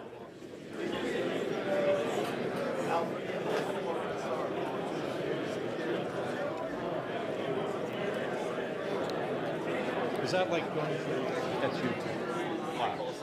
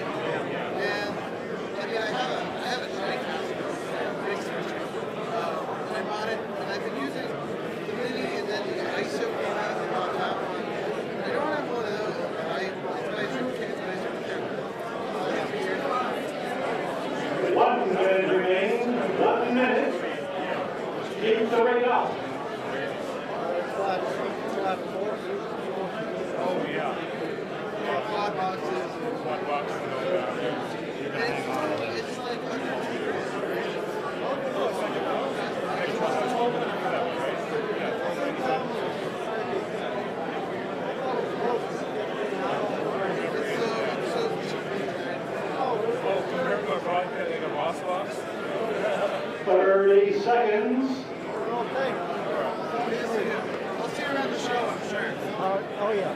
They'll have to deputize and borrow.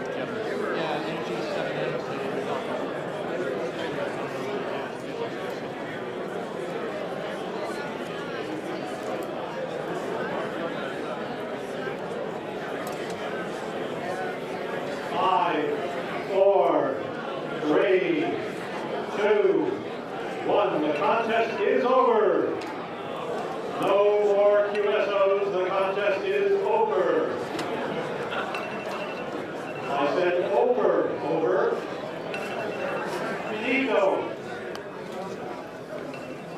Okay, I need a couple of volunteers to collect the logs, please. W5WZ over there, raising his hand. Someone over here. Max. Max, raise your hand. Turning your logs there and there.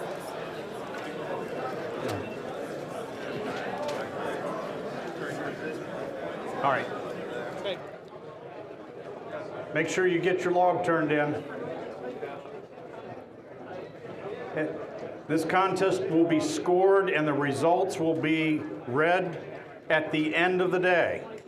And you gotta be here to win the certificate. You gotta be here, okay?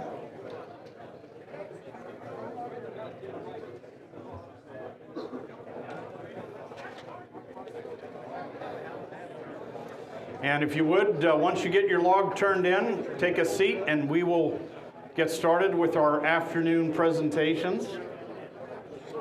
Please take a seat.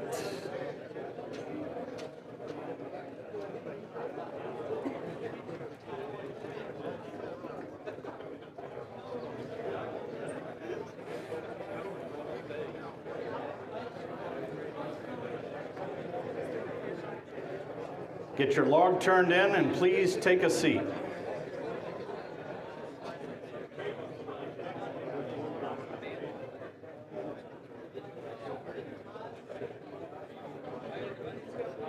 Log turned in, please take a seat, please take a seat.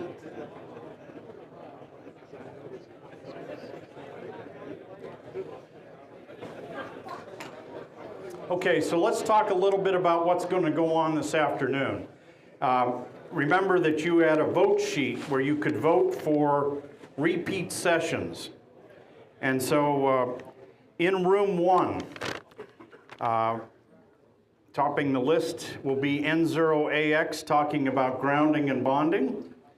In room 2 will be K1DG repeating the contesting 101 operating.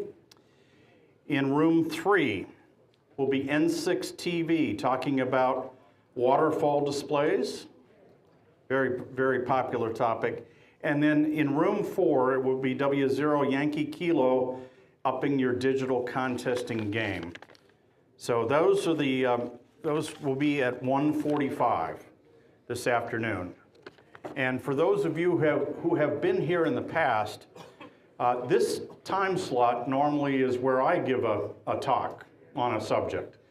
And for the first time in the history of Contest University here at Dayton, I have given that privilege to another Tim.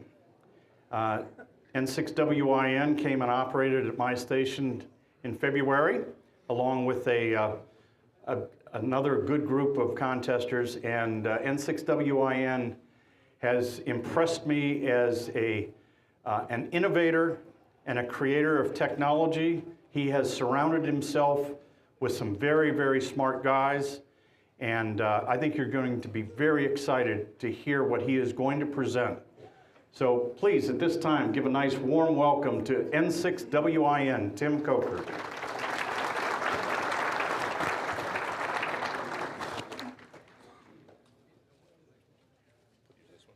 Both, okay. You have to have both. Put that one on.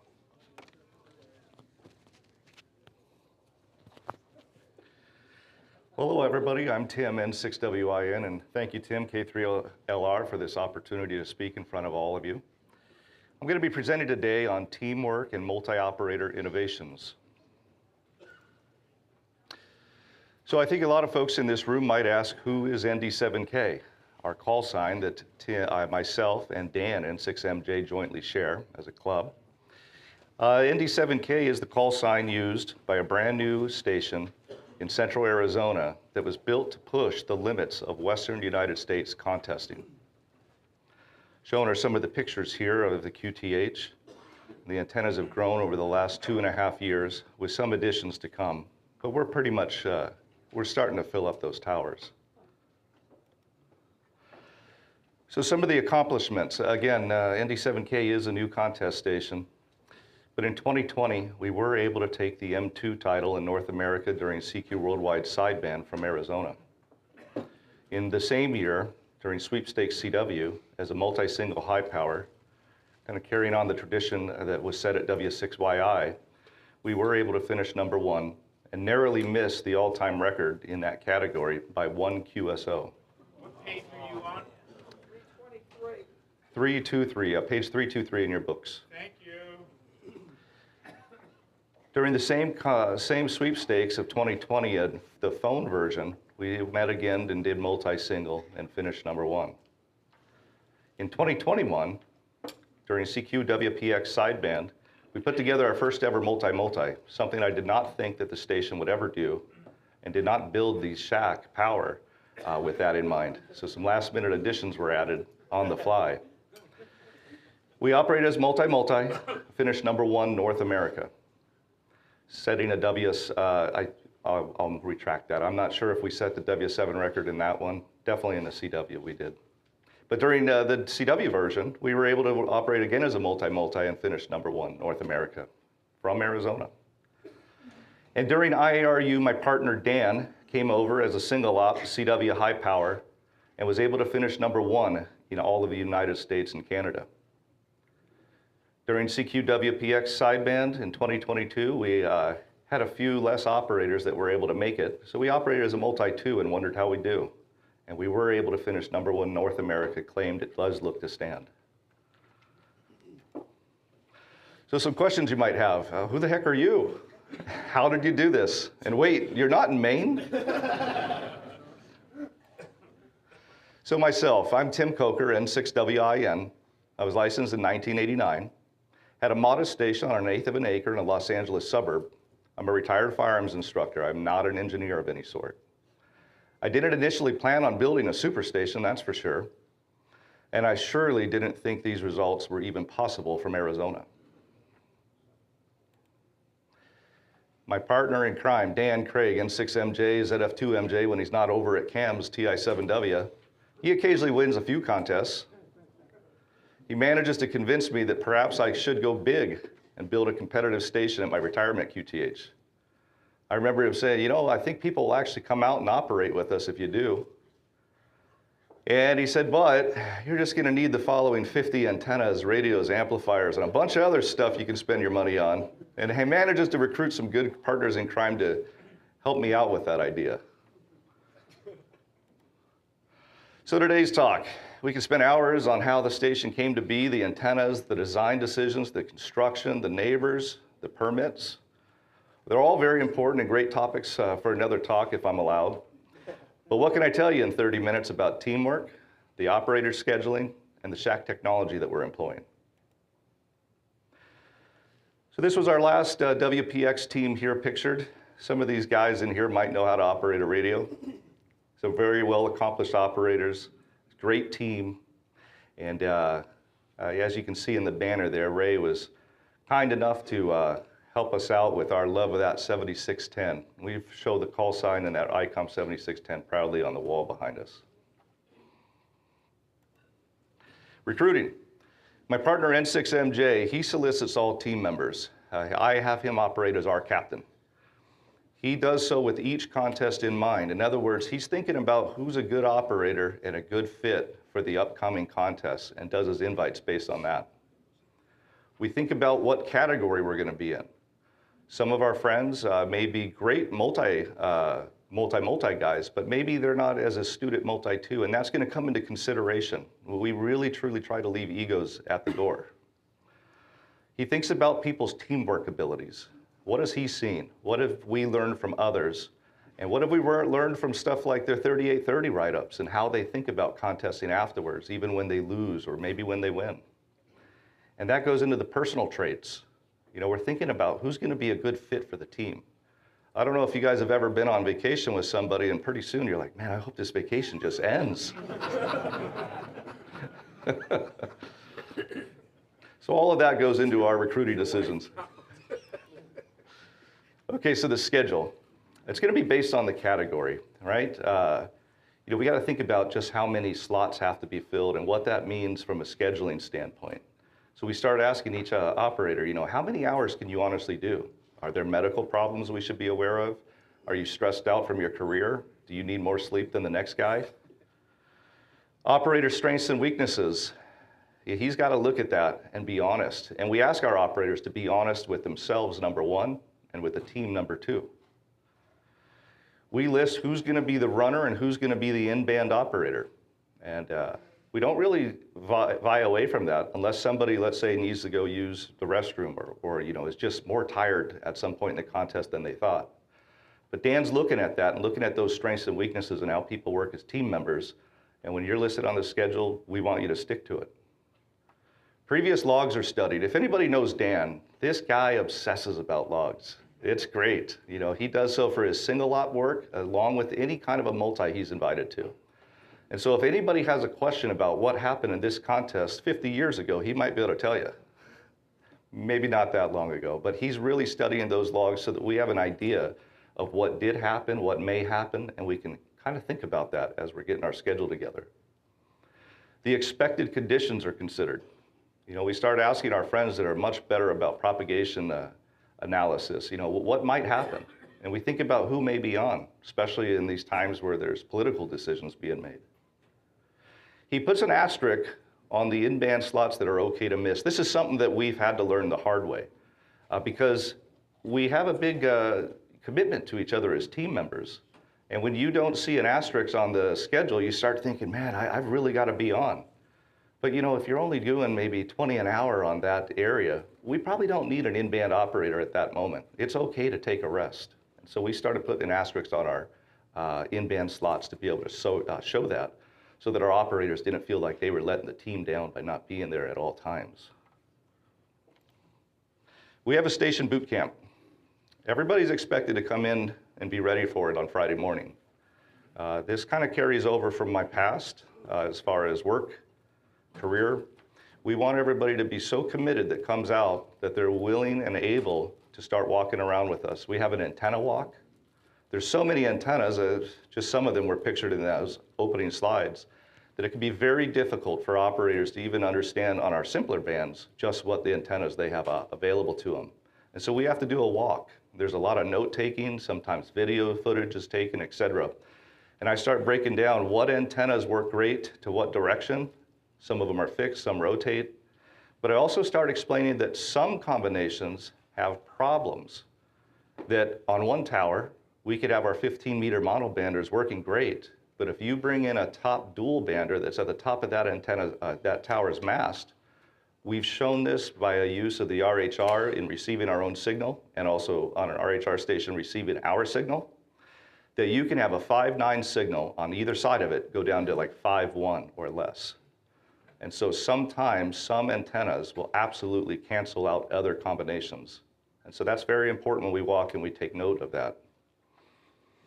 Obviously, that'll very negatively affect our rate if our operators don't understand what are the worst case combinations. We have a team captain briefing. Dan will host that each time as our captain, and he lays out the expectations of not only himself as the leader and what he will do for the team, but what we expect each team member to do. The team members are then able to ask questions. A lot of the times, you know, it might be, hey, this is my first time in Arizona, you know, what do you do out here? And they'll refer to Dan, and Dan will give a great synopsis of what operating over in the Southwest is like. Then we move on to probably the most important part, and that is trying to break the station. We'll start making hundreds to 1,000 cues pre-contest on each radio at each computer using each piece of gear in order to try to break it and give our guys, our more technically apt guys, the ability to fix stuff before we're ever operating on the air during the contest. I'm sure some of us, including myself, we've gotten on, you know, at the last minute, thought everything was working, only to read later in the 3830, oh, you know, that antenna was broken weeks ago. I had no idea. So we try to do this before the contest. We also start training our in-band operations. Pictured is Dan and 6MJ and John W4IX operating probably 20 meters there based on the GHE screens. The two 7610s are interlocked together, and they're operating in the same band. John's role as the in-band is going to be trained way before the contest starts so that the assigned team members know how to work with each other effectively and hopefully not get into fistfights. A little bit of technology in the shack. This is our rear table. It's what I call my 40-meter table, but it can go to any band actually. A couple of 7610s there. There's some various black boxes from John, K6AM. He works a lot of stuff that will go into the next slides. And just all the wires that come with this wireless hobby of ours.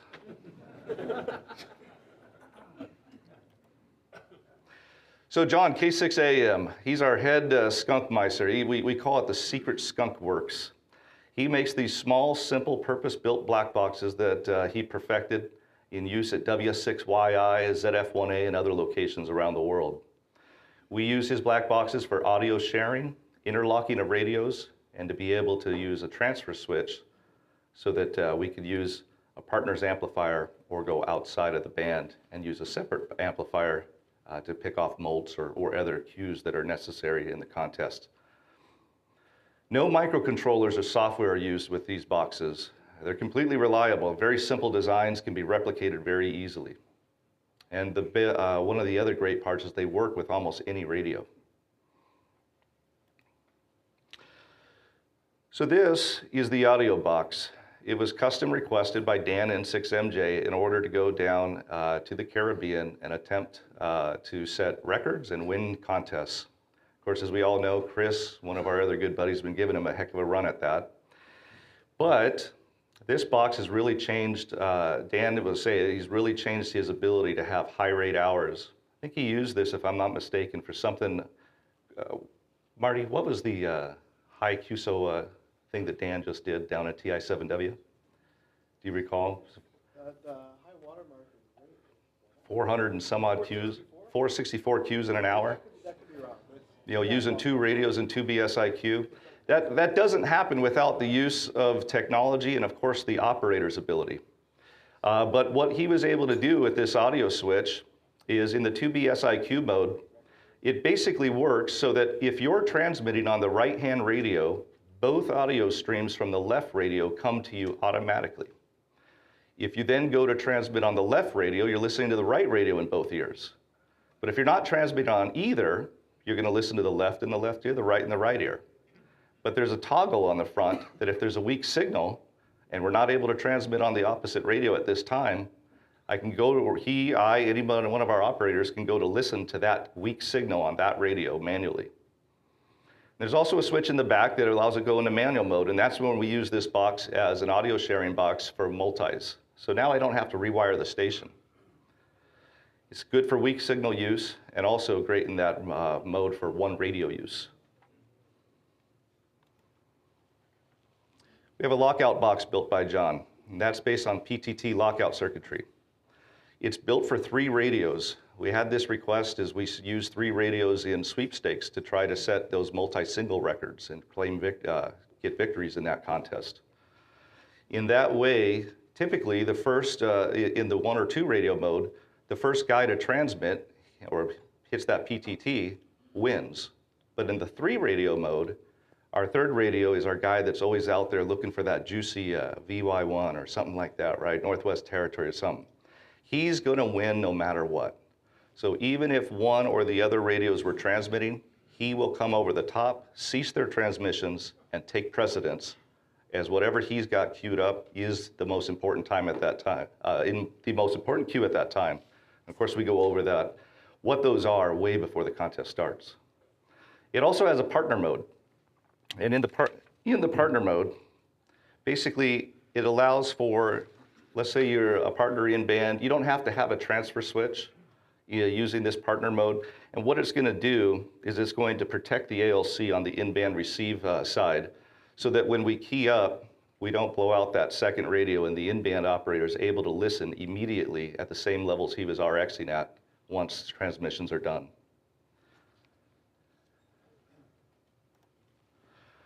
The transfer switch, I think a lot of folks are employing this now in some way, form, or another, but what we have is oftentimes that second radio that's going to be in band, and that transfer switch in the run mode allows that in-band operator to transmit through the amplifier using the transmit antennas of the run operator. And when we put it into the molt, that's where our in-band partner can actually take his radio outside of the band and go look for cues as appropriate by contest and use his own amplifier with his own set of transmit antennas. One of the new things we've added to the station is in-band receive antennas. I've been talking a lot about in-band. In-band has been really improving our ability to work the QSOs that we may have missed while we're calling CQ. And so one of the things that comes with the downside of in-band is that when you're transmitting on the transmit antennas, if that's all you're listening to, you're not going to hear much, except for the strongest signals out there, and then you're going to work those guys pretty quick. So we've started employing receive verticals. They're located, these are what's pictured, they're located 600 feet to the east, minimally, from our transmit towers. Where we're out in Arizona, we shoot off to the northeast and northwest primarily for our long-haul DX QSOs. So generally, unless we're hitting the Caribbean, we're not going to blow out those receive verticals. They've been doing very well on 10, 15, and 20 meters. We also employ our beverages that are 580 feet in length. Some of them are coming within 100 feet of the towers. They can be overloaded, hence the use of the RX verticals on the high bands. They don't always hear the best on the high bands, but we're able to use those beverages actually from 160 meters with good effectiveness all the way down to 20, though our RX vertical on 20 is doing better now. All the coax is buried and choked, trying to keep the common mode noise off and also that transmit energy. So running that coax down in the ground seems to be helping a lot. And we only employ remote preamps as necessary. We have so many transmitted signals going on in different directions at times that we don't want to overload preamps and create any kind of intermixing problems. We're also using the mother of all switches developed by Paul, K1XM. And K9AY, we employed him to make us a custom 8x4 receive matrix with bandpass filters for 40, 80, and 160 meters. We'll probably be doing another one, and hopefully he'll be able to help us out with a 12-position switch with bandpass filters from 10 meters on up, is what we're learning. But what this does is it gives us a combination on the RX side, a capability on the RX side, to have antenna selection at every operating position. And let's say that you're working 40 meters and you're using the European beverage on 40. You have a bandpass filter selected automatically by doing so. The guy on 160 is also able to use that beverage using his 160 meter bandpass filter. And we don't cancel each other out with the way that we had Gary build this. So everybody's got access to everything at any time at all operating positions between the mother of all switches and this receive matrix. We're using DX engineering RX guards in order to protect our radios with so much transmitted energy out there. On the transmit side, we use Green Heron's Everywhere software. We use a combination of base units and remote controls, RT21s, etc., for our rotors. This gives us a per band ability of selecting any different combination of transmit antennas. And we're having a hard time figuring out just how to visually display everything with so many antennas on at the place. So what's pictured is 20 meters. If you guys can see all those little gray windows off to the right-hand side of the monitor, those are giving us different capabilities, different selections to select all the various combinations or few of those combinations as needed by the operator. And if we didn't do our antenna walk and tried to break things in the shack beforehand, basically even some of our return operators that don't come out too often, it's just overwhelming, the amount of antenna combinations that are capable. And so you'll often hear somebody say, hey, if I'm messing up, let me know. Make sure I got the right antenna selected and the right headings and so forth. But it does give us the ability to select this at every operating position. So if one position goes down, we can just move that band over very easily to another position without having to recable. And like I mentioned here, with so many antennas though, it can be very intimidating to new operators. And so part of that recruiting part is letting them know that we'll train them on the use of all of this. So what's next? Simplification. We're going to start employing stream decks here pretty soon. Pictured is one that I believe Marty had set up for ZF1A, if I'm not mistaken. And what we're going to do with those stream decks is use it as an ability to select any given combination of antennas through the MOAS and or GHE software. I'll ask my guys, Bill and Marty, to program that so that if you hold it for so many seconds, it does one thing. If you just tap a button, it might do another, etc. And we're going to have them program it so that when an operator goes from one band to the next, they're not stuck with antennas that are for the band they just left. It automatically knows to go over to the new antenna selections pre-programmed for that band. And we'll also start using the MOAS for our transmit antennas. There's a lot of stuff that needs to go into making that happen. I didn't foresee using such a capable switch, but what we want to do is start giving our operators the ability to, at the software level, select different antennas. Why that's important? It's not only important because, you know, if you click out into, say, one of those visual GUI boxes, you might then type something into your logger and then realize, like this happens so often, I'm not in my logging program. I got to click back into it. So what we want to do is, hopefully the Stream Deck will fix a lot of that. But with the MOAS, what's great is that even without having to use the Stream Deck to do this, what we showed in one of our operations during WPX sideband, we had Marty and N1C on the in-band operating position, paired up with Dan in 6MJ. And when we open the contest from out there, it's our best opportunity for high rate. And that rate comes from the Northeast, out in W1 area, comes from Florida, Texas, etc. But we also get strong signals from South America. We'll get weaker signals from Japan, and we'll get even weaker signals from Europe at that time. But all of those areas in the world are available to work.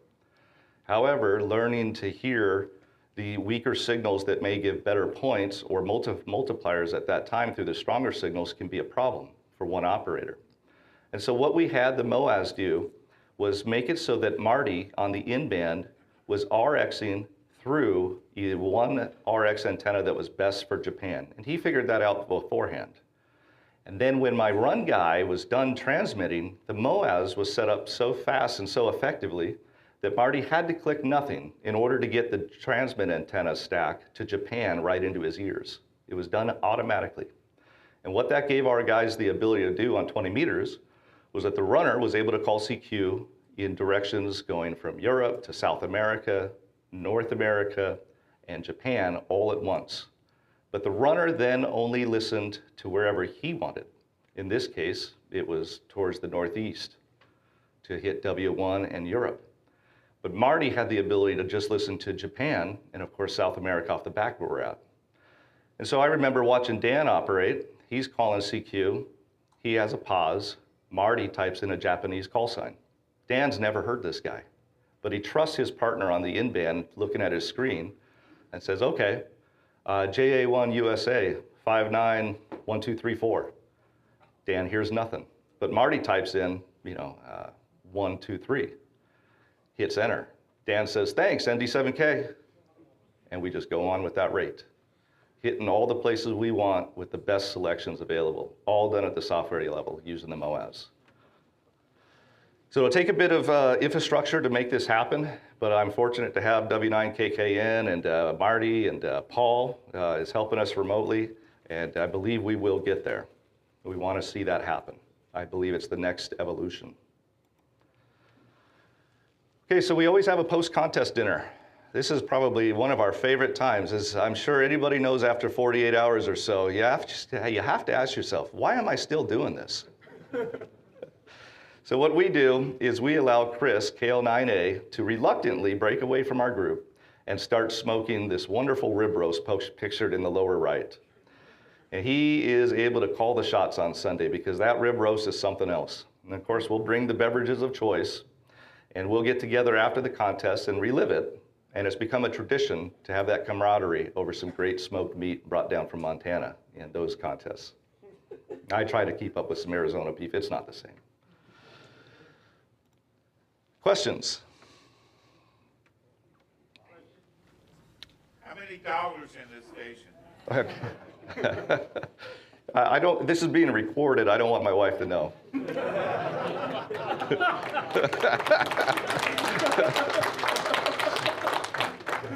Okay, back there.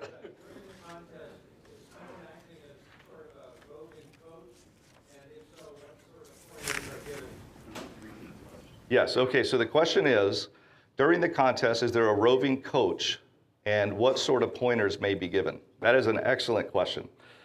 We had a young ham from Georgia fly out, Bruce, and he was placed on an in-band position next to KL9A. And if anybody knows KL9A, he's one of the best guys at running, but he knows an in-band like crazy. So KL9A said, hey, Tim, you know, you're not doing nothing. Come on over here and help Bruce learn in-band.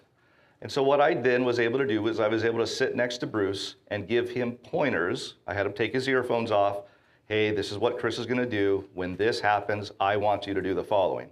And the guy would do it. Maybe he would do it a little slow. So I'd have him take his earphones off. Okay, that was great, but we're going to do it faster. Then he'd do something too fast. Okay, that was too fast. You know, and basically we could go through it the same as when I taught firearms and just point by point. You know, hey, this is what I want you to do. Okay, now that you've got that down, what can you expect him to do next? And so we would just have, I think we did about 3 hours of that in that situation. Next question. Right there, sir. So tell us a little bit about the MOAS versus a Ham Plus 2x8, 4x12, so we can get a sense of what that's giving you more than the Ham Plus. Okay, so the question is, give us a sense of what the MOAS is doing versus just a regular, you know, say 8x4 matrix. I'm going to have either Marty or Bill come up and answer that, as they are my tech guys. So hop the table. Hop the table. Oh, man. There we go. Okay. So there's two pieces to that question, right? You have the actual. Okay. I know you can't, but the rest of the world's listening. So there's two pieces of that question, right? You have the actual antenna switching, which is like relays, right? That's like the Ham Plus switch. And you have the MOAS, which is just controlling that. So that's like a relay driver type system. It just turns on different pins which have voltages on them to switch the antenna. So the RF doesn't touch the MOAS. It's just a control system. And the Ham Plus doesn't touch the computers. It's just switching hardware. So that MOAS feeds a Ham Plus? Yes, exactly. Thank you, Marty. Of course. I'm going to walk around this time. Let's stay up here for a second. Okay. One more question. Yes, sir. Using a term that's new to me, that's in-band operator. What does that mean? Okay, that's a good question. So the question is, I'm using a new term to the gentleman called in-band. What is an in-band operator? So what we've got is, I think a lot of folks at their contest stations may strive for running 2 radios on 2 different bands to do SO2R. And we've expanded that to say, you know, if 20 meters is really busy, I'd like to have a partner in that band. He's going to solely work in band with my runner. And that runner could be on any band. We could be talking 40, 80, etc. So whatever band this is occurring on, the partner is called the in-band operator.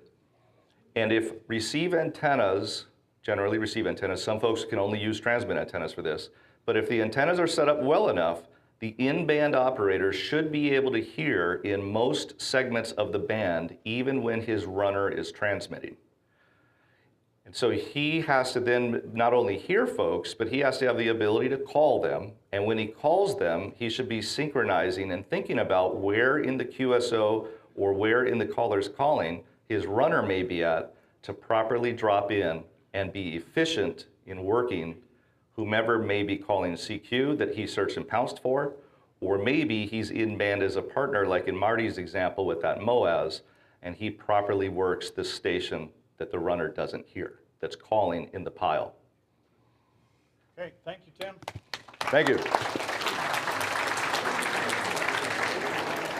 Thanks, Tim. That'll give you something to think about tonight. So again, now comes the repeat sessions, which are really important because this is stuff that you missed that you want to see. N0AX is going to be talking about grounding and bonding. It's a great presentation. He just came out with the 2nd edition of his book. That's here in room 1, which is right in front of me. That's room 1. The walls are coming up again. And room 2, which is my right-hand side, K1DG will be talking about Contesting 101. If you missed that, you don't want to miss this again. Room 3 is N6 TV. He's going to be talking about the advantages of waterfall displays. So room 3 is over to my left, and then room 4 across the hall is Ed W0YK talking about upping your digital contesting game. So let's let the walls come up, and let's enjoy the afternoon.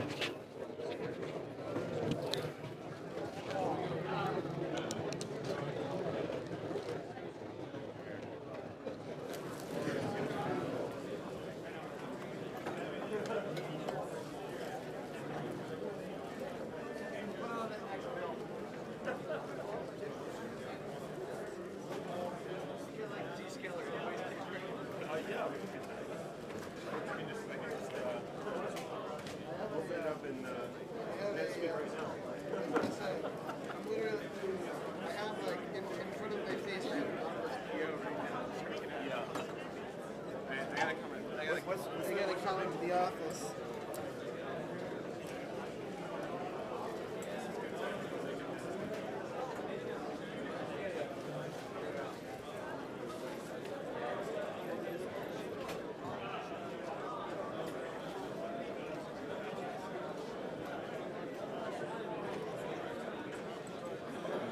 Thank you, George.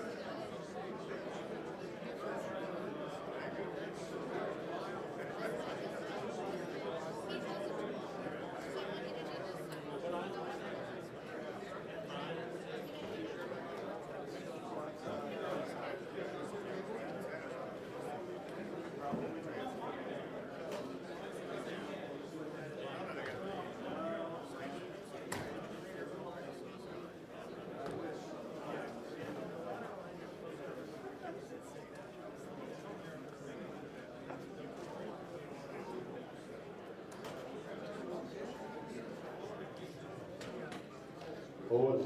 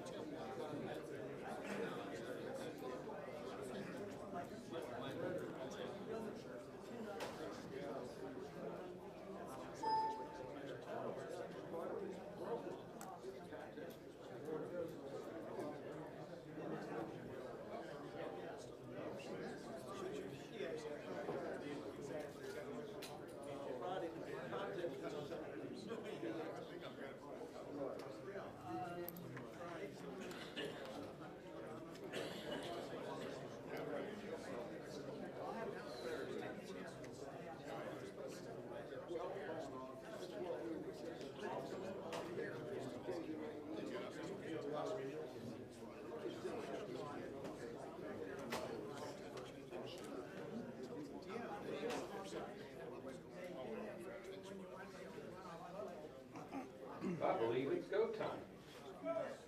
Okay, welcome. Thanks for asking to have the presentation again.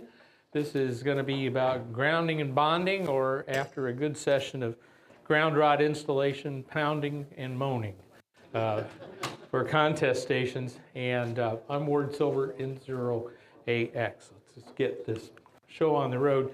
The goals here, I want you to understand what the difference is between the words, what the words mean, and the differences between grounding and bonding. We use the words a lot. We aren't real precise the way that professionals are when they use the terms, and we use them over an extremely wide frequency range. So it's important that we understand what they mean and in what context. And then I want you to understand the different types of requirements for lightning protection versus RF management. They're kind of different things. This is a condensed version of a much longer talk, and I cover AC safety, mobile stations, and portable stations, but we're going to focus on lightning protection and RF management, which I think are the primary concerns for an HF contest station owner. And as those are your primary issues, we're going to talk about how a common system satisfies all these requirements. You don't have to build one system for lightning and one system for RF, one system for AC safety, and all this kind of thing. If you do it right once, it covers all the bases for you. And then there are a bunch of comprehensive resources at the very back of the slide deck, which is in your book. What page does that start on? 170? 170, okay. So again, this is a condensed version of a much longer talk. The much longer talk is available at ARRL Education, and you can download it as, or watch it as one long talk, or in 20-minute, 4 less punishing 20-minute segments, and it's good for club presentations too. Okay, so what are my favorite ham radio references for this kind of stuff? Well, since I'm the editor of the handbook and the antenna book, I kind of get to put in a bunch of stuff that I like, and a lot of this material has been condensed and summarized in these 2 books. It's in the Assembling a Station chapter in the handbook, and it's in the Building an Antenna System chapter in the antenna book. It's not complete as the a full book, but there's a lot of information there for you. Also, another really good reference is the NEC handbook. The NEC is the National Electrical Code, and it was devised by the National Fire Protection Association, which ought to tell you a lot about why it was created originally. And it's available in your library. The actual NEC, which is a list of legal requirements and specifications, is a much smaller book, and it's not easy to read. It's basically a list of code requirements. But the NEC handbook is a book about the size of the ARRL handbook, and it has a lot of pictures, it has rationale, it has explanations, it has examples of how to do things. In other words, why are you doing this stuff? It's available typically at a library. You can buy it used online. Any recent edition should be current as far as AMs are concerned. We're primarily concerned about articles, the 200 series, primarily 250, which deals with grounding. Articles are what we would call a chapter. And then the 800 series, which deals with antennas. So go to your library, get this book, haul it home, take your car, and have a look at it. I got mine online for about 35 bucks. It was 2014 edition. It's fine. Anyway, it's a very helpful book. It will explain what are they talking about and why. Whoop, I skipped some. Lightning protection for the amateur station is a series of 3 articles that were in QST in 2002. Very good. They're available to everybody, whether you're an ARRL member or not. I hope you are. But if you're not, you can go to the ARRL website and find them. It's great. 3 sets of information about what is lightning, how it affects stations, how to protect yourself against it. Ron is one of the polyphaser principals and knows his business. He was also one of the reviewers for my grounding and bonding book. There are 2 really good tutorials among many others on K9YC's website, k9yc.com. Jim's written a ton of stuff. The 2 that are of primary interest to this audience are power grounding, bonding, and audio for amateur radio. Jim's a retired audio engineer, so he's been through all this. And then the second is RFI ferrites and common mode chokes. And that's kind of the Bible right now for ferrite as far as amateur radio goes. Lots of good stuff on his website. W8JI also has a lot of good stuff. Tom lives on a mountaintop in Georgia and has a 300-foot tower. Do you think he knows a lot about lightning protection? Yeah. Yes, he does.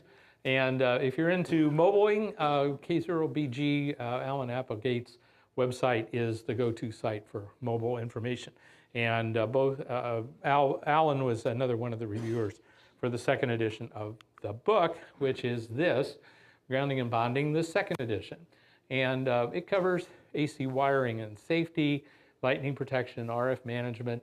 I had some really good reviewers, Jim Brown, Ron Block, Dale Svetanoff, WA9ENA's lightning guy from Wisconsin. The ARRL lab was part of this, and Alan also got in there.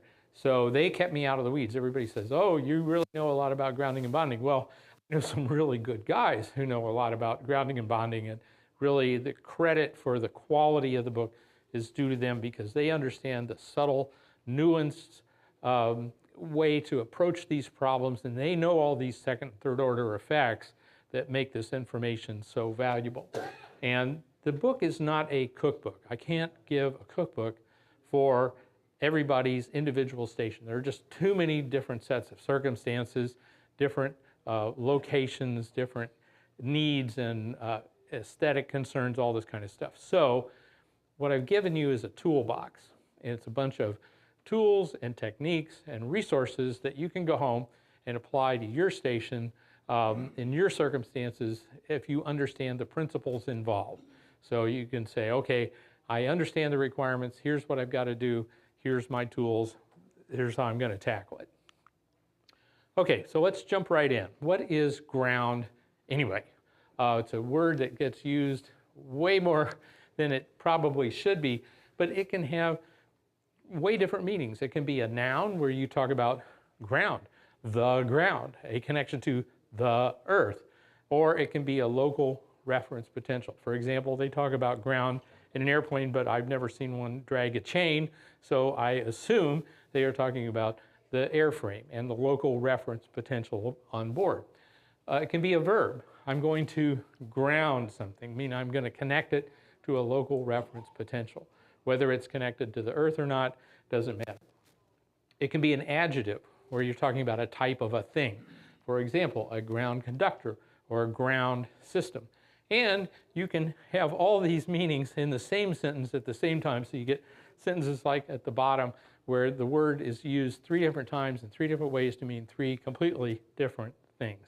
And you hear people talking about grounding, and I listened for a while, and they're both nodding up and down, and I realize they're both talking about 2 completely different things. And so it's a hard word to use. We use it too much. We aren't real careful about what we mean by it, and hams have an enormously broad range of signals and currents and voltages and frequencies.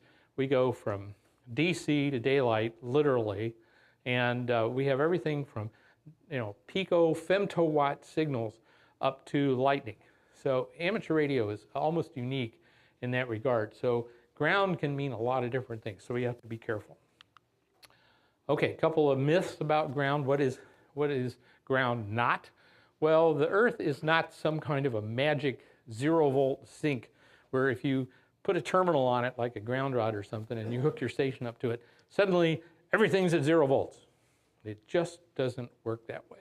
The earth has resistance, your connection has length, there's impedance, there's all these different effects, noise and RF voltages and that sort of thing. They just don't go into the ground and disappear. So you have to kind of put that notion out of your head. You can have different points in the ground, be it different voltages, different currents. Lightning strikes when they flow through the ground. You can have enormous voltages between different points in the earth. So the earth is not some 0-volt thing. You also have fuzzy definitions. We talk about RF ground, and this is where my journey for this book and all these lectures really started, in a column called The Myth of RF Ground. There really ain't no such thing except in very specific circumstances. There's no way really for a ham with limited resources to create a 0-volt reference across a really wide frequency range like an HF station. It's just not going to happen. The wavelengths vary too much. There's too much distance involved. There's all these connections and impedances. So we just got to stop using that term. We talk about a local RF reference voltage, a reference plane, a reference potential, something like that. But the idea of there being some magical RF ground is really out of scope for most of us. Another thing is ground loops. That comes out of, really it's an electrical audio type term where you're trying to avoid either allowing circulating currents in a power system or perhaps picking up magnetic fields in audio, that kind of thing. If you look in the back of even a simple ham station, any connection that goes from one enclosure to another enclosure, wherever it goes next, and then comes back to the same enclosure, that's a ground loop. And there are hundreds of ground loops in even a modest ham station. And you're not going to be able to get rid of them. You're just not, because if you've got a coaxial cable connecting this to that, and then something comes back to this, that shield makes a ground loop. So you have all these different ground loops. You're not going to get rid of them, but you can manage them. So if you understand what the problem is, you can take steps to mitigate that problem and work with it. And the other thing is single point ground. Single point is a term electricians use, single point ground. They want to ground everything to one point so they don't have a path in which circulating currents can flow. Circulating currents in power systems are bad, and they try to avoid that. So they try to have one point where everything's attached to that ground point in the AC system.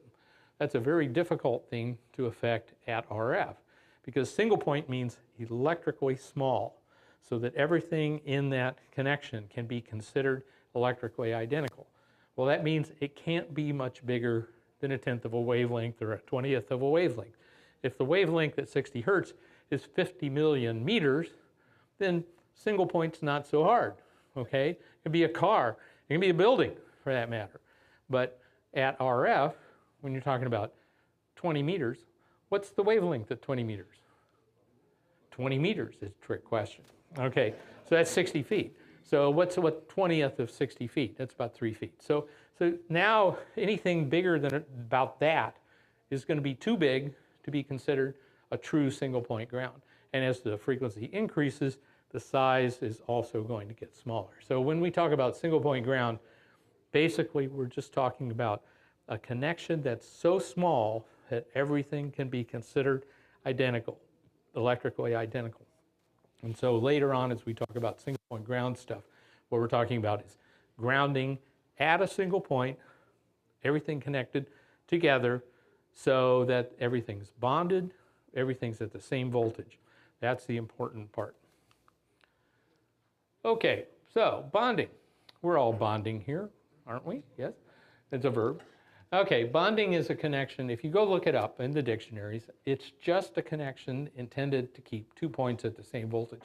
That's it. There's no secret sauce. There's no magic definition or anything like that. It's just a connection so that two things are at the same voltage. Now, whether that's inside an IC and you're talking about a tiny little thing that's about a nanometer across, or whether you're talking about connection between a couple of pieces of equipment, it's just intended to keep things at the same voltage.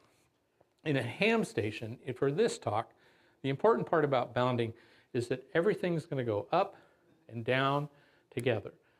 Whether we're talking about lightning, where you get that surge, you want everything to go up and down together. You don't want this part of your station to go up to a few thousand volts before this part of your station goes up to a few thousand volts. You want everything to go up and down together. It's kind of like a floating dock. You want everything to go up and down together so it doesn't tear itself apart. You don't want big potential differences between parts of the system. Another reason that you want to bond stuff together is from an AC safety point of view, that minimizes shock hazards. If you have a failure in a piece of equipment in a power supply or whatever, and suddenly there's a connection between power source and exposed metal that a person can get access to, you don't want that to be a shock hazard so that when you're holding on to your grounded microphone and you touch this, you get a shock. You don't want that. So you bond everything together and connect it to the AC safety ground, and that keeps the shock hazard down. Then you want to prevent destructive voltage differences, especially during lightning surges. And the real problem with the lightning surge is it's a lot of current that causes a lot of voltage really fast, kiloamps per microsecond. That's how they measure this stuff. And it's big, it's a lot of energy.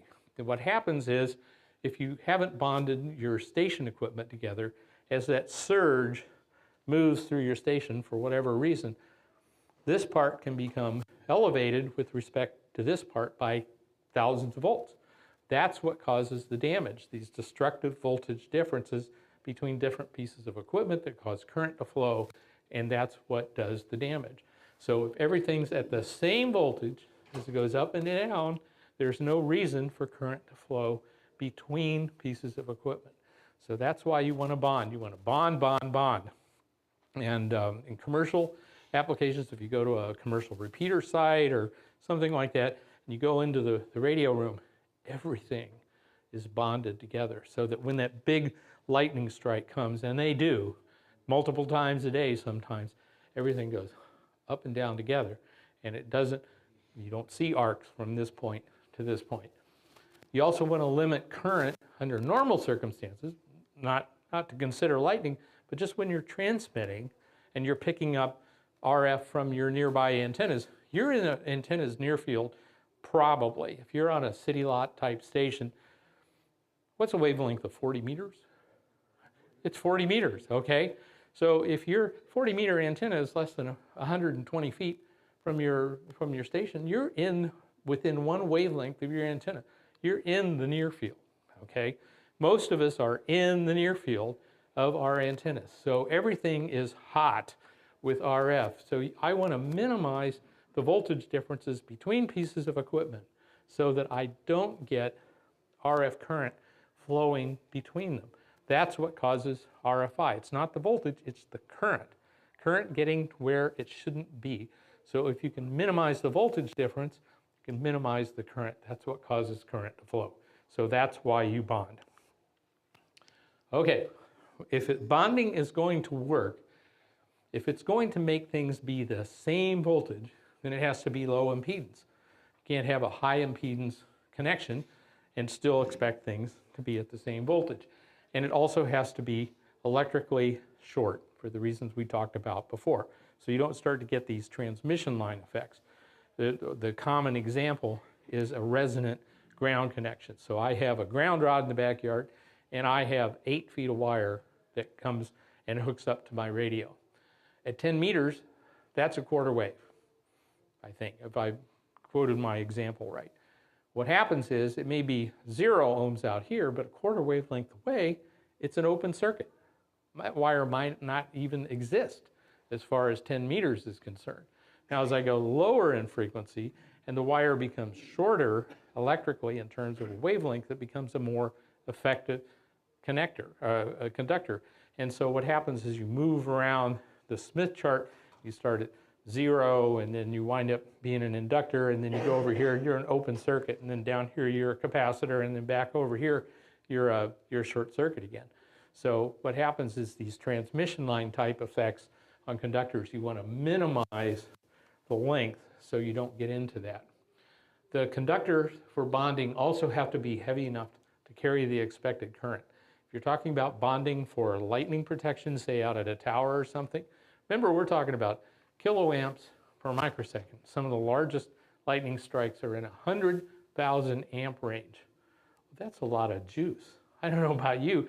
I'm a milliamp guy. That scares me, all right?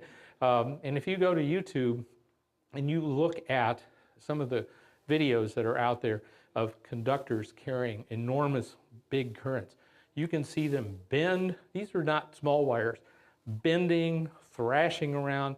You hit something with a lightning pulse, the magnetic field effect on that conductor will rip it off the side of a building. You can get 500 pounds per foot in a lightning strike. So your conductor has to be big enough to withstand that and not vaporize. You don't want that conductor to simply disappear in a cloud of glowing green ions, okay? So it has to be big. It has to be big to carry the current. It has to be big to withstand the heating effects. And then it has to be sturdy enough to survive the environment. Like I said, a lot of current is a lot of mechanical force. And you also, when you install these things outside, you want to make sure they can withstand the typical mechanical insults that come with being outside. For example, you don't want a ground conductor that's not so big that when you step on it with a shovel to plant something, you cut it. How do I know this? Okay, you want this to be big enough for you to go, damn it, what'd I hit? Oh, that's the ground conductor, okay. A number 12 wire might be just fine electrically, but if I can cut it with a shovel, I might not never know that I cut it, okay. A good ground system, you put it in and you'll never think of it ever again, okay. But if you cut these wires and you can break them, then your system will eventually degrade. So you want a heavy enough thing. You're gonna drive on it. You're gonna rototill the garden and forgot you put it out there. Ask me how I know that, okay? And you're gonna dig up that wire. Okay, so it's gotta be heavy. And that's one of the reasons why the NEC and the building codes say number 6 AWG, number 4, number 2, whatever. Follow those codes. They have been, that's hard-won knowledge, okay? So it's got to be low impedance, it's got to be short, got to be heavy, and it's got to be sturdy enough mechanically to stay put where you install it. Inside your station, the best thing to use is solid 20 gauge strap, plus or minus. Hams don't have a commercial or military budget, but solid strap is the standard. That's the good stuff. If you can get it, if you can work with it, I would not counsel you to use the copper-plated plumbing tape. You don't know the quality of that copper, so you want to use solid copper strap. If you can get it, you can cut that out of scrap flashing, or you can use heavy wire. Now, we've all installed Romex, and we refuse to throw anything over 1 foot away. It's in a box in your garage. Don't lie, I know. Okay, so that's perfect stuff for bonding in your station. Those number 14 wires are heavy, they're low impedance, you make short connections to your ground system, all that kind of stuff. That's perfect. So strap or heavy wire. If you want to, you can use the flex weave braid. Dave? Yeah, are you meaning stranded wire or solid? Stranded or solid will both work just fine. Flat weave tin braid, the silver stuff that is flat when you buy it, that's the stuff to use. Okay, if your stuff is going to move around or you want it to be flexible or maybe it's in a mobile. Okay, but don't use exposed braid from coax. The minute you take it out of the jacket, what happens is that starts to loosen up. That's how you get it off the dielectric center conductor, right? You got to loosen it up a little bit, and suddenly all those little wires that are carefully braided together, and if you ever get a chance to look at the machine that makes it, that's pretty cool, but they're all held together under pressure by the jacket, okay? That's what the jacket's purpose is. And the jacket protects them from oxygen, which causes them to corrode, and moisture. Oxygen and moisture are the evil attackers of copper braid. So if you take it out of the coax, the second you do that, it starts to corrode and lose its effectiveness. Okay, it might work for a while, but eventually it's not going to work well. If you want to do that, leave it in the jacket. Just make it into a pigtail at each end. You got a terrific big fat wire, and it's protected. It's all jacketed up, but don't take it out of the coax. Anytime you use braid, keep it away from moisture and chemicals because it will corrode. So don't use braid outside at all if you can avoid it. And if you have to, like in a mobile environment or something else, they sell jacketed braid that you can buy that's got a coating of plastic on it. So use that stuff. Lightning protection. Okay, let's talk about lightning protection. Mr. Lightning comes for a visit from many thousands of feet up in the air, miles, okay? So you're not going to steer him. He's not going to get down to, your station and say, oh, he disconnected it by 6 inches. I can't go there. Oh no, he won't even notice. So you can't really steer it, but you can help it make good decisions. That's what you want. Where do you want Mr. Lightning to go? Out to the earth, outside your house someplace. Not through your station, not through your equipment. What Mr. Lightning wants is heavy, direct paths to the earth so that it can dissipate the charge, either the charge coming from above or whatever. There's an imbalance. Either the charge is going this way or that way, and sometimes it goes both ways in the same strike. But you want that to happen outside, someplace in the backyard, not in your station. So you want heavy direct paths to the earth to dissipate the charge into the ground. You'll see me do this a whole bunch of times in this talk. I'm trying to reinforce that what you're trying to do is get that charge into the earth outside your station. In these type of connections, inductance is more important than resistance. The equation for voltage across inductance is the inductance times the change in current per unit time. Remember, we're talking about kiloamps per microsecond. A number 12 piece of wire, 1 foot long, has 330 nanohenries. It doesn't take too many kiloamps per microsecond to develop a lot of voltage. A kiloamp per microsecond surge across 1 foot of absolutely straight number 12 wire develops 700 plus volts. That's just sitting there, not doing anything, not coiled up, not anything else. 700 volts, 1 foot of wire. So inductance, minimize inductance with wide, flat, big, heavy conductors. Short, don't make sharp bends, curve them, minimize the inductance. And all of the paths for your lightning ground system should be outside your residence. Don't run ground systems through your crawl space. Don't run them through your attic. It all has to be outside. If there's going to be damage, have it be outside, okay? Don't invite Mr. Lightning inside.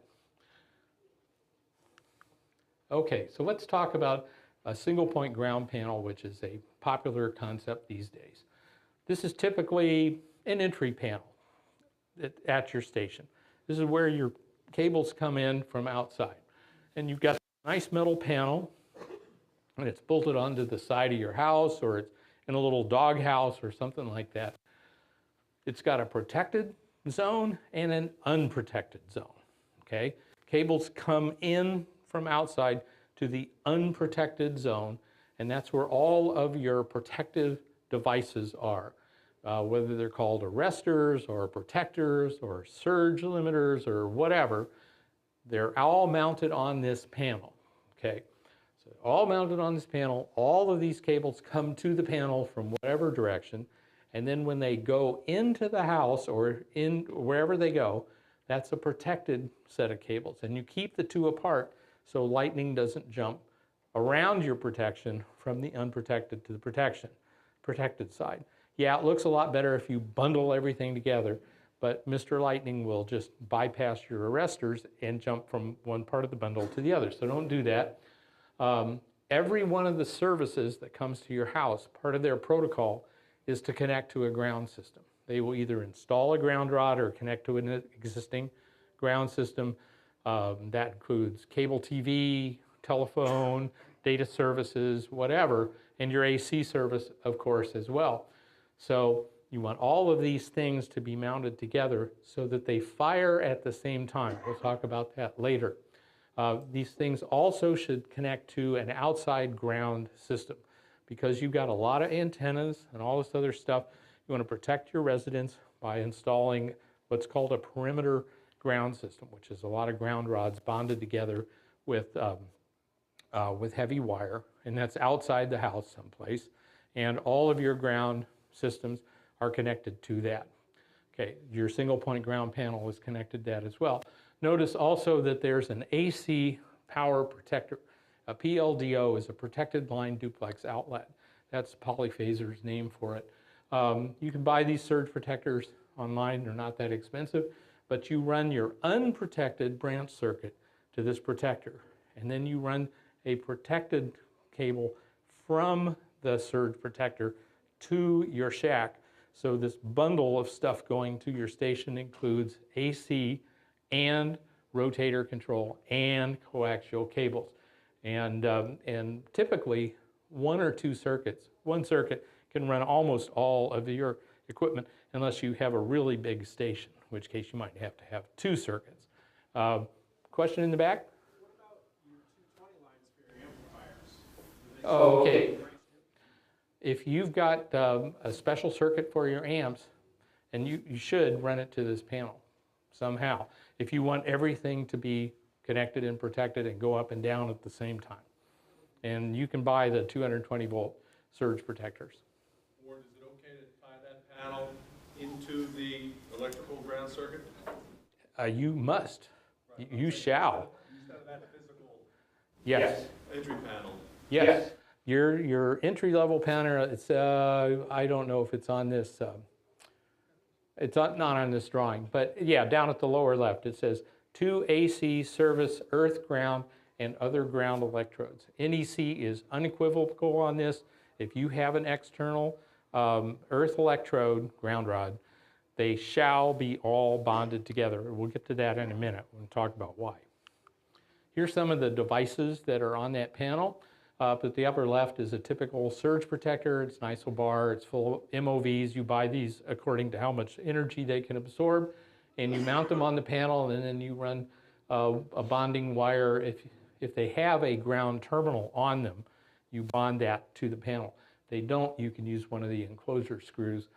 The thing at the upper right is a typical phone or data service protector, and if you look real close, you can see MOVs that look like little ceramic capacitors, and you can see some gas discharge tubes and some things that look like transistors that are actually bidirectional Zener diodes called transorbs.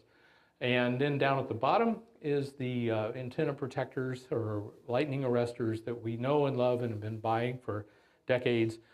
These are from Polyphaser, I think, and they are designed to be mounted on a grounded panel. Some of them you mount on the panel and you have both sides of the cable going to the protector, and the others are a bulkhead where it goes through the panel and you can make a connection on the inside. There's all kinds of them. Okay, so the point of having a single point ground panel is to bond all of the grounds of all the entry paths. That's all of the feed lines of all of your cables and all of your rotator control lines and all that stuff. And then they're connected to the perimeter ground, which is your outside ground system. We'll talk about that in a minute. That goes either around your house or is a collection of ground electrodes all connected together. The important thing is for the protectors to all fire at the same time. Why is that important? Okay, so you've got all these radios and all these protectors and all these feed lines and stuff. You don't want one protector to fire. Here comes the lightning surge. You don't want one protector to fire and then another one later and then another one later, because you've got this sharp, narrow pulse of several kilovolts at least, and you want them all to clamp at the same time. So part of your system isn't protected while the other isn't. And then later it goes like this. When that happens, you get destructive voltage differences between parts of the system. You can get many kilovolts between one part of your system and the other. You want the protectors to all fire together to limit that voltage surge and let that energy dissipate. I was not sensitive to this until my reviewers said, oh, this is why you've got to have them all together. And I thought it was kind of for convenience, maybe a voltage drop thing. Said, no, it's all in the timing. You want the transients to fire your protection stuff all at the same time. The single point ground panel also protects your non-RF and AC power stuff, okay, as we talked about, your data services, your phone services, all that kind of stuff. You want all of your systems protected and going up and down together. You don't want your phone system several kilovolts different than your computer, than your ham shack, okay? You want them all protected together. Okay, and we keep our protected and unprotected cables separated as we talked about. Here's some examples. Now this one violates the keep everything outside rule, but K4RO lives on a hilltop. Is Kirk in this room? No. Okay, good. I can tell all kinds of stories. Kirk lives on a hilltop west of Nashville, and when the thunderstorms were coming through, he was losing one or more boxes on a regular basis, and he got tired of this, and he found out about grounding, bonding, and all this kind of stuff. And so he went out and bought a big honking aluminum panel, and he mounted it on the inside of his garage. Now that's at ground level. His station is basically directly above this panel inside the house. And he mounted everything south of the amplifiers on this panel. All of his switches, his control stuff, his bandpass filters, all that kind of stuff is mounted on this panel. And up at the upper right, you can see the BAW, a big ass wire. Then that goes out through the cinder blocks to the external ground system. It's just a couple of feet. Okay. Since he put this up, he hasn't lost anything. Everything is together. It's all going up and down together.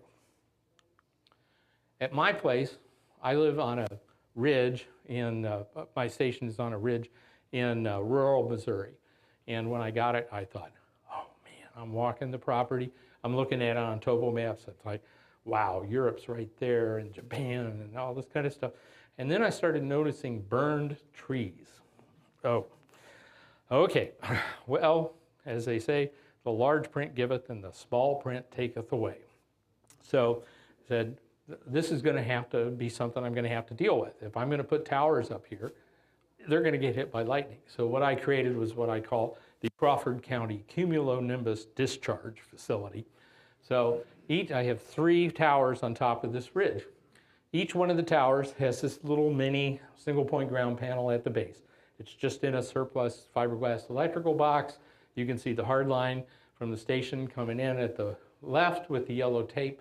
And then there's up to 4 antennas that be connected to this RCS4L. L means lightning protected, and it has a gas discharge tube inside the switch.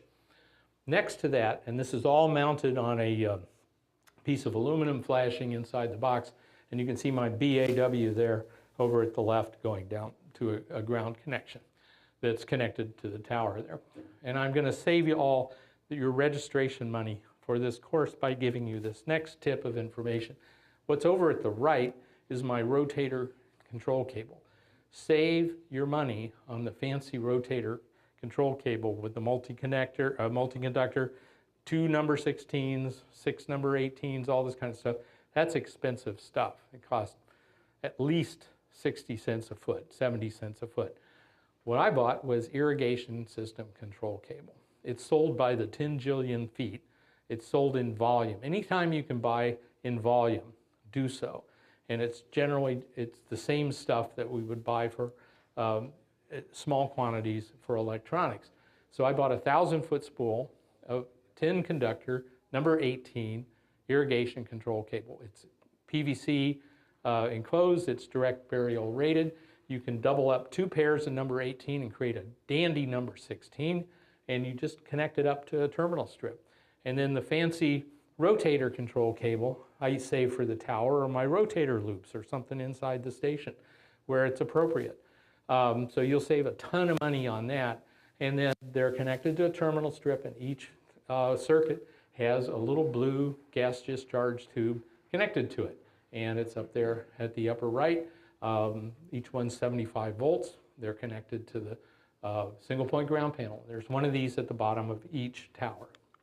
Okay, here's what's inside what I call the sacrificial barn. Okay, all of the hard lines are buried, come back, and the irrigation lines are buried. They all come back to this panel inside a pole barn, and you can see the lightning protectors that are mounted on that flashing panel along with terminal strips. And this is before I added gas discharge tubes on the irrigation cable terminal strips. And yeah, I buy gas discharge tubes by the box. They're not that expensive. Okay, and then that all goes to underground again and winds up at another single point ground panel outside my house before the cables go inside.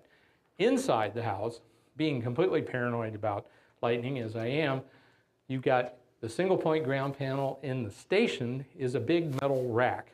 You can get these for free. People will pay you to take them away. And everything associated with the antenna system is mounted and bonded to that rack. You've got rotator control boxes, amplifiers, switches, the whole thing.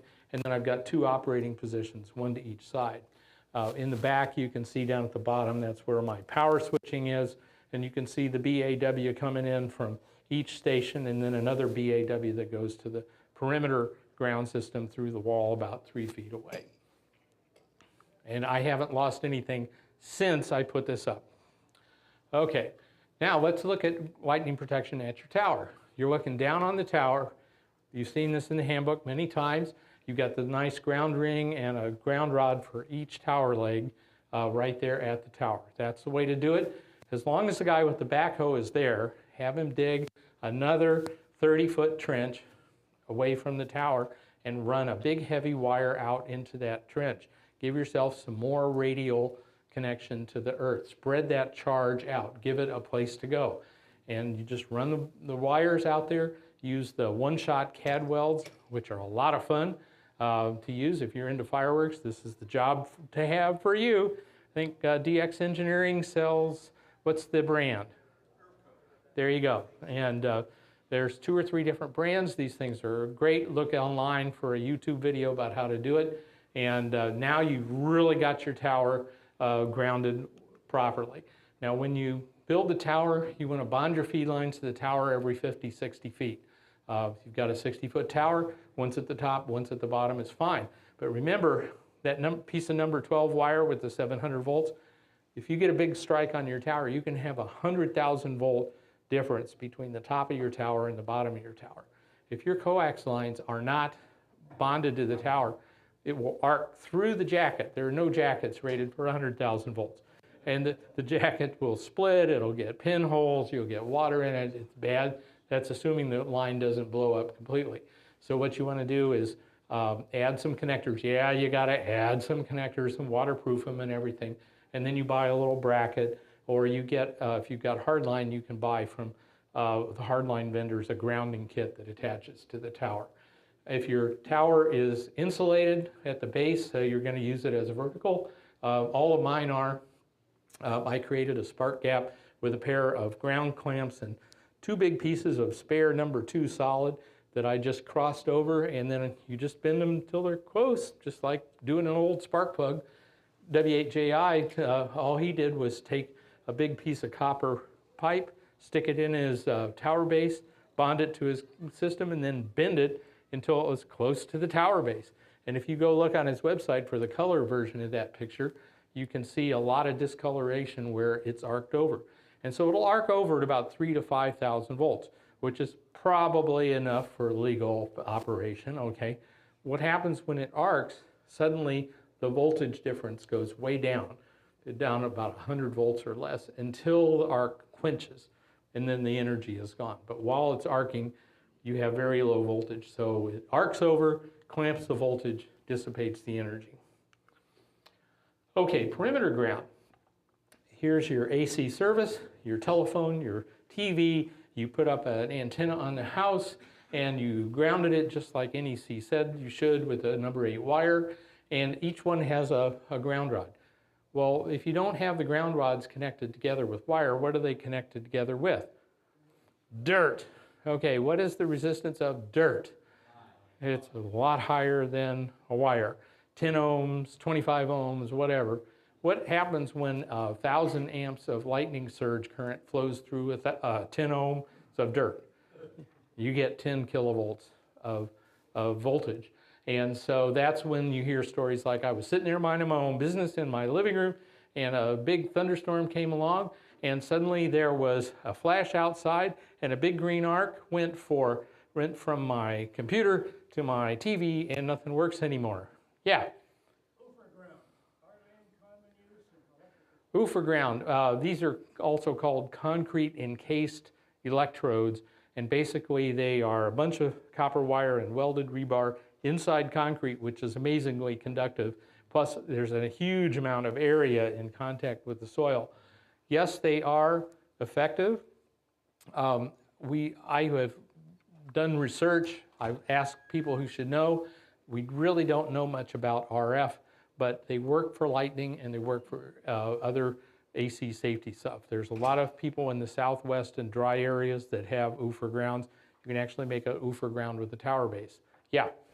So, on my tower, 60-foot aluminum going down into a 5-foot cube of concrete, would that be acting as an UFA? Sort of.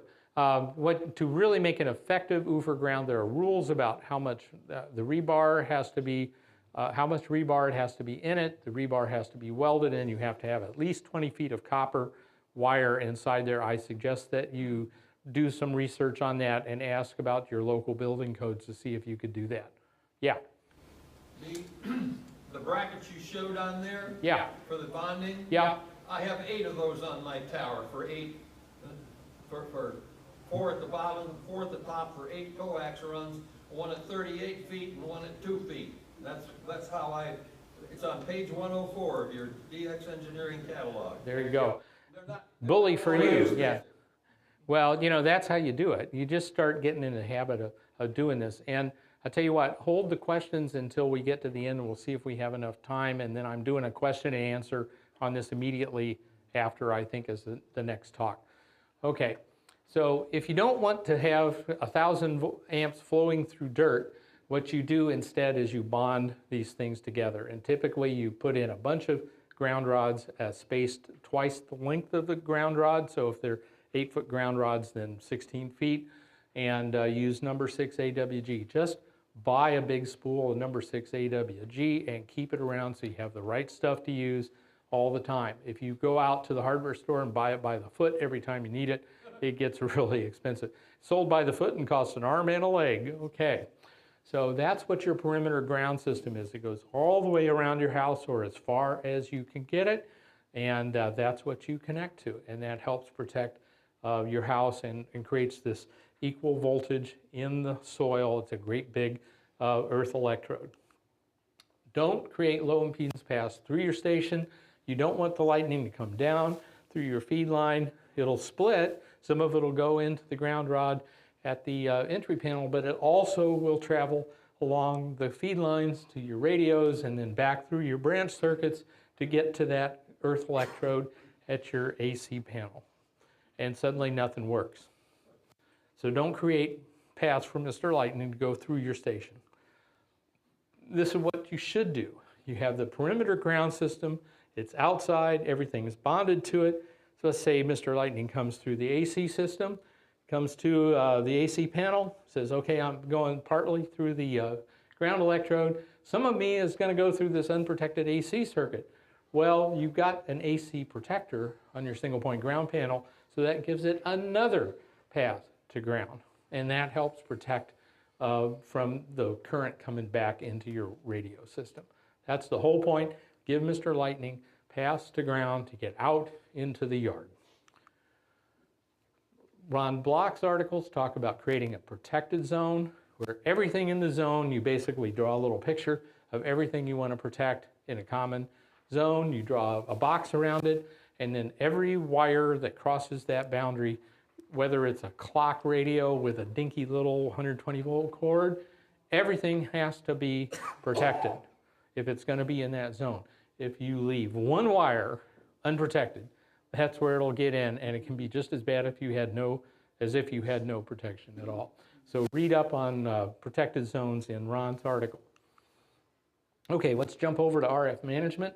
The important thing to dealing with RF in your station is to realize that absolutely everything in the station is an antenna, and I mean everything. You're close to your antennas, you're in their near field, they're going to light up every piece of wire in your station. That includes the panels, the jumpers, the bonding wires, the microphone cables, you're conductive at RF, all that stuff, your PC, it's all part of your antenna system. Okay, so if everything's an antenna, and we're not going to try to go for this magic, mythical, all-band RF ground, what do? Okay, you concentrate instead on bonding. You bond everything together so that it goes up and down together. With electrically short connections, keep it at the same voltage. And that prevents or reduces current flowing back and forth in your station. It also eliminates hot spots.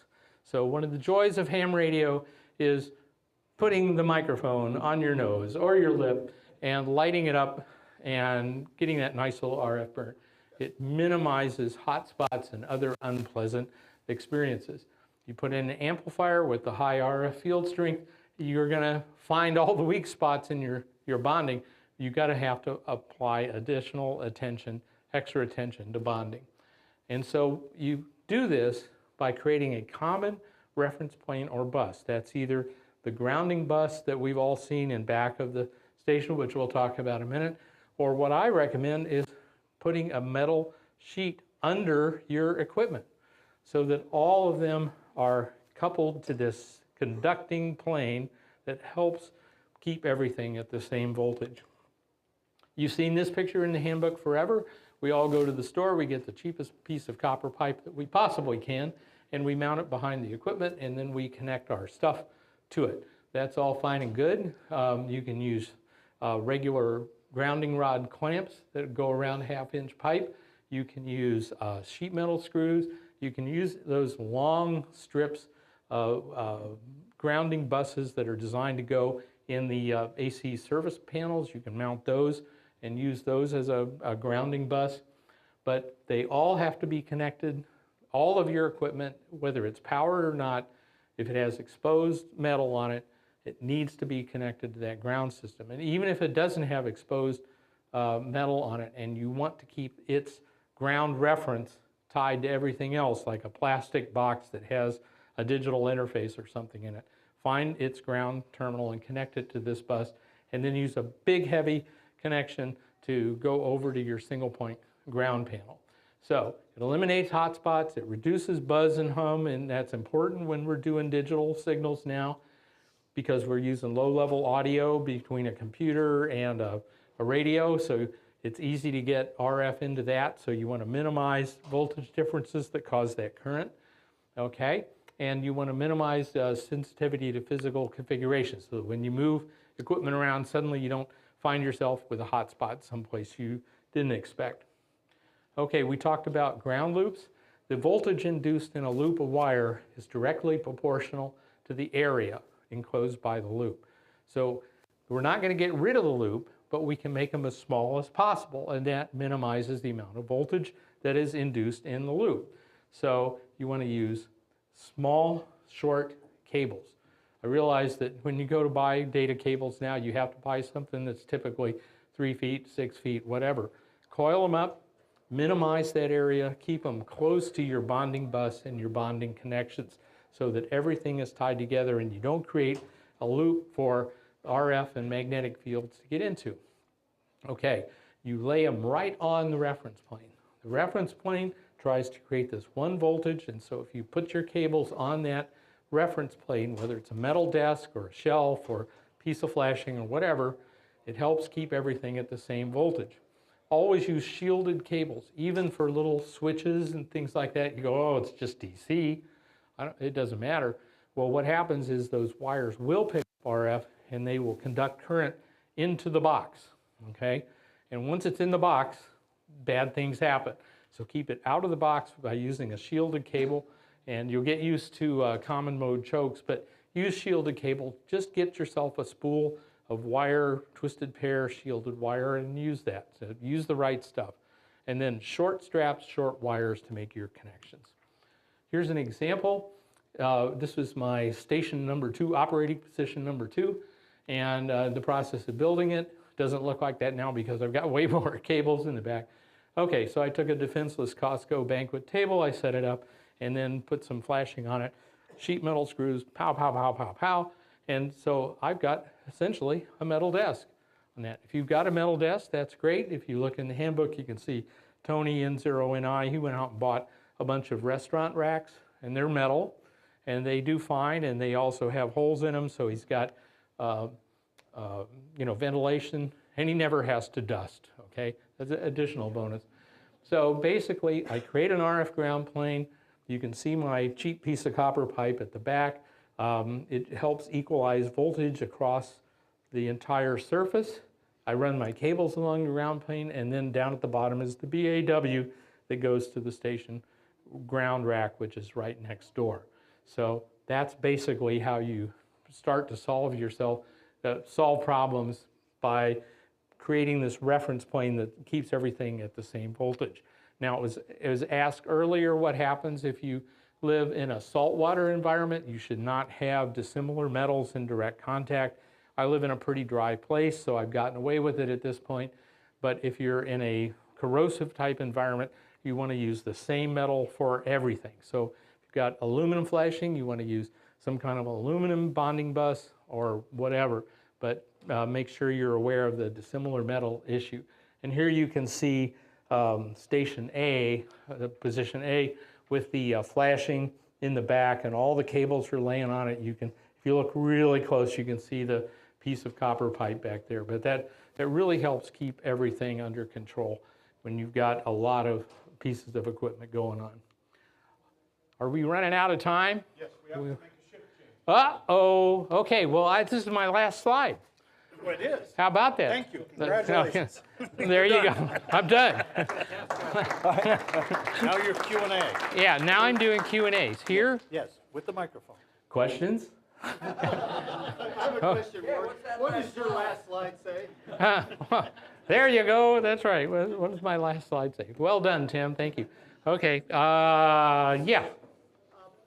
Early on, you mentioned mentioned having everything fire up at the same time. Right. I've noticed as I've been buying polyphasers that depending on frequency and power rating, that they don't all have the same values as far as. Okay, so the question is, we were talking about having everything fire at the same time, and it says, okay, so I'm going out and I'm buying a lightning arrestor. They don't all have the same frequency and power ratings and other things. Does that affect the timing issue? Not really. What they have inside is a gas discharge tube. Now, some of them you will notice are DC blocking arrestors. Okay, what they have is a series capacitor inside of them. If you use one, you will not be able to run DC power through your cable. Ask me how I found that out. Okay, your preamps, your remote switches, all that stuff, they will not work if you have the DC blocking. But the function of that capacitor is to make the leading edge of that lightning surge faster to get to the breakover voltage of the gas discharge tube quicker so that it fires faster. There's not a lot of difference between the DC blocking and non-DC blocking, but there's enough. I wouldn't mix them in a system. But in general, I believe, and I'm racking my brain trying to think of going through. They fire at different voltages, so they're going to be at different points on the curve. But if they're all high power, they're all going to have that same breakover voltage, and they should get there at the same time.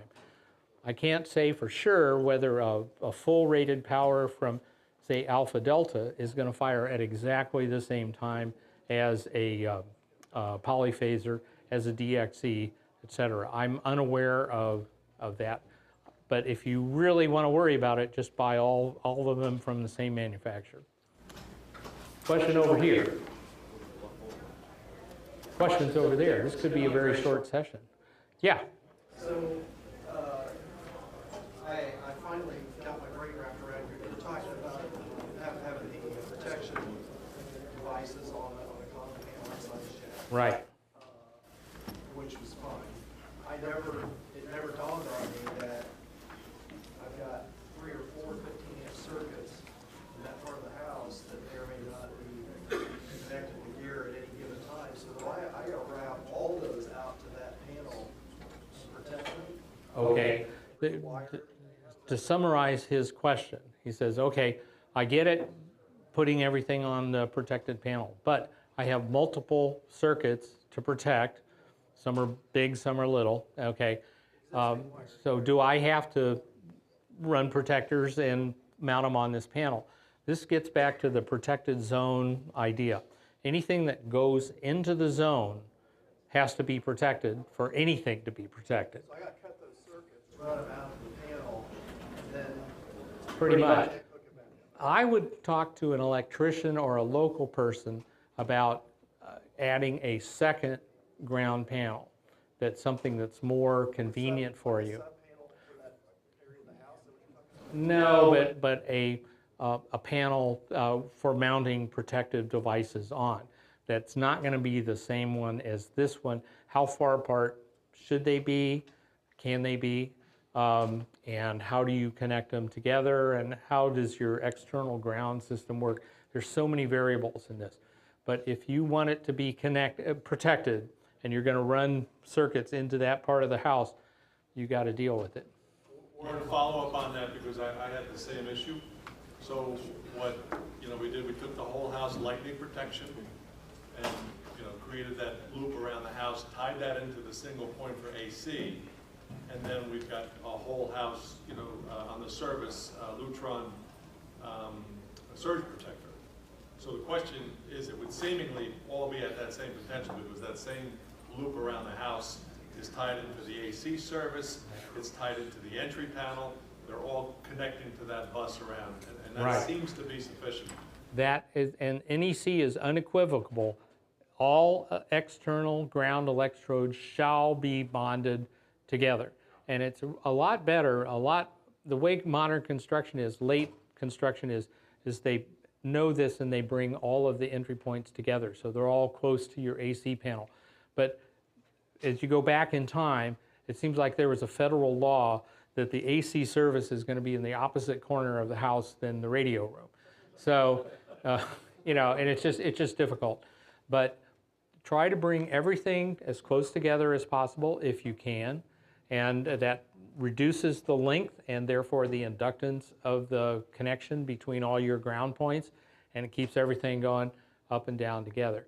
But once you get into complicated situations where you have to reroute wiring and you're talking about a sub panel or something, go talk to your local professionals, because there are code issues and other things that I cannot address.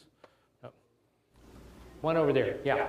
When you've got that ground line going around your house. Yeah, the perimeter ground. Proximity to explosive stuff like natural gas lines. Look in the NEC. There are rules about how far apart propane tanks and other flammable services must be from lightning protection grounds. Follow those rules.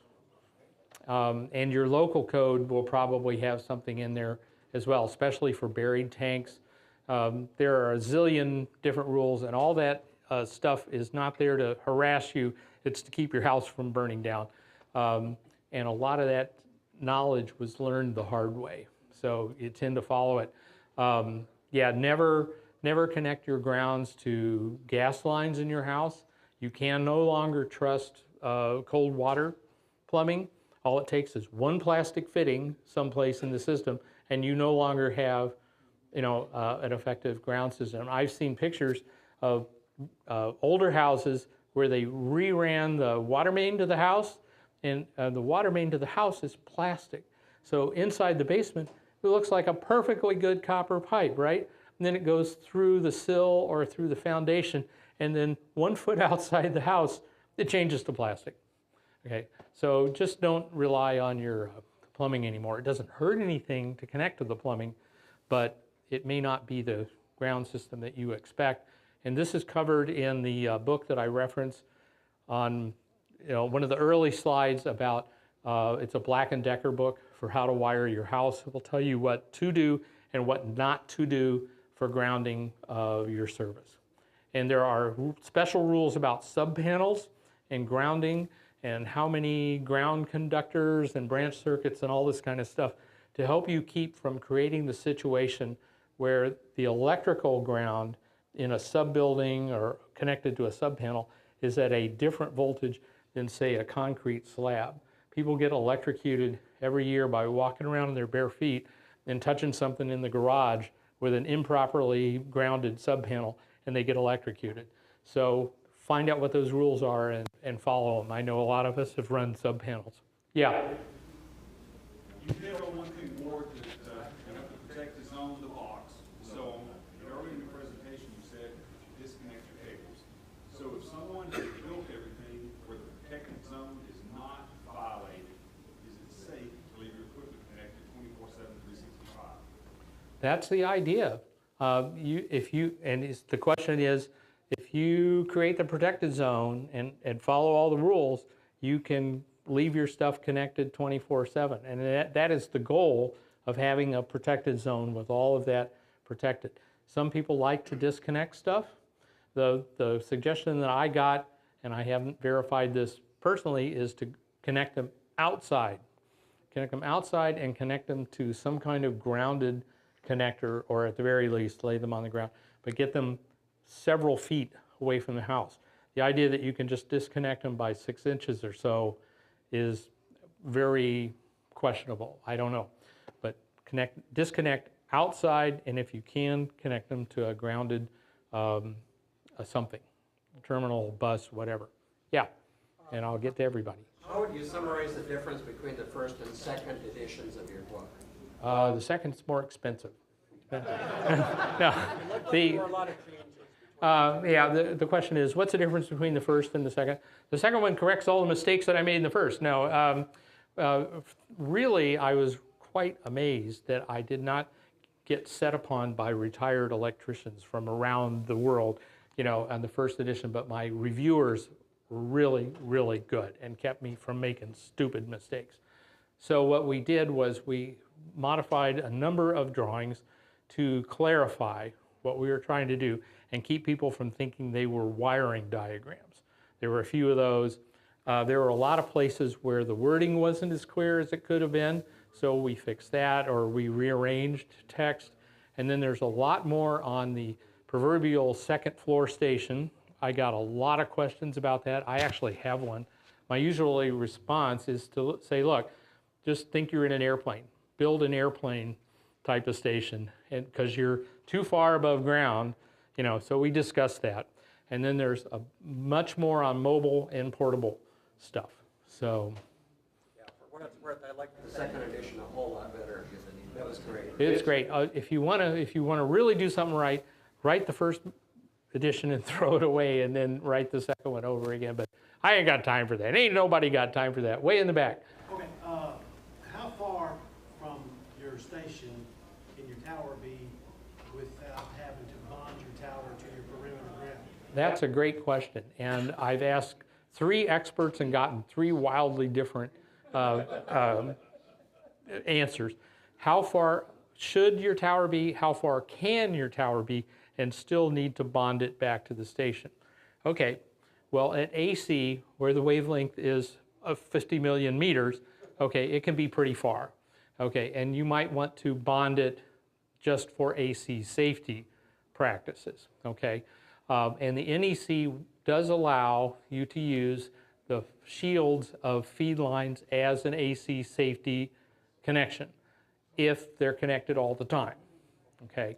Or you can run another piece of wire, another big buried wire back to the house. Doesn't hurt a thing and gives you another big piece of conductor in contact with the earth. But if you're going to worry about inductance, so if you're talking about lightning and RF, anything beyond about 50 feet, that's the lowest common denominator from all these people that I've talked to. Anything beyond 50 feet, it's simply too long, it's too inductive to do you a whole lot of good. So worry about your radials and grounding the tower.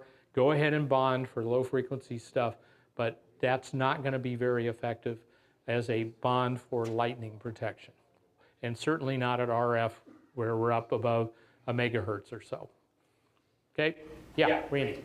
Yeah, so I got the house service panel, like you said, it's at the opposite end from the ham shack. Of course. Perimeter ground. Can I put a ground rod outside the ham shack and connect it to that perimeter ground? Do you really like Mr. Lightning being in your house? Now, Randy was saying, I've got the ham station over here at this, and I've got the AC service over here. Can I put a ground rod in the shack? Is that what you? Outside the shack. Oh, right outside. Right outside is cool. Okay. Yes, outside, but put in the perimeter ground around the outside of your house. And if you do have this long set of ground connections, radials out into the yard are a wonderful thing, okay? When you talk to the cellular guys, they will tell you, especially the ones that have to install on rocky mountaintops and stuff where there's basically no ground. So what do?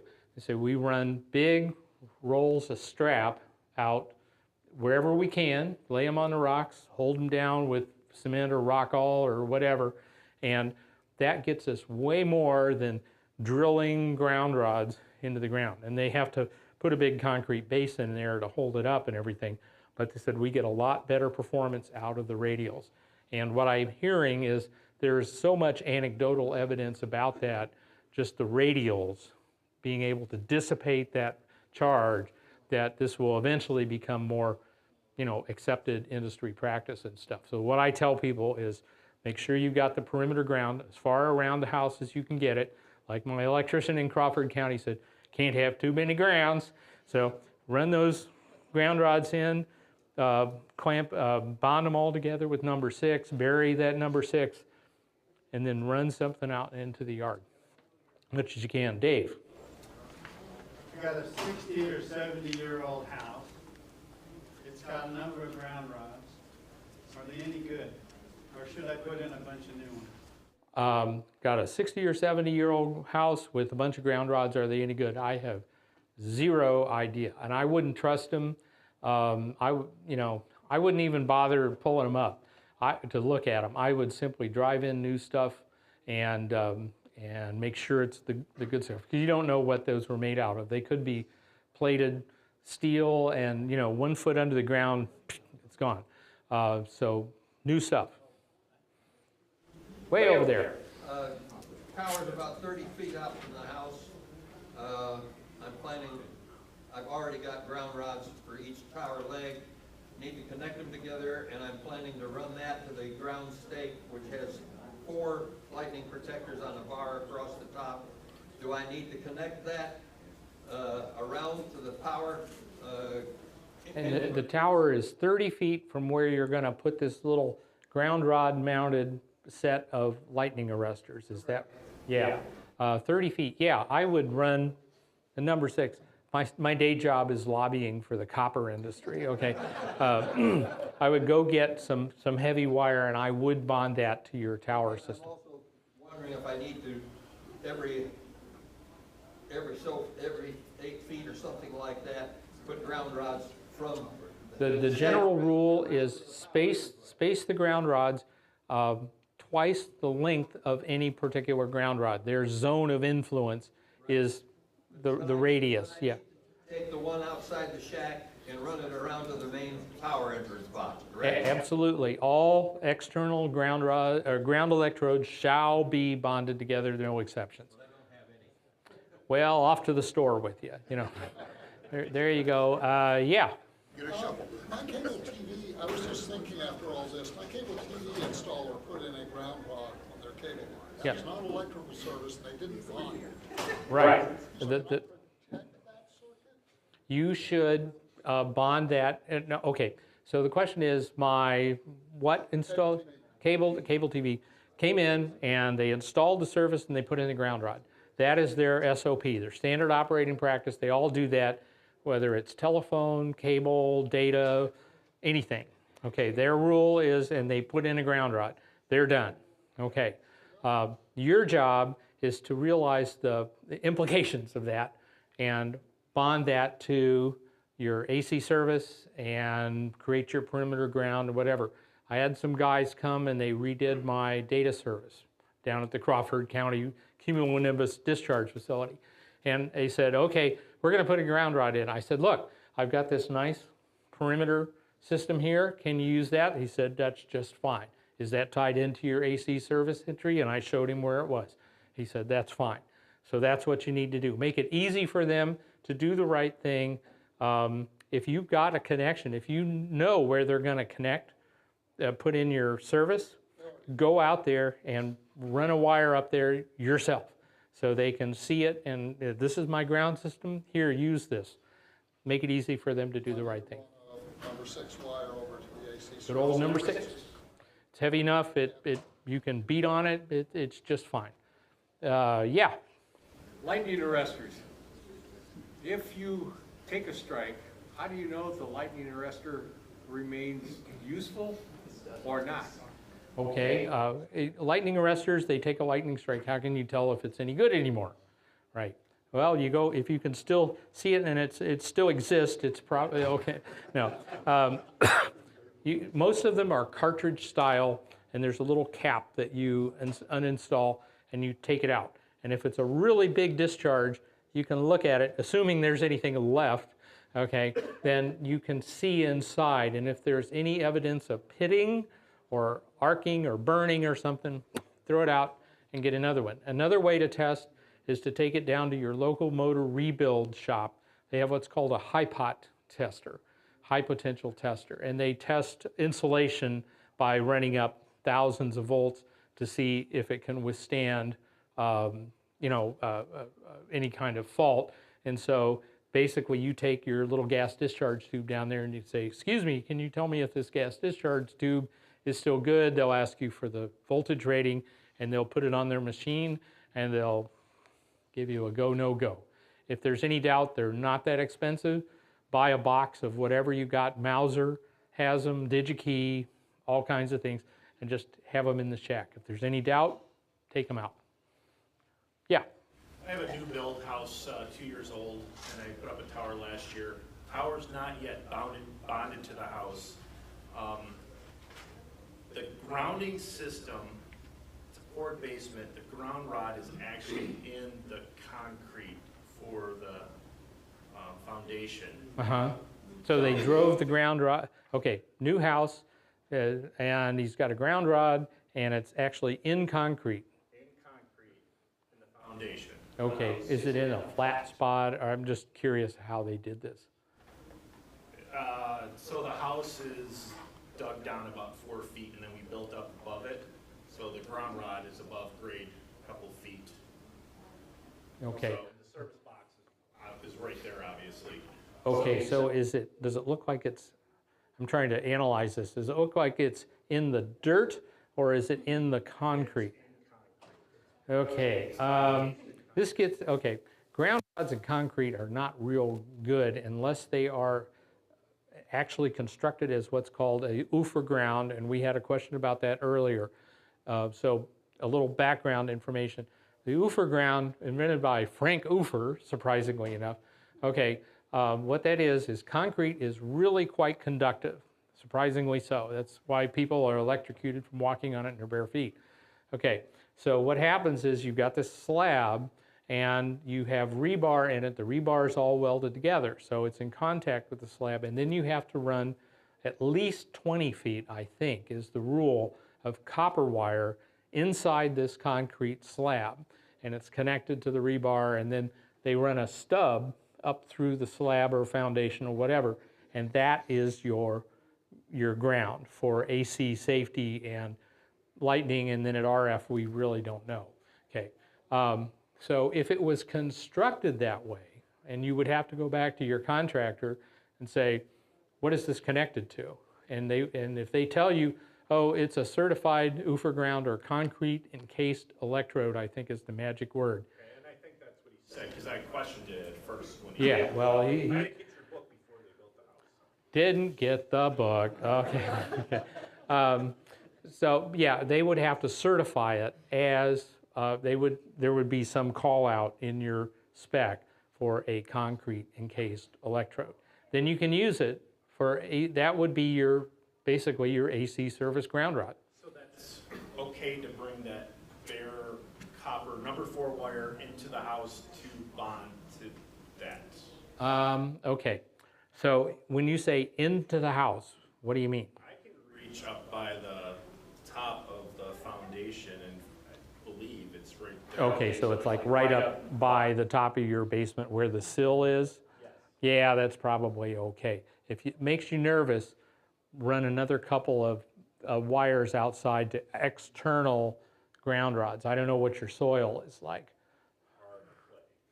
Hard clay. Well, hire a teenager to drive those in. That's what teenagers are good for. Okay, but get some outside connection, and you're going to have to create some kind of a perimeter ground as well anyway. So if you create the perimeter ground, bond it to your concrete encased electrode. I wouldn't make that your only connection for anything bonded like a tower. So the tower is about 20 feet from the house, and then I have several ground rods coming back to the house about 16 feet apart. And then if I get rich, I'm going to do a loop around the house. Yeah, but, right. And then, so the number 4 wire is kind of just hanging out there for the contractor to see and kind of give me the... I think you could bond to that. You might want to check with a licensed local electrician to see if there are any code issues, like ask an inspector, okay? If I was to do this, would that cause me to fail an inspection? And just there, because there are local rules, and this is what I was talking about. There's so many different local circumstances that it's really hard for me to say, oh yeah, sure. And I'm not a PE, so I can't wet stamp your drawings, okay? But talk to the local electricians, but in my opinion, if you've got a certified concrete encased electrode and you've got this external ground system, like you say with the external ground rods, yes, they shall be bonded together. So I think that's good. How about somebody from over here that hasn't had a question yet? So, the electrical system ground all the way over here at one end of the house, the shack at the other end, because that's the way I planned it from the beginning. There's no way I could get a loop all around the house. Right. Is it worth doing half a loop? Yes. Yes. Is it worth doing half a loop or any? Yes, absolutely. half, I can't do 3/6. Yeah, I got a concrete driveway pad. I'm not going to go. I'm not going to tear up a whatever. Yeah, run it as far as around. Get the maximum length that you can. Bond it all together. Does it matter how, should it be as close to the foundation wall as possible, or does it not particularly? I think it doesn't really matter. I would look for disturbed soil and try to get away from that, because the disturbed soil won't be as cohesive to contact the outside of the ground rods. So I'd get at least a foot or two away from the foundation. So. Okay, wait a minute. There in the back. So I manage a building in Chicago, and we had a new water meter installed, plastic. The plumber who worked for the city had a little jumper of, let's say, like 8 gauge wire. So going from the house pipe to the lead, it's still a lead pipe. So if I want to secure my shack and drive my own ground, should I still, and do the loop or half loop, should I still bond that lead pipe to the loop?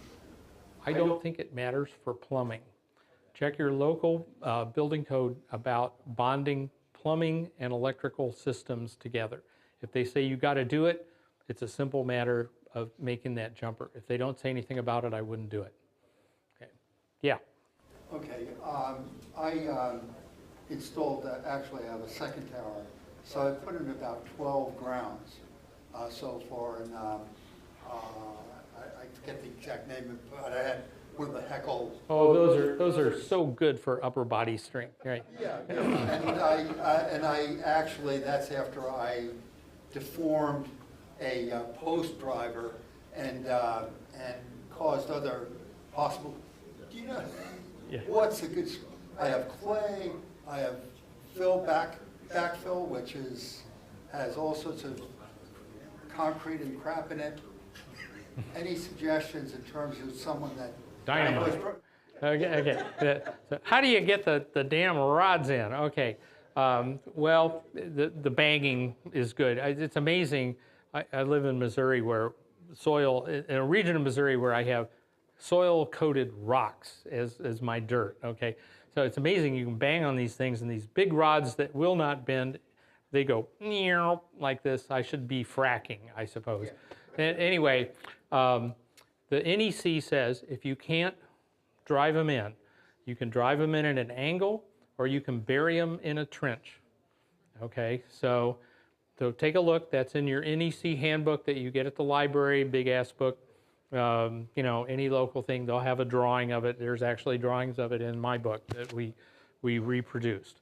So yeah, you can. That's an option for you. And if you can't do that, then you're talking about some kind of concrete encased electrode or something, but it doesn't sound like you're quite there. Way in the back. One thing that we found with upwards of concrete per ground, so to speak, just an electric hammer drill, a ½ inch or bigger. Put it on there and run them right down. Yeah, hammer drills are fun. Thermite welding is fun. There's all these big things that can hurt you. Boy, it's a lot of fun. Hang on a second. I'm going to get a new face. Yeah. Speaking of further welding or CAD welding, 2-inch copper strap CAD welding to a ground rod buried about a foot below the surface. How long should they last?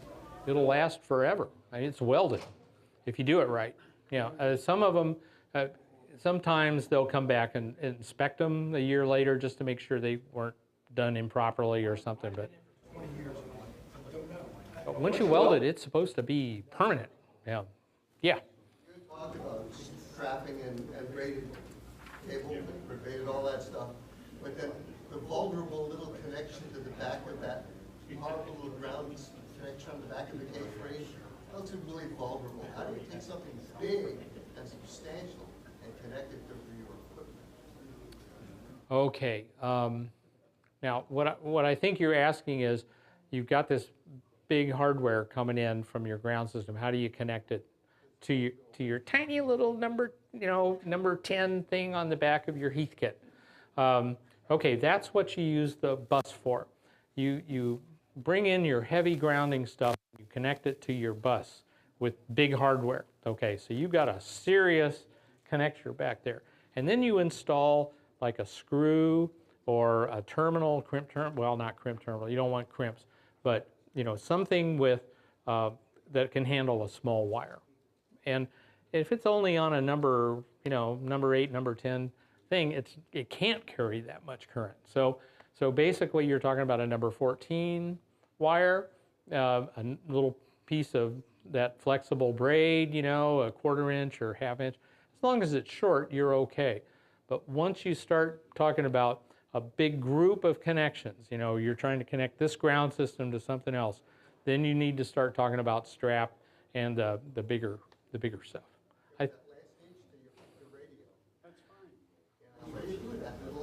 The last inch, number 14 is great. Yeah, that's fine. Yeah. We talked a lot about engineering all this stuff. How do we test this to make sure that we didn't screw it up? Well, you take a kite and you wait for a thunderstorm, and then you connect the key. And you got to put your buckle shoes on, and then your little Ben Franklins, and all that. It'll let you know. It'll let really, there isn't any way. When you talk about qualification, okay, there are 3 ways to deal with qualification of this kind of thing. You can either do it by test. If you got a test, you got a qualification meter and you can do that. Or you can use history, which means we have done it for this many years and we have the following safety record. Or you can do it by analysis, where I know the environment well enough, I know the parameters well enough, so I can mathematically show that this particular material and so on and so forth is adequately rated. And it's really hard to do that for construction, and that's why the ASTM and the ASCE and all these other places have rated bolts and rated materials so that for a certain application, you have to use this rating of materials. It's because they've shown through these various techniques that this is what you have to use to survive this particular stuff. So you really can't test it. What you're doing is you're following the NEC handbook and your local building codes and other things because they have built that expertise over many, many thousands of hours and fires and failures and all this kind of stuff. And you follow their rules and it gets certified by an electrician. You're certified as having followed best practices. And that's what this is about. What's that? Yes, verified by, yeah. Trust but verify, yes. Who said that? Yeah, Randy. You got your ground bus behind your radios and things. The jumper up to the radio could be like a number 14. Did you say don't put crimps on there? When I say don't what? Don't put crimps on those little jumper wires? I go back and forth. I have some crimps and I have some solders and I have some bare wires in my station, just like everybody else. The best thing you could do would be to simply take the wire and screw it to your enclosure and screw it to the bus. Okay, no connector, no crimp. But if you are forever taking things in and out, like we all are, you can use a power pole, for example, that's easy while you're back there going, where is the damn thing? To keep the connections as short and straight as possible. That's better. And if it makes you feel better, solder the power pole. Now, when I say solder, don't put solder in the path of lightning connections because lightning will vaporize that solder in a heartbeat. So, Okay, you want to do this next one too? No. Frank, are you up next? Yeah. That's great. Frank has answered many, many questions for me, and he's a great guy. I'd like to acknowledge his role in all this. Thank you, Frank.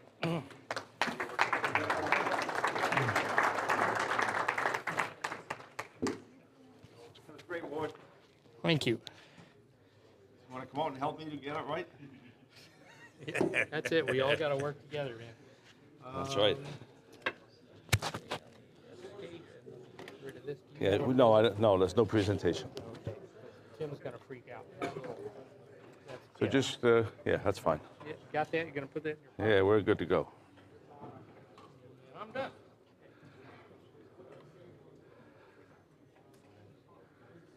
Okay, so this is antennas and station Q&A. I don't have any questions. I don't know if I have any answers. So this is your session, and who wants to start? Stand up, please, so everybody can hear you. And identify yourself, please. I'm Marty, at 9SE. I was born in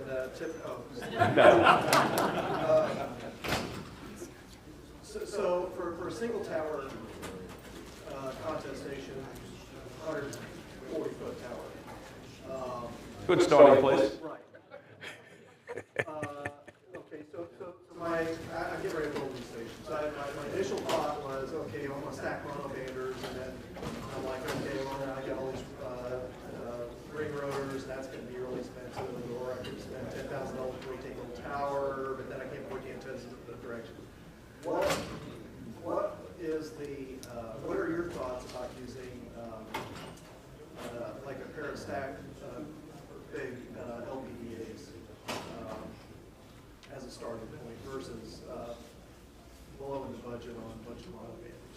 And so let me ask one more question before I try to sort all those questions out. How large of an LPDA is a log periodic dipole array, for those who haven't heard the abbreviation? Tim, what time do you want me to stop? 3:45. Okay, thank you. So tell me just a little bit about the LPDA you are considering. Well, I've got a 12 element already, but probably 14 element 10 and 9. Boom length? 12. 40. Okay, that's good. So here's the trade-off, okay? So its question basically is, I've got this 140-foot tower. It's obviously spent a lot of money and effort putting that up. Should I consider monoband optimized antennas that wind up costing a lot of money? Or that I'll just put some log periodic dipole arrays there instead? With the 2-element 40. With a 2-element 40, okay, good. No 80-meter antennas? No. Okay, and let me ask one more thing. You know, I have this handicap we heard about earlier. I'm a system engineer, and you started with solutions, and I want you to start with outcomes. So tell me what you want to do with this system. What's your goal? You're asking for spending 600 shells. No, I just wanted, what do you want to do? What's success? What does that mean to you? Okay, well, success to me would be to be competitive in zone 4 in the DXing contest. Oh boy, that's a tall order. Okay. Wow.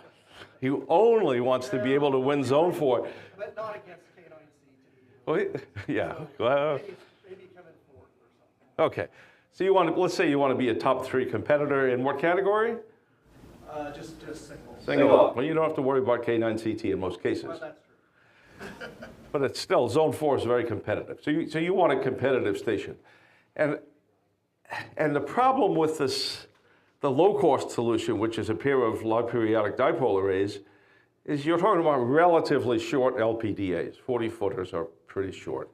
So you're basically looking at performance of those antennas that's about equivalent to a 2-element Yagi. I was thinking 3. That's only a 1.5 dB difference, so I'm not going to get into a lot of debate with you. So there's not a whole lot of difference there. So you're looking at the performance of relatively modest antennas when you're talking about a small LPDA versus Yagis, and you're probably thinking about high-performance Yagis, I suspect. You're probably not comparing those to 3-element Yagis. So there's no easy way out here, you know. You've gone down the track of a really high-performance antenna system, then you're trying to save. So I mean, maybe that we were talking the difference between, say, 6-element, whatever. Well, that's a very expensive antenna once you put a bunch of those in. So. Versus, say, give me the benefit of that 3-element monoband. Yeah, that's the difference, yeah. The best that LPDA could ever be is a 3-element Yagi, and probably not.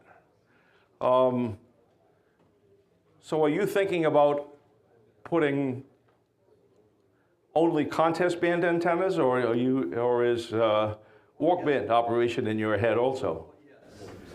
So we're unraveling your goals here. We've got to get those right before we can figure out everything else. Yeah, it has to do everything. It has to do DXing on the work band. Oh, boy. We'll talk about Mars right Okay, so I'm going to simplify this, okay?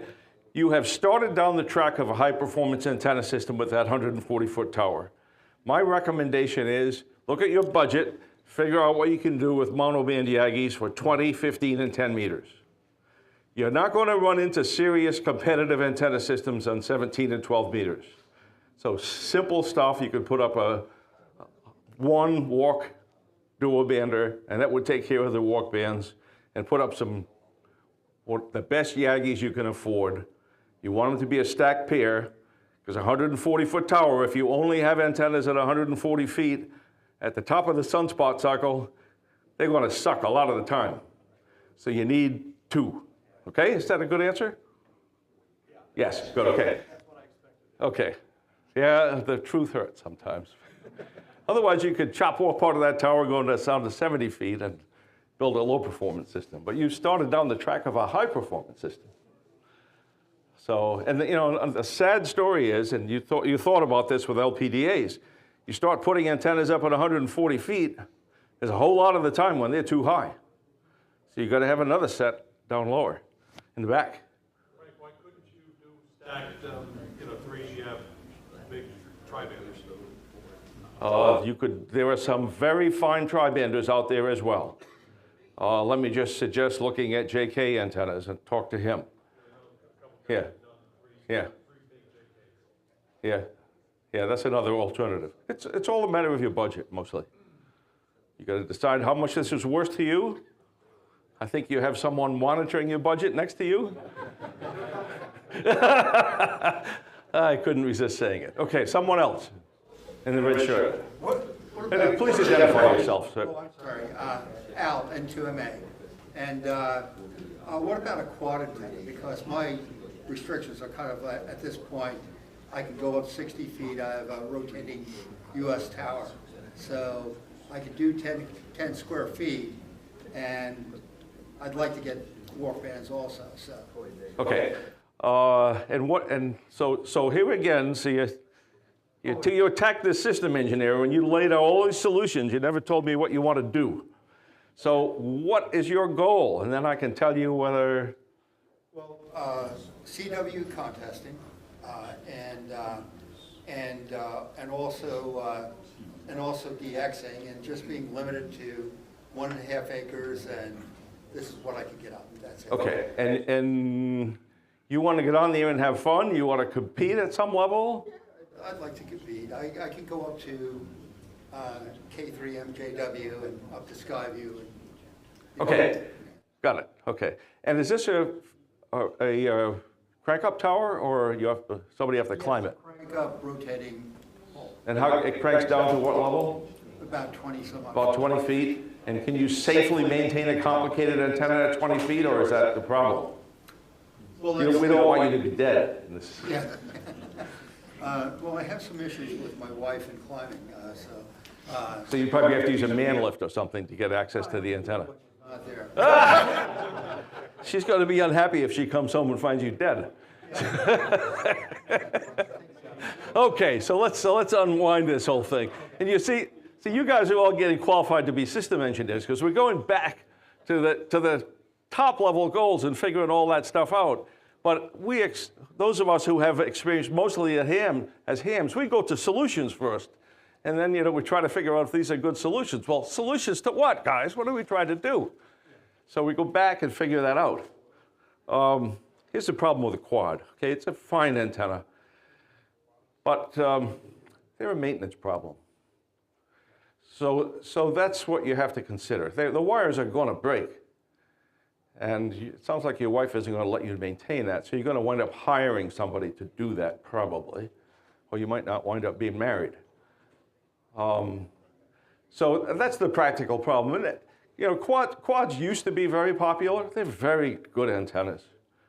And I have quads on 80 meters. But they're a maintenance problem. So you have to consider that. I do not recommend them to hams. Most hams pay people to do their maintenance these days. It's expensive. And quads are an invitation to a lot of maintenance problems. Yagis are very, very reliable. If you do it right and put them up, they'll be up there for 10, 15, 20 years without doing anything to them. So for most hams, that's a better solution. 4-element tri-bander up there now, and I was, as an alternative, I haven't looked at pricing, but I know it's expensive. It's the JK antennas, and maybe do 20, 15, and 10 on that tower, and I have another small tower that would get me up to 40, and put walk on there. Yeah, the walk will be fine. You see, on the walk bands, you're not in competition with other serious stations. I mean, when somebody shows up from North Korea on 12 meters, it's going to be pretty tough. But until that happens, you're not worried very much about competition. You might be kind of sucking with your walk duo bander on 12 meters trying to work the P5 the first day he shows up. But apart from that, it's not too bad. So I usually recommend to the people interested in the walk bands is keep it simple. They'll work fine. For the other bands, put up a reliable antenna that's not going to wind up being a nuisance to own. Owning anything unreliable. You probably don't own an unreliable car, and you probably don't want an unreliable quad either. They're unreliable. Okay, next question. Yes. Frank, start with the objective first. Make as many cues as possible from a small Caribbean island. But the question that I have is, when you've got a broad spectrum of potential callers who can keep you busy for 5,000 or 6,000 cues in worldwide, is there an advantage in having a more narrowly focused antenna, or do you want to stay broad in the same way that you would, say, for sweepstakes in the States? We face this because we've got two tri-banders. Yeah. And that's what we use. We have one in the States and one in Europe. But we're not stacking or doing anything big. Is that... So let me qualify this by saying I haven't operated in the Caribbean in almost 50 years. So I wouldn't put a lot of weight in the quality of my answer to that question. But if you look at some of the really successful guys in the Caribbean, they're using about what you described to me as your solution, which is an antenna pointed to Europe and another one pointed at the US, and then you can select one or the other or both. You can use a stack match on that, okay? So you can have a stack match in the shack that selects Europe or North America or both, and then you can pick whatever you want to use under the circumstances at the time. I try to have a few every so often. Okay, any other questions? All the way to the far end. My goal is to have fun. That's good. I've only ever had dipoles, and I want to get my first directional antenna. What am I looking for? I see that the step IR looks really nice, but really complicated, and a lot of breakable stuff. I could be wrong. No, you're not wrong. I found a buyer for a I would disagree with that. So what attributes are most important looking for my first, tri-band Yagi?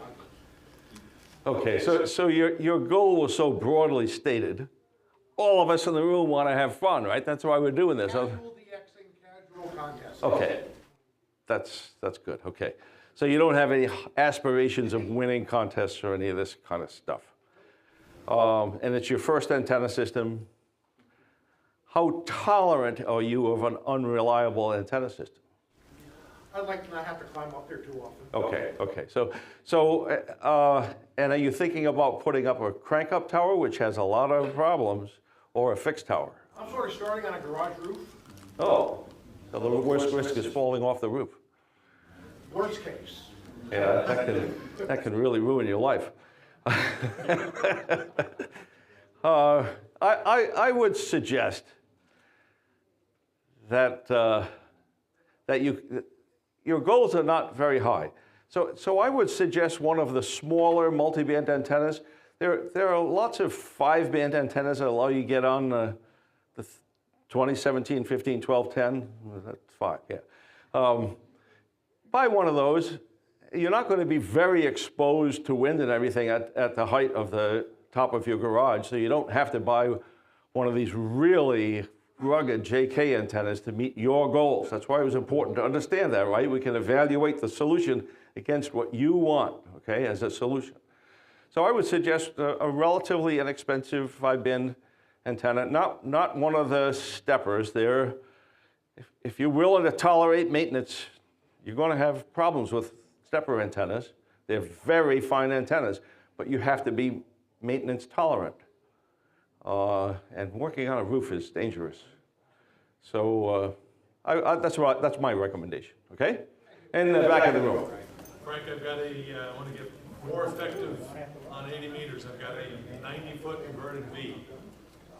Any way to take advantage of that antenna director, reflector, or something that's hung off of a 90-foot Lusso crank, power crank. So here's the question. He's got a 80-meter antenna, inverted V, it sounds like, right? Yes, yeah. Inverted V dipole, invented by K7GCO like 60 years ago. Fine antenna for 80. How can I get performance like a Yagi? 90 feet's not very high on 80. So my opinion is that at that height, there isn't much that you can do that you haven't already done. You've already achieved what can be done at that height. If you may remember my presentation from this morning where I showed that antenna that K3ZO put up, really great antenna. It changed all my thinking about 80-meter high-performance antennas 40 years ago. But his is at 140 feet, and you can't do that. So I would just suggest you've got a really good antenna already, and I think just enjoy that. Foursquare, is that a step up worth the money? Foursquare will be a small improvement. The main thing you'll get will be directivity. And as an alternative, you can get directivity from a receiving antenna. Remember, horizontally polarized antennas on 80 gain significant, they obtain significant ground gain. Vertical antennas on 80, not so much. The ground is not that conductive in most areas of the country. So you need a massive radial system with a Foursquare array. I mean, you're going to invest in a couple of miles of copper wire on the ground. So if you're willing to do that, if you're willing to spend money on 10,000 feet of copper wire on the ground, you can get a Foursquare system to work really well. And while that may seem like a lot of money, a big 2-element 80-meter Yagi is going to be a lot of money also. So there's no free lunch here. Trying to gain a few dB on 80 meters is expensive in terms of height, antenna size, radial systems for verticals. Or you can buy some property on the ocean front in Malibu, for example. Okay? Next question, right here in the blue jacket. Yeah, and this isn't really a question, but I just want to tell people that when I first started out in HF, at my house, when I first bought my house, I had a gap tighten antenna that worked great. And I was really happy with it. My friends put it together, and I worked a DX contest with it. So it met your goals. That's the key point, right? It met your goals. Yep. And like a friend of mine keeps saying, you can work anything on a wet noodle if the band's all right. If those are your goals, yes, that's correct. But if you want to work that P5 on 17 meters on the first day of the DXpedition, probably not. Depends on your goals. It was great. I had friends make fun of me saying it was a worthless antenna, but I worked just as much DX as anybody else. Well, my first antenna was a lot worse. And I had a lot of fun too, and my goals were commensurate with my first antenna. My first antenna was about a 25-foot piece of wire that ran up the side of the house that my great-grandfather built, directly feeding with no matching the output of my Amico AC1 that I built when I was 11 years old. It met my goals. But then 4 months later, it didn't meet my goals so well. And some of the guys in my radio clubs, hey, you can do a whole lot better with a 40-meter horizontal dipole. And wow, it was a lot better. That met my goals too at that time. Today it wouldn't. Yes? Regarding high Z antennas, is there any indication that the version 2 of their system is any better than their original? I have no idea, I'm sorry. So the question is about high Z antennas version 2. Does anyone own any of those? I would suggest you ask K3LR. He sells those products, and if he... I don't want a salesman's pitch. Tim is a good guy.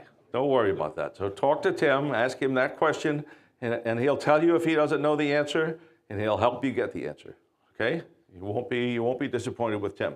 In the red hat. Yeah, the fellow that's got the 90-foot tower, 92, whatever it is, and the inverted V up there. Put another one up at 90 degrees opposite for the thing, feed them with 2 different feed lines, and you get opposite directions. Yeah, that's a real good idea. So basically the idea is that with your LUSO antenna with one inverted V, you have some directivity. Not a whole lot, but you have some directivity. So if you want to improve the performance at right angles to the inverted V, you could put up a second one, right angles to it, and you could pick up a few dB in the other direction, okay? It's a very good idea. That's the second good idea from the corner there, so thank you very much. Any other questions? Right here, right in front of me. Yeah, I've got a small downtown lot. Right now I'm on a vertical. Thinking about going for a little bit of directivity. What do you think about a spider beam for a site challenge spot? And your goals are? Do as much as I can under the circumstances. Have as much fun as you can, and with your limitations you would accept it. Okay. Spider beam is a great antenna. Some of them are better than others. I'm not going to get into those details here, but there's some really well-made spider beams that are much less of a maintenance headache than others. So research that a little bit, figure out which one you want, put it up in the air and enjoy it. So for those circumstances, a spider beam is a possibility. Yeah, a spider beam is fine. It's a 2-element Yagi. There's some versions that are 3 elements. But you'll enjoy it. It's a good antenna. Don't expect it to compete with 6-element OWAs on 100-foot towers. It won't do that. But you'll enjoy it a great deal. Next question. What do you know about magnetic loops? Magnetic loops. Okay, so did you see my presentation this morning? You were at another, oh, shame on you. Well, we know a lot about magnetic loops because they were invented more than 100 years ago. So we've got 100 years of experience with them. What they do really well is what they were designed to do.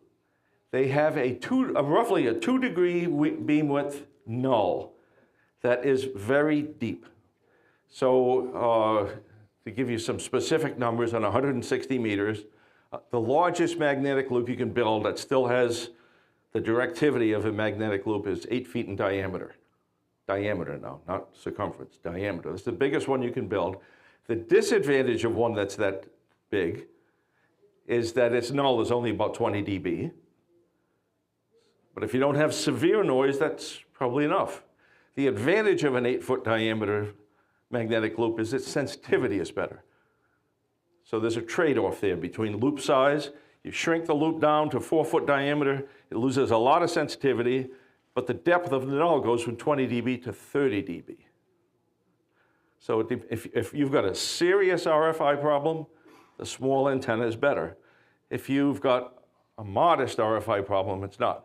But the loop antennas also have, the magnetic loops, the small loops, also have good directivity for ionospheric propagation.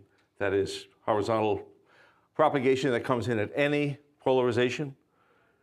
RFI on 160 meters and also on the other HF bands tends to come in at vertical polarization.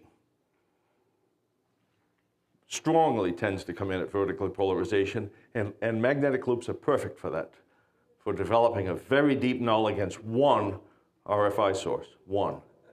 When you've got more than one, you can't point that 2-degree wide null at more than one source, so it doesn't work. The neighbor's solar system. Yeah, so, well, sure. So if you've got one source, but if that neighbor's real close, you've got more than one source. You've got a 2-degree wide beam width there. 2-degree null, that's it. 2 degrees, 2. Okay? So if the RFI source is far enough away that 2 degrees covers it, you're okay. But if the house is 50 feet away, it's probably not going to work. So magnetic loops are great for deep nulls on strong single sources of RFI. They provide some directivity at night, but still, it's only that 2-degree wide null. The main beam of magnetic loop, it's bidirectional, just like a dipole. Beam width is about 150 degrees on each side. So it has almost no directivity, over 150 degrees on the front, 150 degrees off the back. And the directivity is off the ends, by the way, not off the sides like a dipole. Okay, so that's a lot of information about magnetic loops that we've learned in over 100 years of using them. If you want to learn more, Mr. Google can help you. Or you can talk to me later. Next question. Right here. Hi, Frank. So I want to do some diversity reception. And you have a receiver that will do that? I have a receiver that will do that. Excellent, okay. And I've got a city lot with an 80-meter inverted V, 40-meter inverted V at about 40 feet, tri-bander 45, inverted L for 160, but it was up about 75.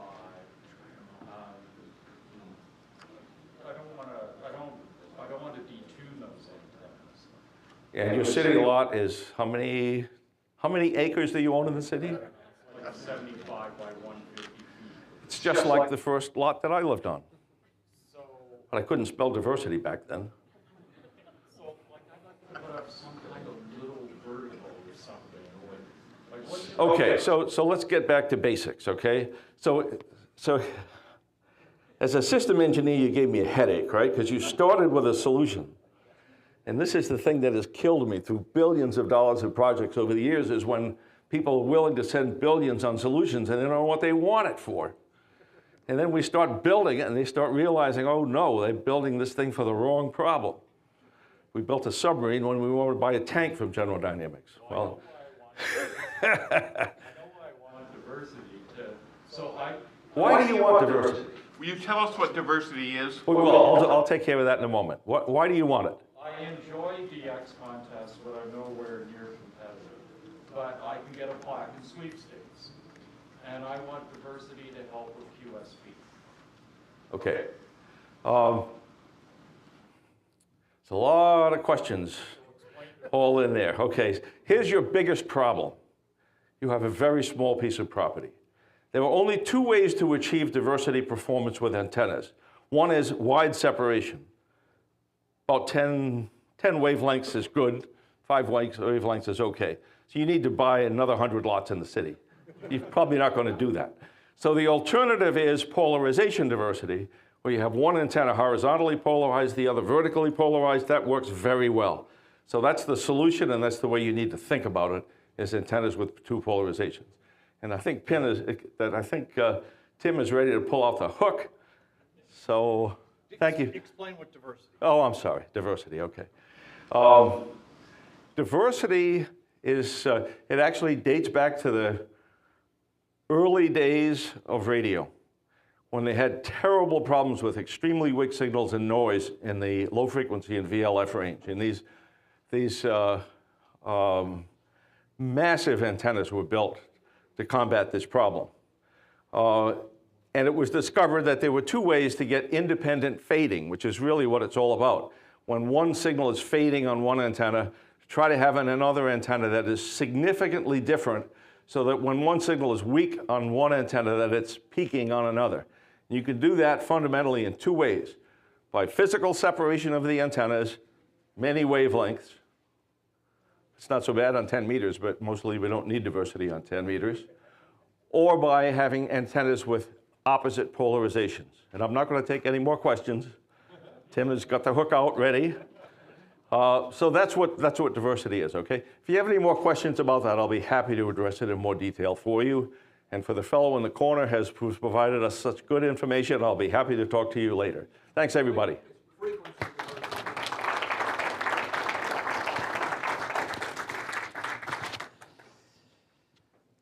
Thank you, Frank.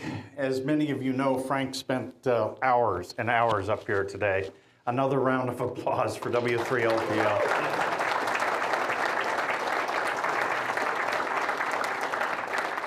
He gets cards and letters all the time, and of course, he'll be around in the suites here for the next 3 nights. And if you didn't get your question answered, I'm sure that he'd love to help you out. So it's time for the cookies. And you're getting the first warning about the cookies. So you have a break. They went early today. You have a break now at 3:45, so you need to get out there, get your cookies. The walls are coming down, and Rob Sherwood at 4 o'clock.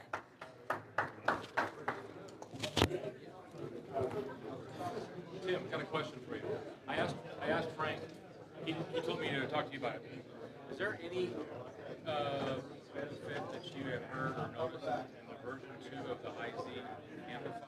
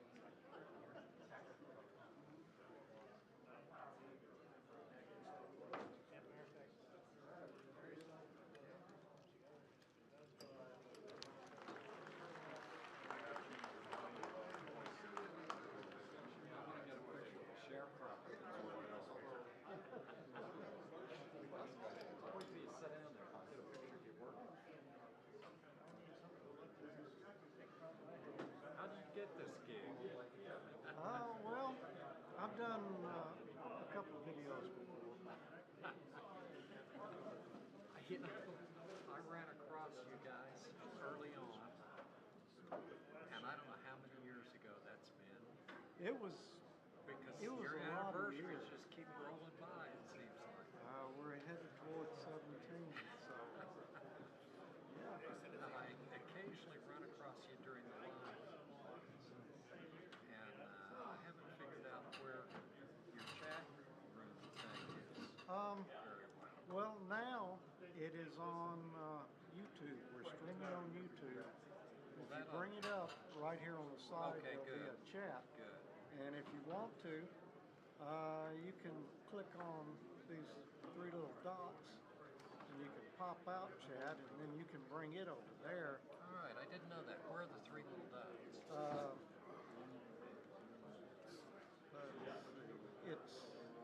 I can't put it back now, but the chat was sitting here, and there's 3 little dots right out beside the chat. Good. You guys do that often on Friday nights, don't you? Usually, yeah, but we do amateur logic around the 15th, about the middle of every month on Friday night, and then ham college at the end of the month. Well, you know, with my busy social schedule, Friday nights I happen to have a little time. Okay, well, you know, it seems like several of us do, so. And I enjoy the long line of conversation. You know, some people don't like that, and others do. And this is what Well, we that's do, so interesting if you you mention like that, it, you because know. on animation, I think I like it when keep it a little tighter than it was written. I wouldn't, I'd only say this to you, and I'm not going to tell anybody, but it seems like it's rambled. So I liked it when you had segments you did. Well, and that's because we were on quit, and they said, you've got to quit by this time. So Bob was trying to get everybody ran over anyway. But he was trying to say, okay, you got 10 minutes, and then you got 10 minutes. And of course, everybody would run over a little. You know, I think, and I've been to, this will be my 7th or 8th year at this university, and I think it's here at CM10 on animation that prompted my curiosity. I had talked to a guy that came and he never came back. He said, yeah, there's a lot of contest stuff. I'm not interested. I didn't think it was about it. I think this really ought to become, for me, best practice in your station. I think so. You know, I'm not I'm not a big contractor. I participate in very few. I'll do field work, but other than that, I'm not really a contractor. And this is the first one I've sat through the whole thing. It's been really, really good. I mean, we're not Frank, talking about waterproofing installation. The guys I know that I think are not, they don't do it that way. well, and you know, that's the way I do it, and I'm glad to see that he liked it because I've got a friend that argues with me about that. And I'm gonna say no, Frank. Well, then my Frank friend said that's a that. roadways engineer, Well, my friend, he's got water in his coax. yeah, well, my friend's a broadcast engineer too. I mean, we're real good friends. So are you, right? Yeah. But he says none of that stuff, you know, that's for buried things.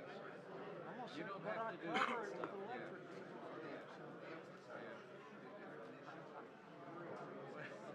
My brother was a broadcast engineer. And from that job, he went to work for college projects and really made some dough. And then started operating radio stations and then operating. And he and I came to Dayton in 78 the first time and lost him this year as a silent. And my roommate last year, not last year, he became a silent. So I really wondered about the competition. You know, being a contest university, I really back in. I'm enjoying it, and I didn't, honestly, I didn't think I would because, you know, I'm more of a rack viewer and just DX, not really trying to crank the numbers. You know, your program, you told me, it would be smart. Thank you. I haven't, the last few years, haven't operated. But it's really, start by I got a picture of you and Tommy at my friend show, who became a silent key in spring, and Mr. Jude. I guess that's 19 in the fleet. That's a cool picture. I didn't think it was Joe became a silent key. My other buddy said, Joe's got a reservation. I have his room. So I got his room. And then my buddy tells me, Joe's wife knows about that room. She wants to come. So I figured I'm on the streets. Well, she stayed in the room with my buddy's wife and my buddy. So it works out. I was kind of looking forward to seeing you and Tommy Fleet. Well, I'll be there. You may be wore out. You know, Tommy's wife had a stroke last year. Oh, no. And she can't be that old. No, she's younger than me, 3 years younger than me, but she, I look at you as a young guy. well, I'm 66. Boy, that's not as old as it used to be. No, it's not. No, it really isn't. I think I remember you at the post. Yeah, when we started, I had that for a number of years, but there's too much. I'm slowing your work down. It's just good to see you. Well, it's good to see you, man. I'm all right.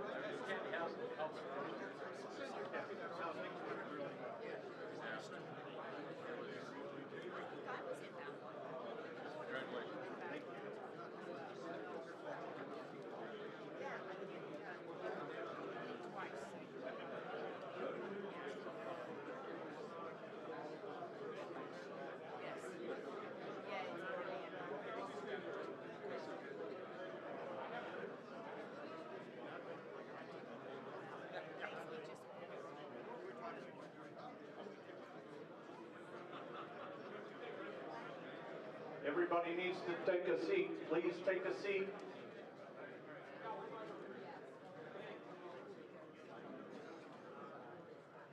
Best for the last.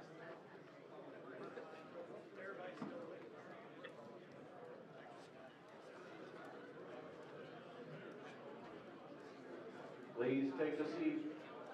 Take a seat.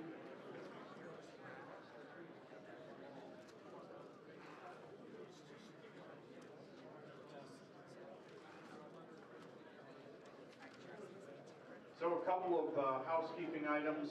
There are still CTU books for sale. There are CTU t-shirts for sale. There are free items on the table as well.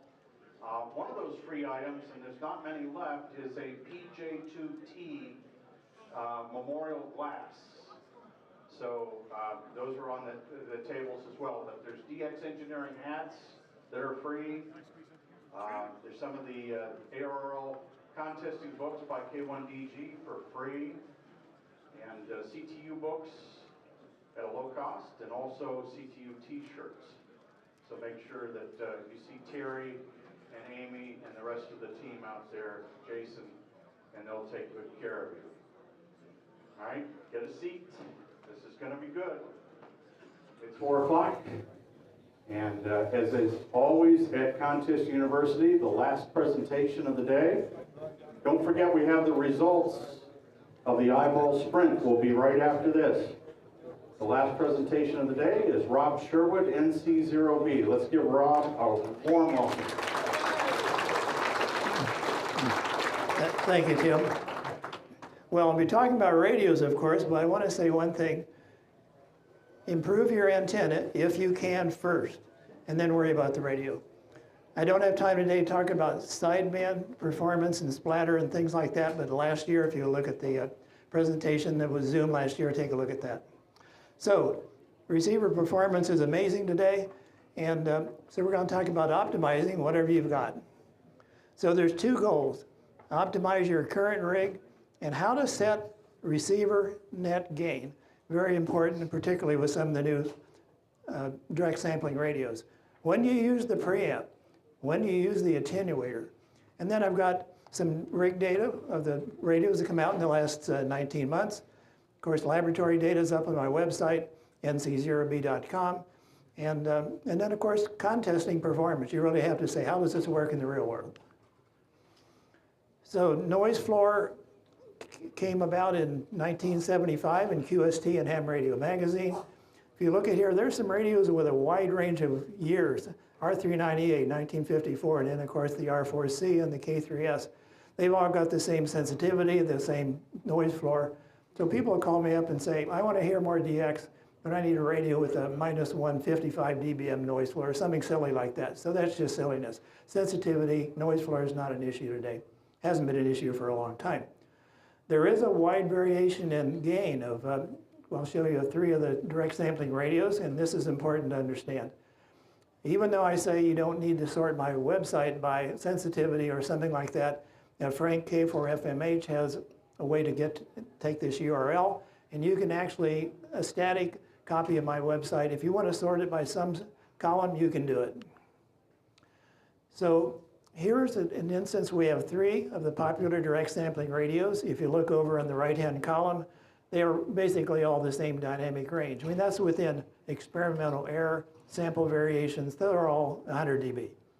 But what's not the same at all is the noise floor of the radio with the preamp off. Now, of course, they all have preamps. They all have some level of attenuation. But with the preamp off, look at the difference. We've got a Flex 6600. That actually, the noise floor is higher than my rural 20-meter band noise. So I'm going to need a preamp. That's sort of unusual, but it does not have any gain ahead of the ADC chip. The Icom is sort of the opposite. It's always got a 20 dB ADC driver chip, so it's got noise floor or sensitivity to burn. And so in that case, in the lower bands, you should be running some level of attenuation. And then the new K4, I mean new, it's about 15 months since it's been on the market to really buy. It's right there in the middle, so it's a little bit different. You're probably going to want to run the preamp at some level, 15 or 10. and as opposed on 20 like with the Flex. None of these are wrong. I'm not saying anything like that. It's just different. You need to understand what your radio, how it works, and when it's appropriate to adjust the gain. And you need to know your band noise, because that's what it's all about. So this is out of the handbook. It's a graphical combination of noise in a rural environment, which is a dash, quiet rural, which I do see at my QTH more or less pointing to the Pacific, and then the solid line, well, that's out of date. That is typical urban, rural, residential, and it's higher than that today. Even if you do mobiling like I do, you'll find that driving through a city, you might as well sign off and talk to your wife or something like that. Here are some numbers off that graph for rural noise. As you'll see, from 160 meters to 10 meters, the difference in band noise is over 30 dB. Of course, every radio is designed for at least 10 meters, and now today 6 meters. So we've got sensitivity to burn, and we just need to know how to optimize things. There's my station out east of Fort Collins. They're all monoband Yagis. So as I say, focus on your antennas. I'm lucky I've got 10 acres, but you do what you can do. Maybe you have an HOA, and maybe there's nothing else you can do but an antenna in the attic. But if you can, improve your antenna. So here's the rural noise at my QTH in all around the compass, 360 degrees. And the red numbers in the columns are my noisiest direction. And for me, it's almost always towards the Caribbean. And then if you compare that to the noise off the chart, down there to the ITU rural values, they're within 1 or 2 dB. So those numbers are really accurate for the quieter locations out in the country. So my assumption of the mistake that it's easy to make is, if in doubt, turn on the preamp. And if you're on the lower bands, you say, well, how can I turn the attenuator on and still copy? So that's silliness. We have to get in the habit of understanding how to adjust the gain of our receiver. And it's called antenna noise gain. And what we're talking about here is being able to switch between a dummy load or a termination, and we're not going to transmit into it, and your antenna. So they really want to have a significant difference between the noise coming out the receiver and what's coming in on your antenna, which is what it's all about. So the noise floor of the receiver should be 10 dB lower than band noise.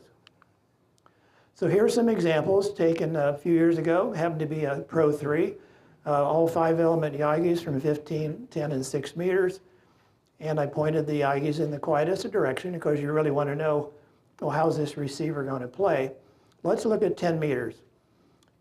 On 10 meters, when I was switching between the dummy load, my 50 ohm termination, and my antenna with no preamp, there was only a 3 dB increase in band noise over receiver noise. Now what does that mean? 3 dB is critical because that means that the receiver is providing half the noise, and the band noise, or the signals that would be coming in, the other half. So we don't want the receiver to be contributing half the noise that's coming out our speaker. But in this case, on 10 meters, when I turned the preamp 1 on, it was a 9.5 dB difference. And that means that the receiver is contributing very little. I mean, half a dB at most. So this is what we want to shoot for, is something in this range. But then we move up to 6 meters. Well, with no preamp on any radio I've ever tested out at my location, you need the preamp on, because with no preamp at all, the only antenna noise gain was like 1 dB. I can measure that with a meter. You can hardly hear that. Turn on preamp 1 that was just fine on 10 meters. On 6 meters, it was 4.5, which still means the receiver is contributing a significant amount of that noise. So I turned on preamp 2, and there we are, almost 10 dB. So that's really what you like to have on the upper bands. Here's a typical receiver noise, the TS990S. I mean, they're all over the map if you look at my website, but this is your average. No preamp, minus 127. That's perfectly adequate most of the time, like on 20 meters for sure.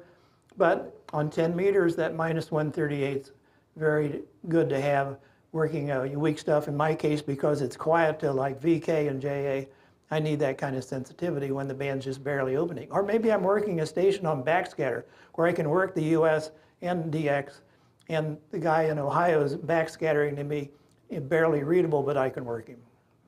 But notice on that chart, if you just happen to look at the 40-meter band noise at night, it's about minus 100 dBm, which means we've got, in this case with this transceiver, 17 dB of gain to burn because we want that 10 dB difference. The noise floor is minus 127. We want that 10 dB advantage of the receiver. So we can run attenuation 12 or even 18 dB, probably 12 in this case on 40 meters, but on 80 and 160, the higher attenuation is appropriate depending on how this radio works. They're not all the same. Operator fatigue. I don't know if you get tired after being on the air 10 or 20 hours. I do. So I really want to minimize the fatigue. And one thing that's really tiring is listening to band noise that's as loud as all the signals on the band. So I want to adjust my AGC threshold so that it sits above band noise at least 6 dB, maybe even a bit more, but that's your personal choice. So we can have attenuators in the radio. We have an RF gain. They all work differently in some cases, or some of them even have a separate AGC threshold adjustment. In the case of the Flex, the AGCT is a slider, and I tend to run it between 50 and 60. On the Apache radios, it's a horizontal line, and you can slide it up and down with your mouse so that you can adjust the threshold. So that when you're tuning between stations, whether you're running and you've got stations of all sorts of different signal strengths, or you're an S&P, most of my CW is all S&P and sideband. Well, I can run JAs and things like that, but being in Colorado, it's harder for me to run. So is there a trade-off of adjusting your AGC this way? So let's say you're on 80 meters and you punch in your 6 dB attenuator and nothing happens. The noise coming out the speaker is the same as before without punching the attenuator. So let's punch in like 12 dB. Then if the noise coming out your speaker or your headphones is just starting to drop, that's a good starting point. Some of the newer radios have a 3 dB step instead of 6, the 7610, the K4, so you could put in 15 dB or 9 dB. I think Tim told me that when he was at WRTC with the 7610, he was running 9 dB on 40 meters. That's perfectly reasonable, and you'd expect that. So is there a trade-off? Well, yes. Every once in a while, I would say what? Maybe 2% of the time the station you're working, or 3 or 4, whatever the number is below your AGC threshold you set, and you got to turn the volume up for that contact. But for me, it cuts the fatigue down so much that I feel it's a wonderful trade-off, is to have that AGC threshold set properly. And where you set it, of course, is your choice. Frank was talking about all sorts of receive antennas, and of course, preamps for receive antennas is a whole different subject. You might have 20, 30, 40 dB again, so that's a different story. We're talking about now using your transmit antenna on a receive and adjusting that threshold. Let's talk about dynamic range. That's what my website sorted in, close in dynamic range. So we certainly think that's an important number, but today, regardless of the brand you own, many of us owned a brand for years and years. You can buy a radio today from all 6 of the major suppliers that have at least a 95 dB dynamic range, which is completely adequate. So what does this dynamic range really mean? It means that between the noise floor measurement, which is that kind of sensitivity type of measurement, and we've seen it feed in 2 signals until the receiver starts making interference of its own. So 2 or more signals are creating their own garbage in the radio. So that's the definition of dynamic range. And some will call it spurious free dynamic range, because that means the spurious in the radio is insignificant. Well, for a long time, synthesizer radios came out a long time ago, but the synthesizers in general were quite poor.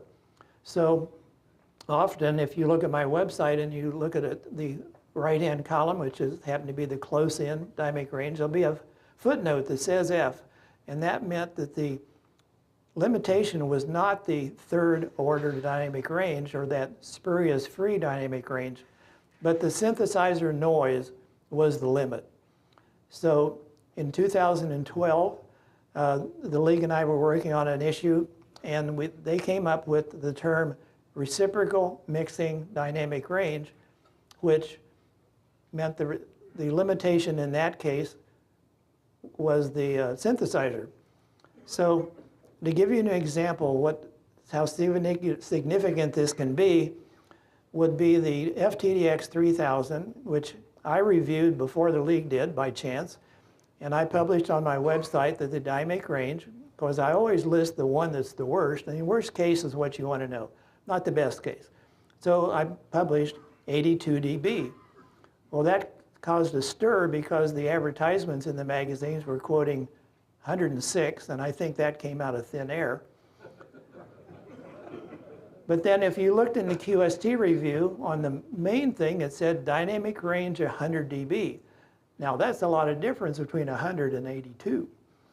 But if you read the rest of the data that was there in one line, and at that point, and when the 3000 was reviewed, the term reciprocal mixing dynamic range had not been defined by that at that point. This is a couple of years earlier. But the data was there. And if you looked at that data, it said the worst case, in effect, dynamic range was, guess what? 82 dB. So you need to look at the reviews, and if they do list both, whichever number is lower is the one that we'd really take to the bank, because the other one was a case where they were measuring the dynamic range with like a 2 hertz filter or a 1 hertz filter. How many here use a 1 hertz filter on CW? Raise your hand.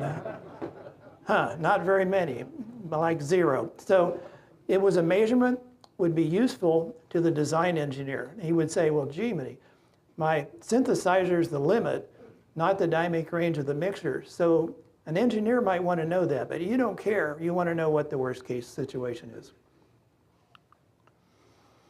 So dynamic range for a long time was quoted at 20 kilohertz, and that's how it was defined in 1975 with 2 signals, 20 kilohertz apart.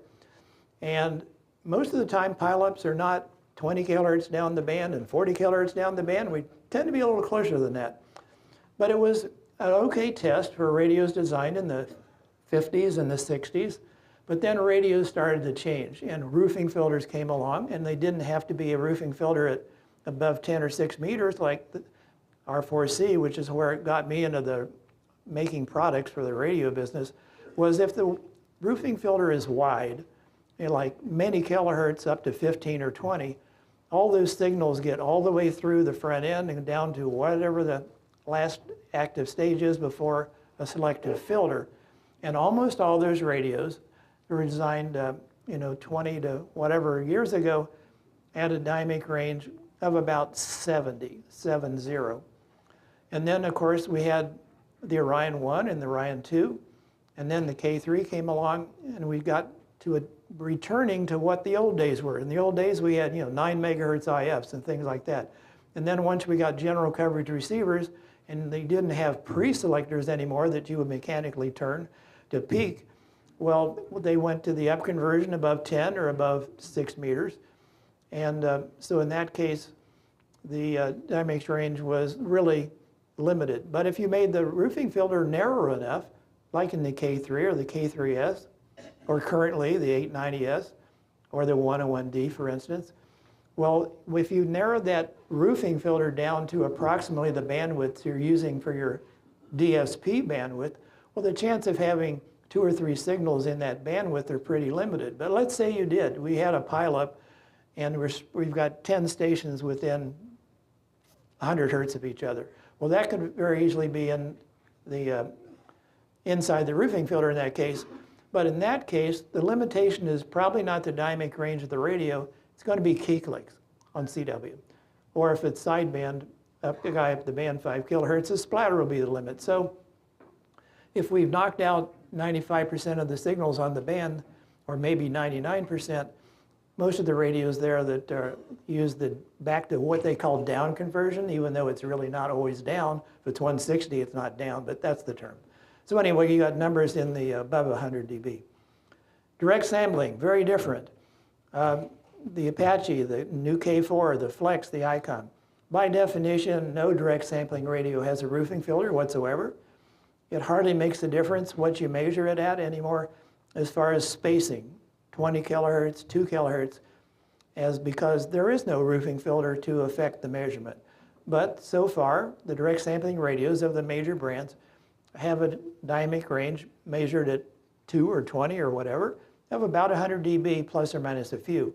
So these are really adequate, except in the most extreme situations, and maybe hard to find them.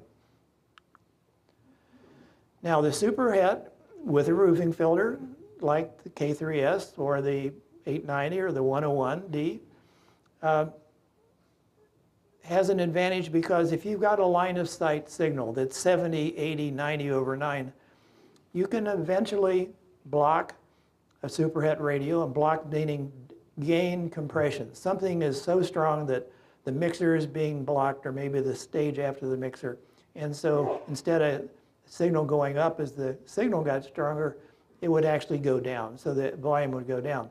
So there is an advantage if you've got pretty much line of sight. I don't think I've ever seen a 60 over 9 signal at my QTH that skip. And luckily, my closest neighbor is 13 miles away, AI0L. When we point our beams at each other on 10 or 15 meters, we've both got 5 elements, 13 miles apart, running legal limit. We're only 30 over 9. So it's just not a problem. Now, if a mile away or 10 blocks away, I've got ham friends that have a ham that's awfully close. And so in that case, a radio that's a superhet with a roofing filter will have an advantage in that case.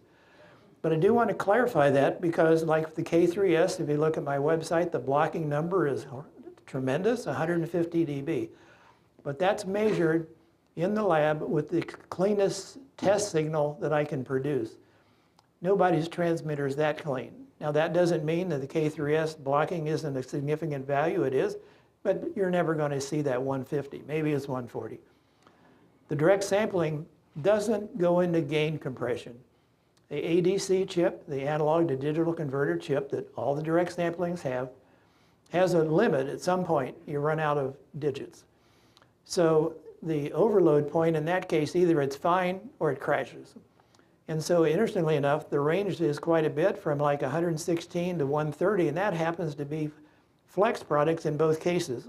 So, but still, those are big numbers. But you've got an attenuator, remember. So if you're on 40 meters and you throw in 10 dB of attenuation or whatever is appropriate, then that raises that number, of course. So you just have to run your radio the right way on a given band, and depending on what the signals are. This is one type of snapshot of my website with the radios. There's at least 150 receivers and transceivers on the website. You go clear back to well over 45 years ago. But this is not the top 22. This is the top 22 individual models because there's duplicates in the listing. For instance, the K3 came out in 2008, and then the K3S. And then at one point I was comparing a Flex 6700 direct sampling to a K3S on 10 meters and 40 meters. So that data is up there. And then as I mentioned, there's a variation between each ADC chip and a direct sampling radio. They're not identical. It's digits, but there's a variation of several dB, maybe as much as 10, but mostly it's like a little less than that. So there's second samples of most of the direct sampling radios that you can kind of see the variation. So you look at this group here from 110 to 88, and of those 22 transceivers, I've operated contests with 17 of them and enjoyed it. The radio was not the limit. I got too tired, or whatever the case may be. Maybe the sunspots are bad. But you can enjoy this hobby with a vast number of radios. And also, what's in your budget? Even the price range here is $1,000 to $12,000 and up. Steve London, N2IC, he's got a pair of TS590s. One's an S and one's an SG. I think today they're $1,440, brand new. The S would be even cheaper.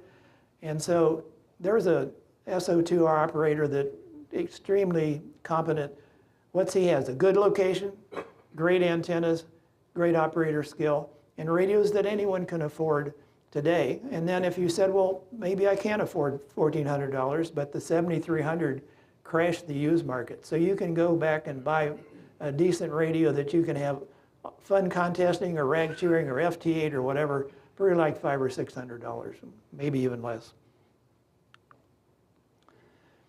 So what are some of the limitations though? I mean, everything has a limitation of the direct sampling. This is a case where field day would be one of the worst. I mean, you've got multiple transmitters in a radius of 1,000 feet. You've got potentially some rigs put out a lot of transmit noise, and you don't want that. Or you've got the reciprocal mixing dynamic range is the limit. So we just need to pay attention to that. Which is the right choice of a radio for a given situation, or if you've got that ham that's 10 blocks away. Ever since we got transceivers with general coverage and the synthesizers that came out, like with the TR7 may have been the first one, they tended to have half-octave front-end LC filtering. And of course, that's not going to cover just the ham band, but a bunch of the band, like in this case, 20-meter position might be 11 to 15 megahertz, or maybe 11 to 16 megahertz. So there are going to be commercial stations in there. So that's a case where if there's a really strong commercial station, and if you might see an ADC overload indicator, which is on all the radios that are direct sampling except the flex, then you say, okay, got to turn on a little attenuation or RF gain or something like that. Some of the radios have a tracking pre-selector. The Yaesu does. That's not a direct sampling, of course. And the Icom 7610. Particularly useful for out of band. But like, for instance, if you're running on the low end of 40-meter CW, well, the tracking pre-selector on the 7610 will attenuate a signal at 7250 by about 10 dB. The Yaesu tracking pre-selector is even sharper than that. Some people think that if they detune it, they've got magic there, but they're really just adding attenuation and adjusting the AGC threshold. But you know, a filter that's 100, 200, 300 kilohertz wide is not knocking out the QRM that's in your passband. A quick comment on key collects. Like I said, I can't talk about sideband splitter today, but really, the reason we got away with upconversion radios that had a 70 dB dynamic range was because on sideband, if a station was 3 to 5 kilohertz away, the splatter, and is not talking about flat topping your linear, just the distortion products in solid state rigs is such that the splatter 3 to 5 kilohertz away is going to be higher than any type of dynamic range in the average 70 dB radio. But now on key clicks, you can produce a terrible signal if you go into your menu on many models, and we don't want to do that. We share the bands, like we've been talking all day about, be a good neighbor. So you can turn on key clicks inadvertently with the Kenwood and the Icom rigs. Pick 6 milliseconds out of your menu, or 8 if it lists that. The rise time is hard-coded in a flex. It's hard-coded in an Elecraft. And Bob Allison was yelling at Yaesu. He retired, unfortunately, but he did his job, and no longer on the Yaesu with the most recent 3 models, you can't pick a speed faster than 4 milliseconds. I still wouldn't pick 4, but at least you can't pick 3, 2, or 1. Because this just causes key clicks that it's not fair. And often, actually, what's in the menu is actually a little optimistic, so sometimes it's a little faster than what the menu says. So here's a spectrum analyzer plot of a TS890S sending DITs at 30 words a minute.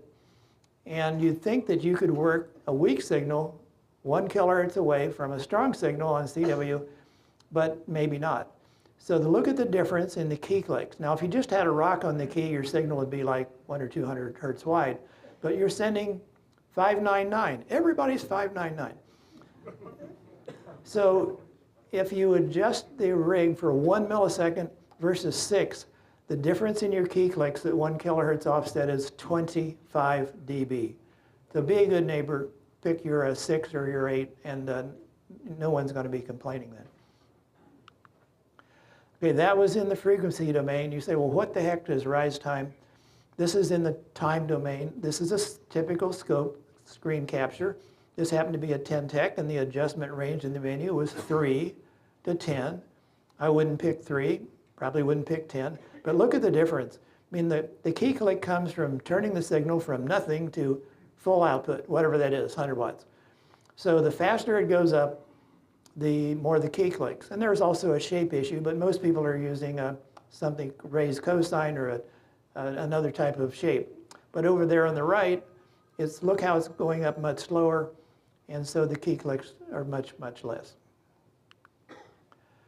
So now we're going to talk about the 3 rigs that have been out in the last 18 months. Here's just a price range to what's involved. The K4D is just under $6,000. The FTDX10 is a bargain at $1,400, and it has an advantage in that it's got a roofing filter, and it has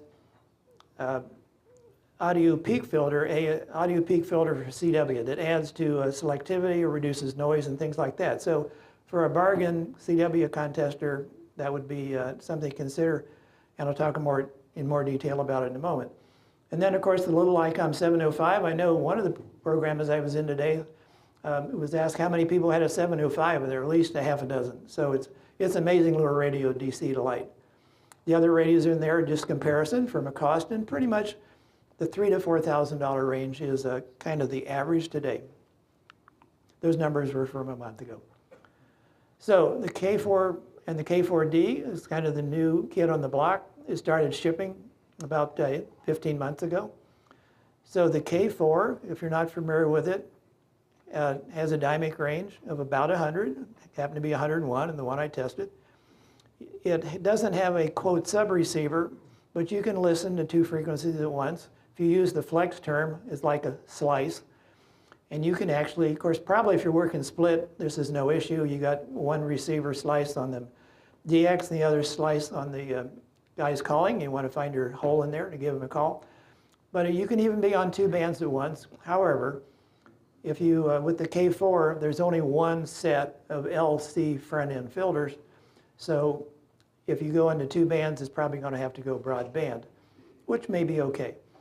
The transmit low-pass filter, though, is always in the circuit, on depending on which is the higher frequency and which is the lower. So that may cause a problem.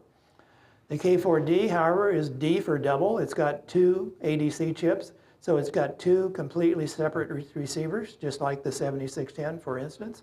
So the main and the sub are identical. It does have 2 completely independent front-end filters, LC. And again, though the transmit low-pass filter is in the circuit, since you now have 2 or more antenna inputs, you can jumper the RX in and the RX out, and so you don't have the problem of the transmit filter being in the circuit. I was able to borrow one from one of the gentlemen here just a year ago, just after Dayton, and this was early on in the life of the K4. My associate Ken and ZeroQO and I spent weeks testing it. There were all sorts of issues with firmware and bugs because this was just really in the beginning of its development. AGC issues, CW timing issues, audio problems with lack of it, transmit audio EQ didn't work, et cetera, et cetera. But all this information went to Wayne. We talked on the phone, we sent emails back to each other, because this is, as Wayne says, a software-defined radio, meaning most everything can be fixed in software, because that's how it works. So the challenge, though, for the K4 in this case is look at the history here. Well, now, of course, the Kenwood and the Yaesu are still super hits, so even though they're software, it's not to the extent as a direct sampling radio. I was really surprised. I talked to Warren and our Zero-V, who writes all the DSP code and the pure signal code for Apache. The 100D came out 9 years ago. I couldn't believe it. The Flex 6700, I had one on loan from Gerald 7 years ago, and it was early in its development too. It was version 1 software, I think 1.1 to 1.3. 6 years ago, the 7300 came out. Now that was a game changer in that it was something almost everyone could afford. It affected the used market. It was just an amazing radio. And today, if you're running sideband an FT8, and that's it. What else do you want? The 7610 came along a year later. So in comparison, the L-Craft K4 has only been shipping for about 15 months. Release 30 of beta software just came out on Monday. And then 2 days later, yesterday, people started posting problems with that build. So Wayne posted something yesterday that I was kind of surprised to see. And he says, I'm seeking additional K4 field testers as of yesterday due to bugs that they didn't catch either the internal testing or with their beta group. So if you're interested to be, if you already have a K4, K4D, or you're contemplating and you want to be involved in bug chasing, they're looking for more people. And the other thing was, I mean, the problem is as we develop more features in anybody's radio, sometimes you put a new feature in and it breaks something else. So that's, to try to find that, it's called regression testing. And Wayne says this may be tedious, but obviously he'd like to have that kind of input. So let's look at the history of the K4 firmware updates. In February, I think it was shipping with R15. I didn't see one until just after Dayton last year. And it was R17 and then 18, maybe 19, because there were a couple things that Ken and I caught really quickly, and Wayne fixed it. The chance to use it in a contest for me didn't come around until December. I'll talk about that in more detail in a moment. So that was version 26. So there were things missing that came out later in 28. For instance, the EQ got fixed. The speech processor greatly improved. I found a CW problem I'll talk about in a moment. So that came out with R29, but then R29 got pulled, and then the beta just came out on Monday. As I mentioned, there's some issues there. So maybe at 20, I think 28, still the production software. So running in the 160 meter contest, December of last year, that's my main testing for CW performance is 160 CW. And I was noticing that I couldn't copy a weak signal near a strong one that was like 90 or 100 hertz away, and this puzzled me. So of course, being a techie nerd, I stopped in the middle of the contest, fired up the test equipment, and measured what's going on here. The K4 set at 100 hertz bandwidth at the minus 40 dB point measured 410. Well, I had compared it to my Icom, because I got to be able to compare it to something, otherwise you're lost. Well, in that case, my three defaults are such that the nearest one that I have by default is 150. So I just measured it with 150, and you can see 210 versus 410 at minus 40. So I published that on the reflector the next day, the email reflector at groups.io, and said, this surprised me. No one had mentioned this, and it was December of last year. And the next day or two, 4 people said, well, we noticed the same thing in CQ Worldwide CW just the week before, but nobody said anything. So we need feedback to our OEMs regardless of what's happening. So the contests that I operated, the K4D, were December of last year, ARRL 160, ARRL 10 meters. 10 meters was mixed mode. You're hoping for an E-skip opening. So the 160, I was so frustrated that I didn't operate the second day, but at least I got good data on what was going on, and of course they're working on this. I had more fun on the 10 meter contest, had more contacts. I didn't turn on any test equipment, I just operated. So the things that were noticed, particularly on 160, were AGC issues, because I changed the slope. It affected the audio was too low. I had the volume control almost wide open. And the selectivity, as you can see by that table, was not what I expected. But that's what there's been, all that's been fixed here in the later versions once we get to a production value and not in beta. I don't test beta software unless I can help it. I found a mouse really helpful, and that's your choice. But as far as clicking on the different places, I really like the mouse. I just had to remember which mouse was on the radio and which one was on the computer. FTDX10, the lab numbers very much the same as the 101D and the 101MP, just a little bit less. It's much smaller, weighs less. The buttons are closer together. There's a lot of buttons around the tuning knob. So to me, it's a little more clumsy. Sometimes I'd push the buttons with a pencil. and the scope has some issues, but it works. I mean, I just had no complaints in the 160 meter CW contest. There were firmware updates last April, and then there was a bug in one of them in April, and they fixed it in May. So those are some major improvements, and the key clicks are like no longer a problem. It used to be for years, decades, Yaesu was known for bad key clicks. No more. Super clean signal. This is great. The 3D waterfall confuses me. I know that TV Bob was talking about waterfalls. That's a history of what's been going on. I liked almost a minute of history, particularly on a S&P.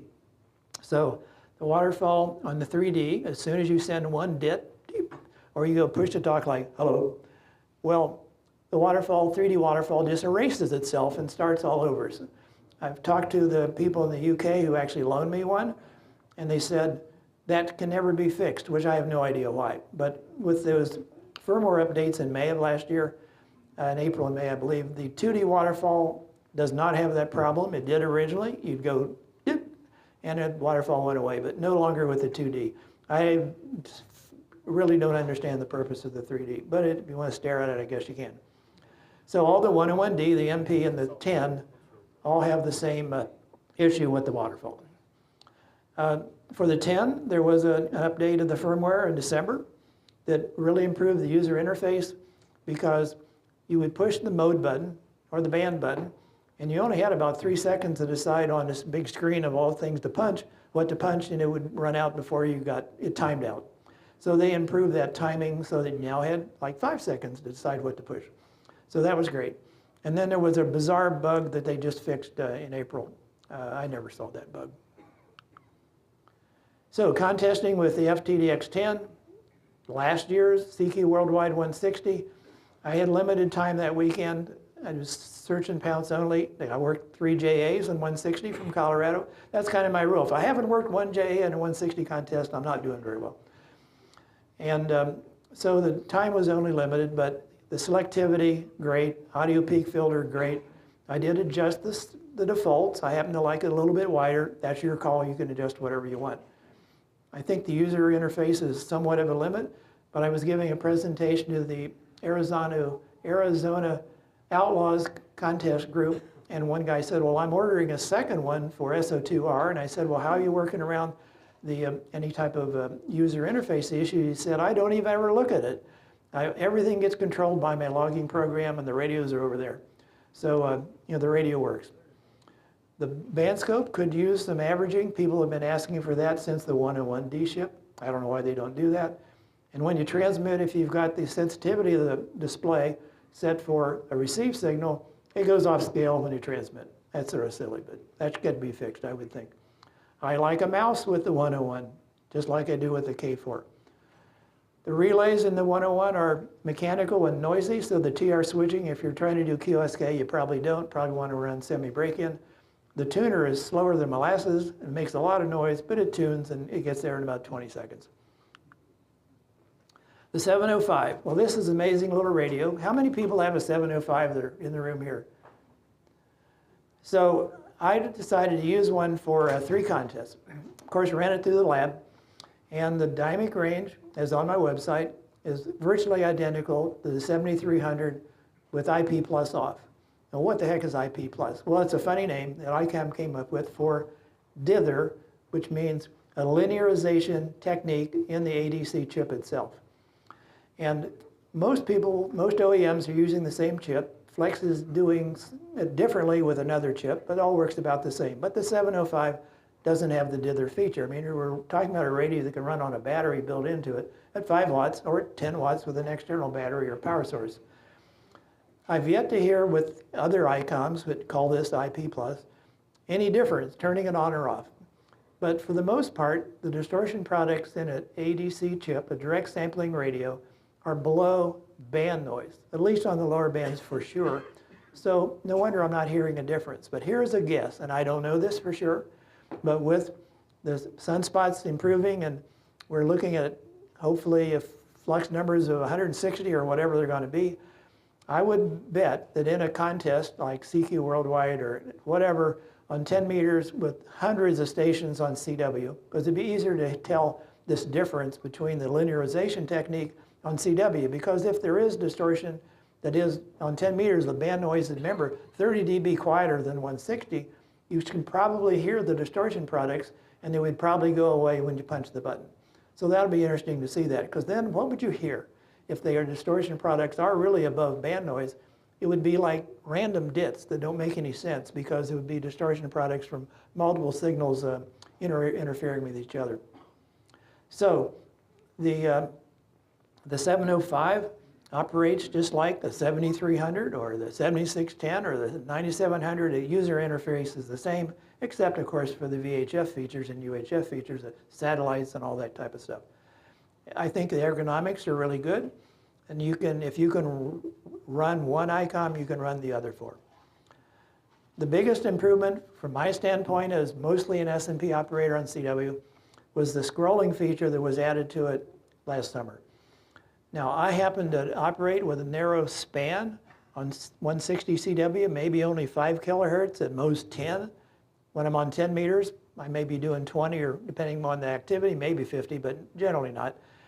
So before, since I like the center feature, and that's what just I choose, I mean, there's the band edges and all that, I don't use that personally, but you would tune the radio, and the waterfall would skew off at an angle, and it drove me nuts. So I just had to ignore the waterfall, which is terrible. It's a great feature. So I had to use the band scope with no, the sort of like the spectrum analyzer scope with no averaging, because if I had averaging on and I tuned, the signal would take seconds to come back. Well, with the scroll feature, that problem's gone. I would say now an Icom with the scroll feature is within about the top. The best one, as far as I'm concerned, for my operating was the TS890S. We'll call that 100%. And with the new scroll feature, I'll give the Icom a 90%. Very happy with it. I use the waterfall like mad. And whether I'm looking for stations spread out on 10 meters or scrunched together on 160. By the way, the R8600 receiver uses the same interface as the transceivers. Unfortunately, it doesn't have the scroll feature yet. Hopefully it does down the road. It's software, remember? Contest operation. I worked 3 contests. No, I wasn't running QRP. I just wanted to see, how does this receiver work? It's like the size of a brick.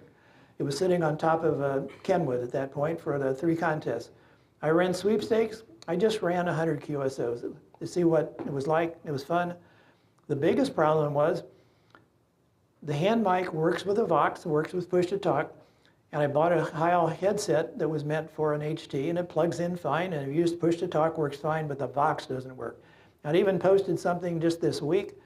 Has any commercial product come out yet that the Vox works for a hand mic or a headset for the 705? And the answer still seems to be no. I don't understand this. So to me, I can't run a phone contest with a push-to-talk. I just can't do that. So that was about the only limit. So then, of course, I was down in 160 and worked 2 JAs, 80 sections at about 400 Qs. And I was on the air with it for 16 hours, so it wasn't like a tiring radio. Now, of course, I run out, since I'm doing S&P, I run out of station to work. So I have to have something else to compare to. So I'm just going to mention on the 7610 as comparison, the CW selectivity is great. You can set your own defaults, 3 different bandwidths for sideband, 3 different bandwidths for CW. I changed them from what the factory likes. You can change them for whatever you like. The audio peak filter works really well, and I adjust the AGC speeds. I wish that Elecraft would have 3 AGC speeds, fast, medium, and slow. I really like fast, medium, and slow, and not just fast and slow. So maybe they'll do that. The 7610, as is the 890S, for instance, or the 990, has solid-state TR switching. So there's no clanking relays, even soft relays. And you can key your amp with a FET if you have a modern amp. Of course, if you're keying a L4B or something, you need the relay. The thing that's a little flaky on the 7610 is the ALC adjustment, which is adjusted by something called drive gain. There's no scale on the ALC, but I use the S meter. So if it's reading about S5, I'm happy. And of course, if you're going to use the second receiver much, you're going to want to buy the RC28 locally. Even though it was designed as a remote control knob, I have one on my radio, but I bought it used for 200 bucks. Recent contest with the 7610, well, it was my reference radio. Now, reference didn't mean it was perfect. It was just I have to have something to compare radios. So when I was comparing the K4D in those two contests, if there was something funny, like the selectivity, I go turn on the other radio and tune in the same station. So you can't evaluate a radio from memory. So that's why I always suggest, if you do buy a new radio, and who doesn't want a new radio, keep your old radio around for 3 to 6 months at least. I bought 2 radios that I ended up, the new radios went away. One was 5 months and one was 30 days. So, but if you're really going to compare your new radio with your old radio, you've got to have them both on your desk. So I'm not saying the reference radio is perfect, but I know what it does. So you have to be able to do a real-time A-B comparison. There was a review a long time ago on a radio. Matter of fact, I think it was a 7800. And the reviewer said he had some, I think it was a Kenwood. He put the radio on the floor, hooked up the new radio, and he said, I'm hearing stations I don't think I would have heard with my other radio. Well, did he ever hook the other radio up to say, I could hear it, something new? So you can't make statements like that. That's crazy. So you really have a reference radio, comparison radio before you keep them both or you get rid of one. Important factors to consider. Operator fatigue. If the AGC is screwing up or it's, the band noise is as loud as everything else, that's a problem. Bad ergonomics can slow you down, or you just make a mistake and end up some other band. Does the speech processor work? That's a big deal. Speech processing gives you what? At least a 6 dB improvement. You might choose a radio just because in an urban environment, the noise blanker and the noise reduction may be the reason you chose that brand because it does something that nobody else does.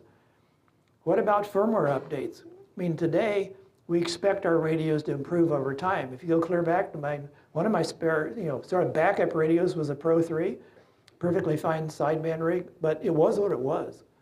So now that's not the case. So we don't want to be orphaned that like, well, there it is, it's software updatable, but there aren't any updates.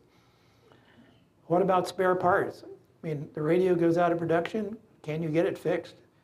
And service. I mean, you look into modern radio today, the surface mount components are everywhere, and they're getting smaller in every model. I looked at the inside of a 990, TS 990, versus an 890, and it's like they shrank the capacitors by half.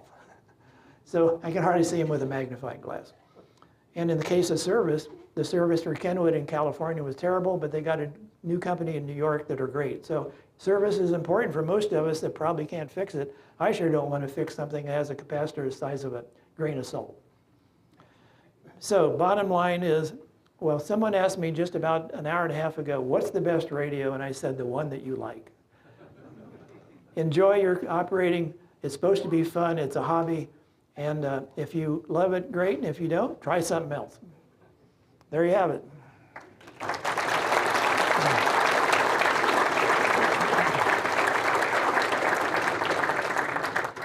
See, this was updated somewhat from what's in your book, as many of the people probably found out today in other presentations. Rob at nc0b.com will get you a copy of the current version. Or questions, email me, rob at nc0b.com. Thank you, Rob. Always fascinating and always good to have you wrap up Contest University. As Rob said, the slides for today from Rob are not in the book because this talk was evolving as late as last night. So we wanted to make sure that you got the latest stuff. That was really important. But we'll have the slide deck on the Contest University website next week. And then Rob will also have it on his website as well. So really, really good information, and thanks so much to Rob. So a couple of housekeeping things. We do like to have your feedback. What do you think about the Hope Hotel? What do you think? Good.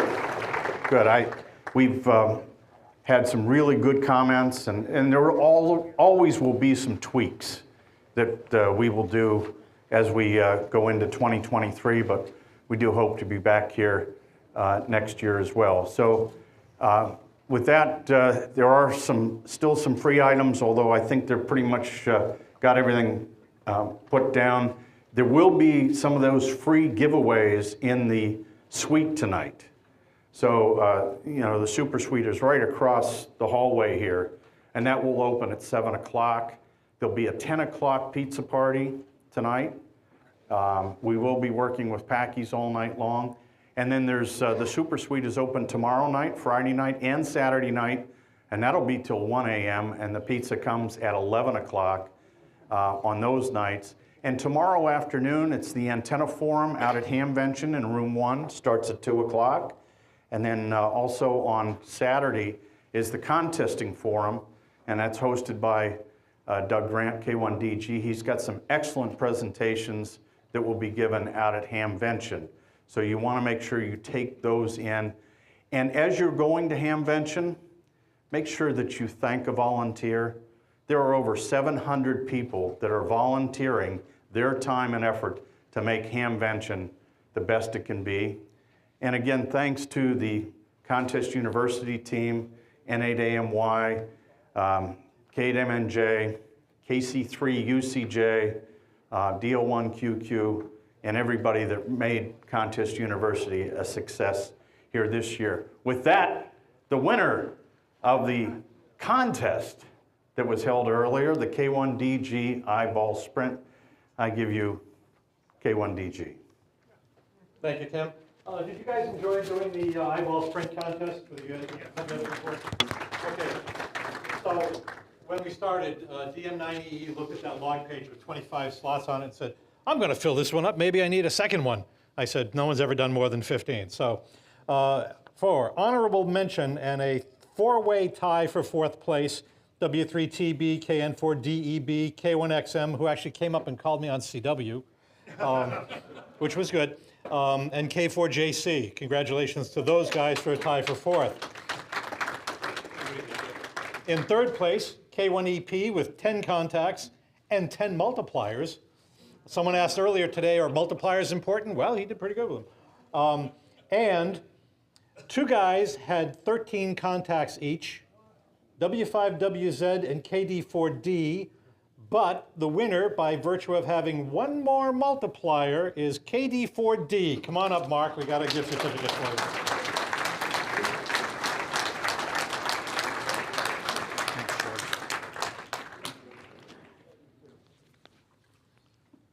The $100 good at your favorite radio store.